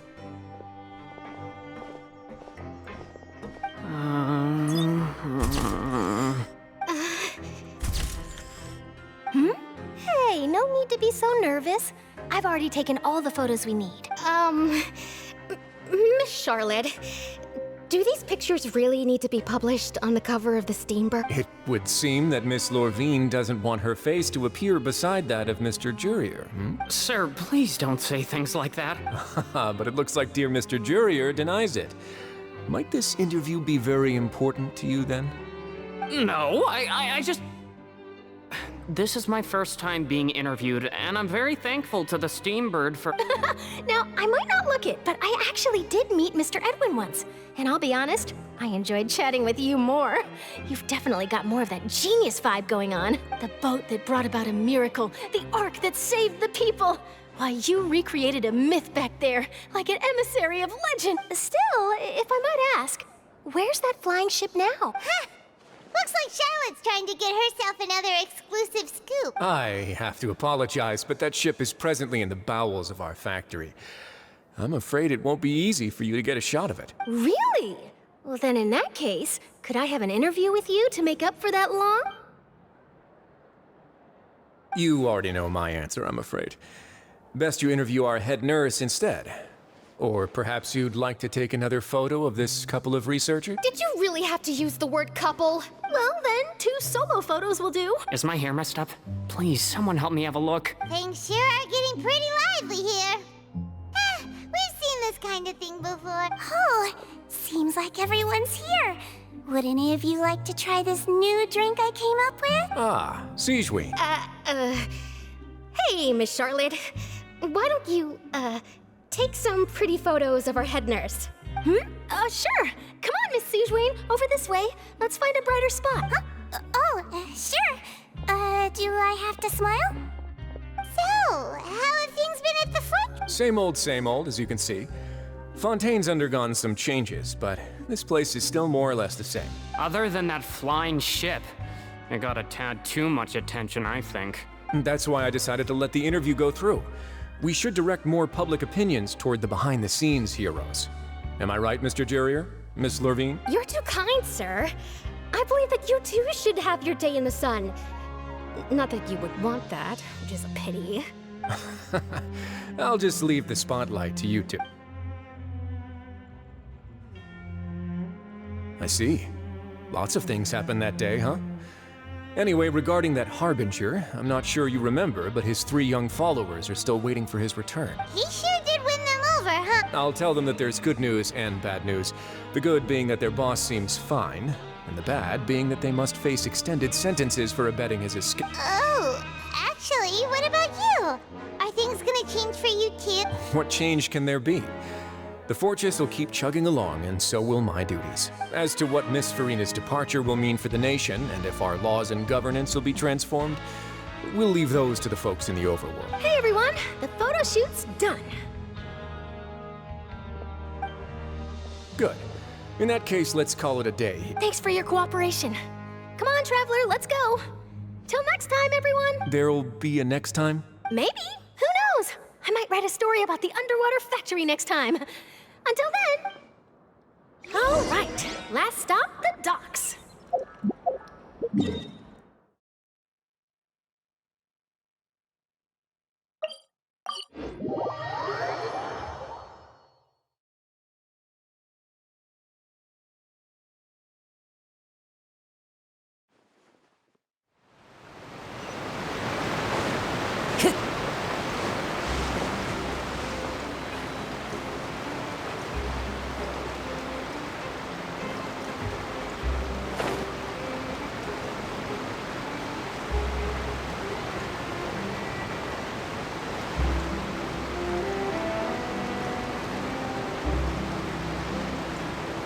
Yeah.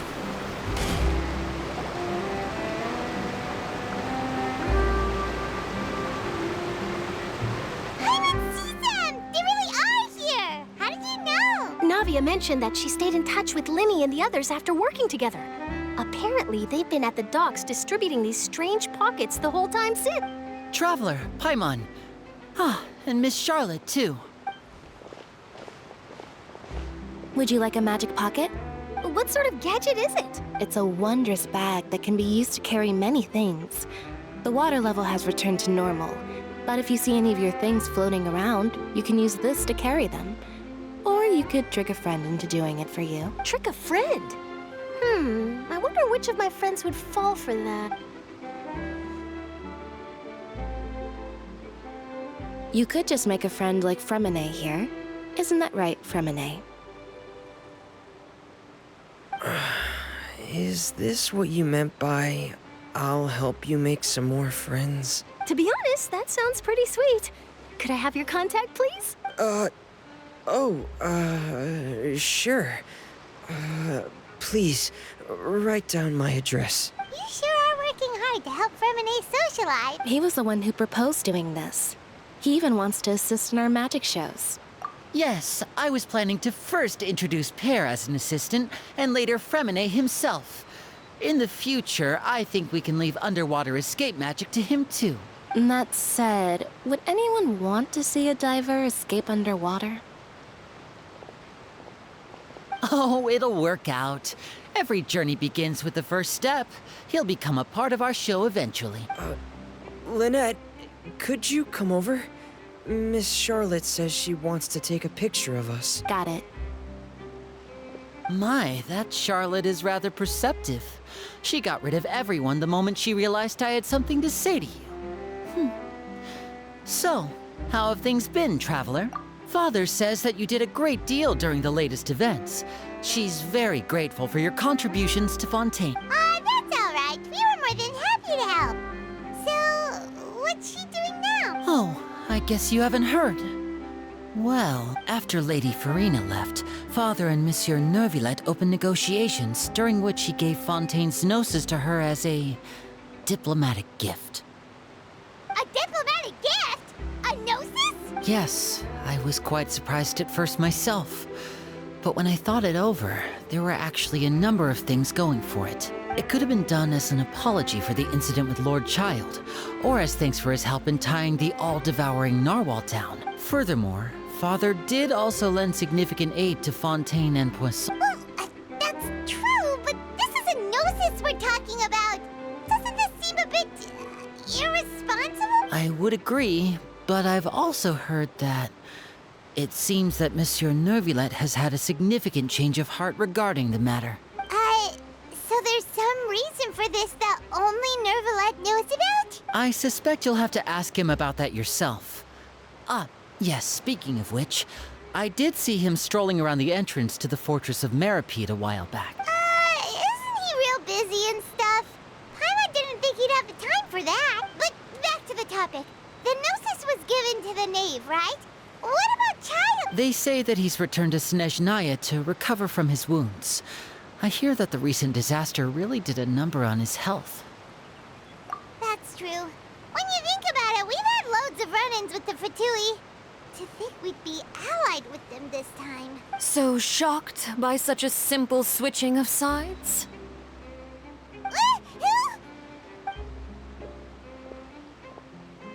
Father! Well, what do you know? Come to the docks to see how my children are doing and meet the Traveler by chance. Please do not pay my accomplishments in Fontaine too much mind. I would have done them regardless. Are you going to take the Gnosis back to Snezhnaya? That is our duty as Harbingers, yes. Don't be too preoccupied with sides. The goal of the Fatui concerns not a single place or person, but the entire world. With such a grand goal in mind, it is inevitable that we must wear many masks. Switching my masks is something I've always done. Well, that depends on many things. No one truly knows what the future holds. What good is honesty if you can't rely on it forever? As for you, I very much look forward to our next collaboration. Good things cannot be achieved alone, and you've proved yourselves to be great partners. A vision? All right. I'll remember to return it. Thank you for keeping it safe for him this entire time. And that's a wrap for me. Huh? You're... Greetings, Miss Journalist. Hello.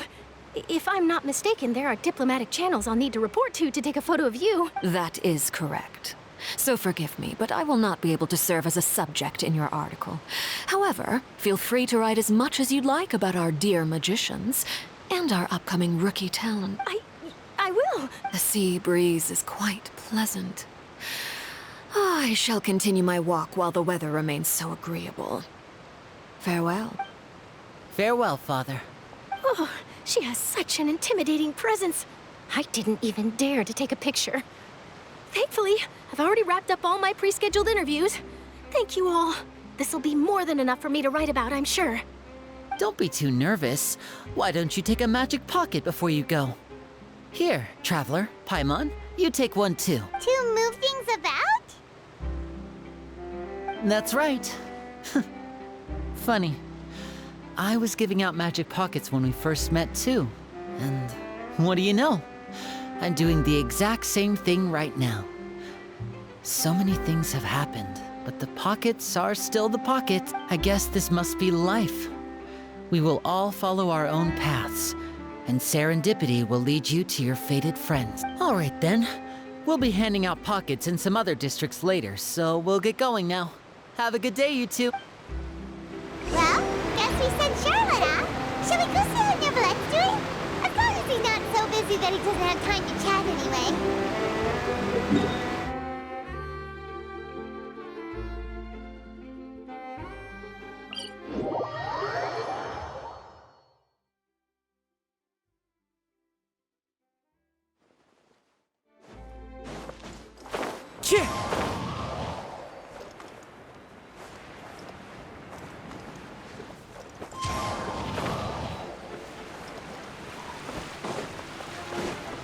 Time to go.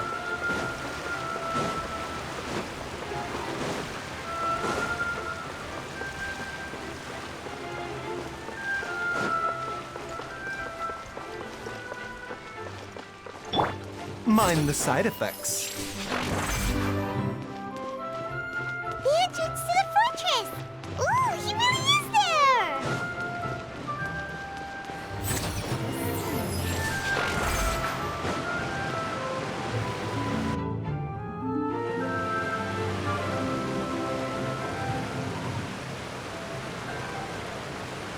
So, you really are here, Neverlette! Paimon didn't think you were going to have free time this hour of the day. Really? Oh, I suppose you must have met Mr. Linney. He took the time to greet me earlier when he passed this way. In any case, you came at a good time. I was just considering reaching out to you to set up a meeting, so I may explain some things that I haven't had the time to. Aw, Paimon's glad that you remembered. Thank you for keeping us on your mind, what with you being busy and all. Alright, let's have it then. How was Fontaine actually saved? The whole business is still quite the mystery to us. It is strange how words can often leave a bitter taste in the mouth when it finally comes time to say them out loud.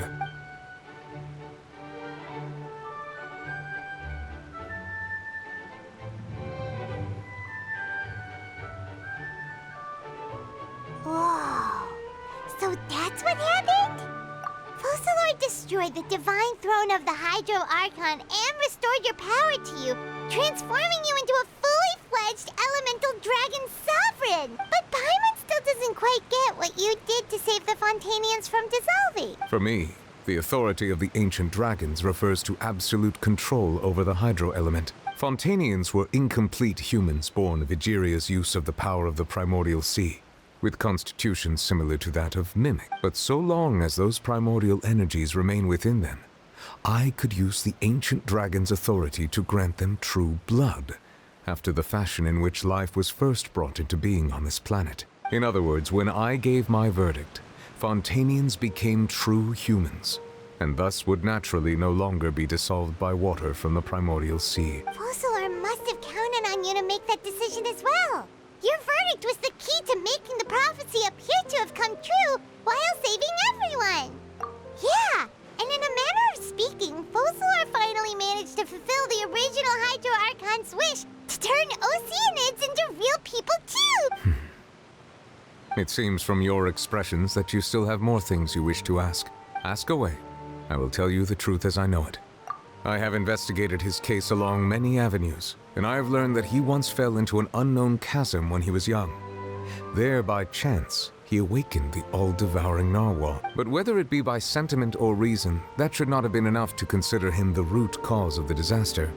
At most, he would have had tangential liability. As for the judgment passed by the Oratrice during the trial, whether it was due to that liability by association or Focalor deliberately using him to buy time for us on the assumption that he would be able to hold the creature off, I cannot say. Guess Focalor had Fontanians in mind the whole time. In the end, it was thanks to her that they finally became real humans. Hang on a second. Paimon suddenly got another question. Back when Fontanians hadn't yet become real humans, were the children they had also transformed Oceanid? Life has always flowed like water. Do you recall how Fontanians would often come to the Fountain of Lucine to pray for children? Yeah! Lynette said the fountain is where all the waters in Fontaine converge. In truth, even those couples did not know that such prayers were no mere custom, but instead a form of ritual. Those Oceanids who were blessed within the spring water would later descend as new humans in the coming months. Paimon sorta gets it now. Either way, it seems like this ritual won't be of any further use, but it'll probably live on as a local custom. Ask away. I will tell you the truth as I know it. Yeah, about that. Risley said Farina has already left. What's that all about? Ah, Lady Farina. The people are only aware that her death sentence has not been carried out. She abdicated the post of Hydro Archon and left affairs related to that title to me, before leaving the Opera House. I related Focalor's words to her faithfully and completely. After hearing them, she seemed neither saddened nor comforted. She simply said that she was tired and needed to rest. Having said that, she then packed her things and moved out of the Opera House, not unlike how an ordinary person might. But she's still got a place to stay, right? You need not worry. I will make arrangements to ensure that she will not want for food, clothing, board, or travel. In truth, I am somewhat happy for her. The wear and tear on her spirit will, of course, take time to heal, but now that she no longer has to play the role of Focalor the Hydro Archon, she can finally lay down her burdens and lead a normal life. What about you then? What are your plans now that you've regained your full powers as the Hydro Dragon? After Focalor passed on, the Oratrice also ceased to function. This matter will directly affect our trials. After much careful consideration, I've decided to take over its role in our courts.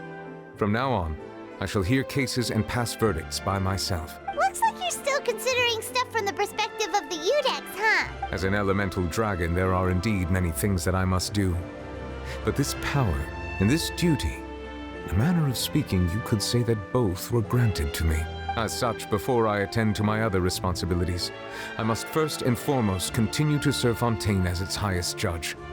The duty of the Hydro Sovereign and the duty of the Udex shall coexist within my person. Additionally, the Hydro Archon's departure has brought about another problem, which is that the Opera House shall no longer produce indemnitium. That's true. That power was derived from the people's faith in the Hydro Archon, wasn't it? Wait, but the various mechs and machines in the city are all still okay. Where are they getting their energy from? As I am now, I have full command over New Musia, and it can serve as a complete substitute. Another reason why I cannot quite leave Fontaine immediately. Wow. This ancient dragon's authority stuff is really quite useful, huh? Ask away. I will tell you the truth as I know it. Oh, that's right! They say you've given it to the knave as a diplomatic gift or something! Leaving aside their intentionality, the two Fatui Harbingers have indeed done much for us during this crisis. Their sole remaining goal in Fontaine, at least at this point, would seem to be the Gnosis. The Oratrice has ceased to function. The Hydro Archon's divine throne is now no more. As such, it has lost all meaning for Fontaine. If the Fatui have impure designs, then we might as well accede to their request now, and avoid unnecessary conflict. What complicated considerations! Paimon thought you were just giving it to them out of gratitude to the knave and as an apology to Child. Ask away. I will tell you the truth as I know it. You will soon be heading to Natlan, I presume. I'm afraid that I have little talent as a travel guide, so all I can do is tell you what I know about that land. As far as I'm aware, Natlan can be said to be a nation of dragons. A nation of dragons? You mean like you? No, I suspect that I would not find myself welcome there. Unlike ancient dragons such as myself, the dragons of Natlan have undergone long years of development and evolution. Large numbers of them have entered a form of coexistence with humanity. Natlan is also the nation of war. War ravages those lands like an undying flame. There is one other piece of information I got incidentally from my negotiations with the knave that I believe may be useful to you. The harbinger known as the Captain has thrown his hat into the endless ring of war. The Captain. Sounds like a real tough customer. Seriously, everywhere you look, there's a Fatui Harbinger doing their thing! I suggest that you fully prepare yourself before going to Natlan.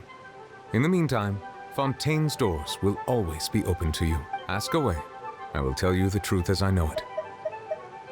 Hang on a sec. Paimon's still got a question about the Gnosis. When we spoke to Linny earlier, he mentioned that your attitude towards giving away the Gnosis had clearly changed. We guessed that there might be some reason for it that only you were aware of.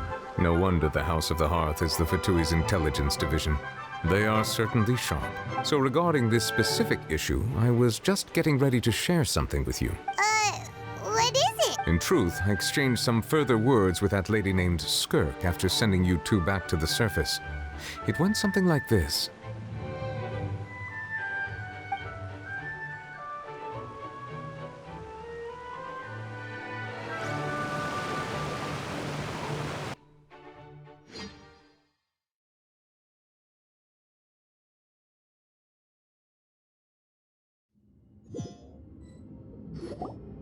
Well, we're going to head topside to see what's going on. You hurry over soon as well, all right, Nervalet? Whoa! What next? The all-devouring narwhal isn't here, so I'm no longer getting any interference. I can finally catch the scent of your power, what it's made of. It is the authority of the planet's primordial dragons, but with something very similar to a god's curse mixed in. It's quite a novel blend. I'm sure I've encountered something like this before. What was it again? I do not know what you speak of. Of course. How could I forget? You should have the remains of the third descender on your person, yes? Remains? I've never heard of any such thing.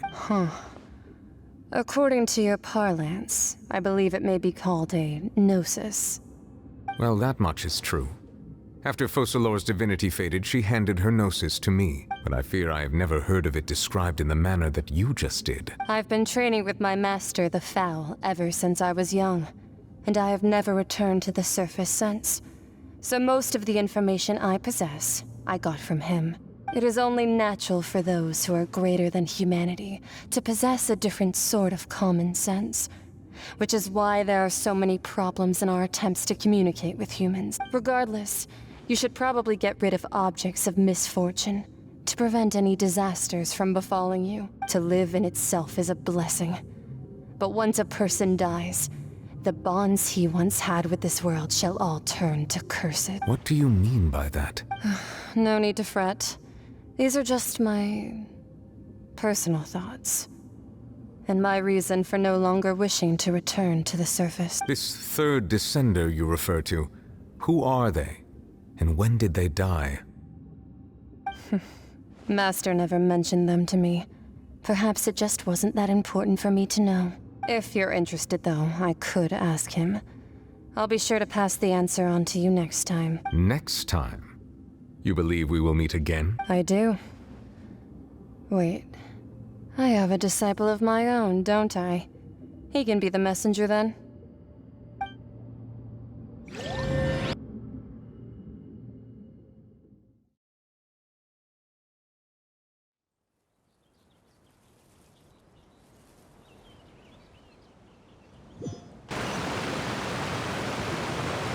That's what she told me. Whether it would prove useful or not, I wanted to pass that information on to you. The remains of the third descender? So that's what the Gnosis actually are. Paimon just thought they looked like chess pieces. How could they be a person's remains? All the same, assuming that there was no misunderstanding or special metaphor at play, that is what she meant to say.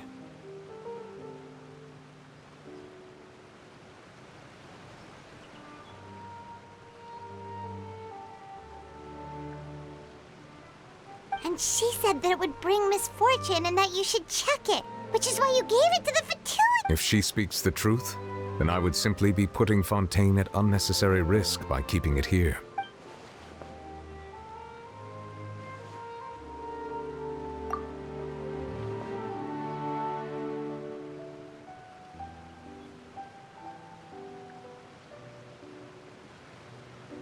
I had guessed that you might already be familiar with this concept, but I did not expect you to be one of them. That means that the Gnosis, which are exceedingly element-compatible and can even enhance elemental abilities, do indeed come from the third descender. I wonder, does your body also possess similar properties? Like being able to use elemental powers without a vision. That does sort of count as special compatibility, right? No, let's not think about this stuff right now. It just feels creepy, comparing the Traveler to the dead third descender and all. That's what you say, but this topic still feels like bad luck. Once Child recovers, let's get some more answers out of him. Or go look for his master and get the answers that way. I too believe it unwise to make too many blind guesses when information is lacking. The same is true of being at court. All right. Whatever the case, it seems like the crisis here in Fontaine's over for now. Yes. All of Focalor's efforts were for this moment as well. But she sacrificed herself in the end as a god, and she suffered through all those years as a human. Was that really what she wanted? I suppose that would be the mystery of a god's will. I suspect not. But once in a while, I too would guess that if wishes were like the clouds in the sky, they will one day return to the earth as raindrops. Life flows like water, and rain is the final answer. The water levels may sometimes tilt one way or another, but the rain falls fairly upon all. And what ultimately is the difference between the rains that fall upon all of us?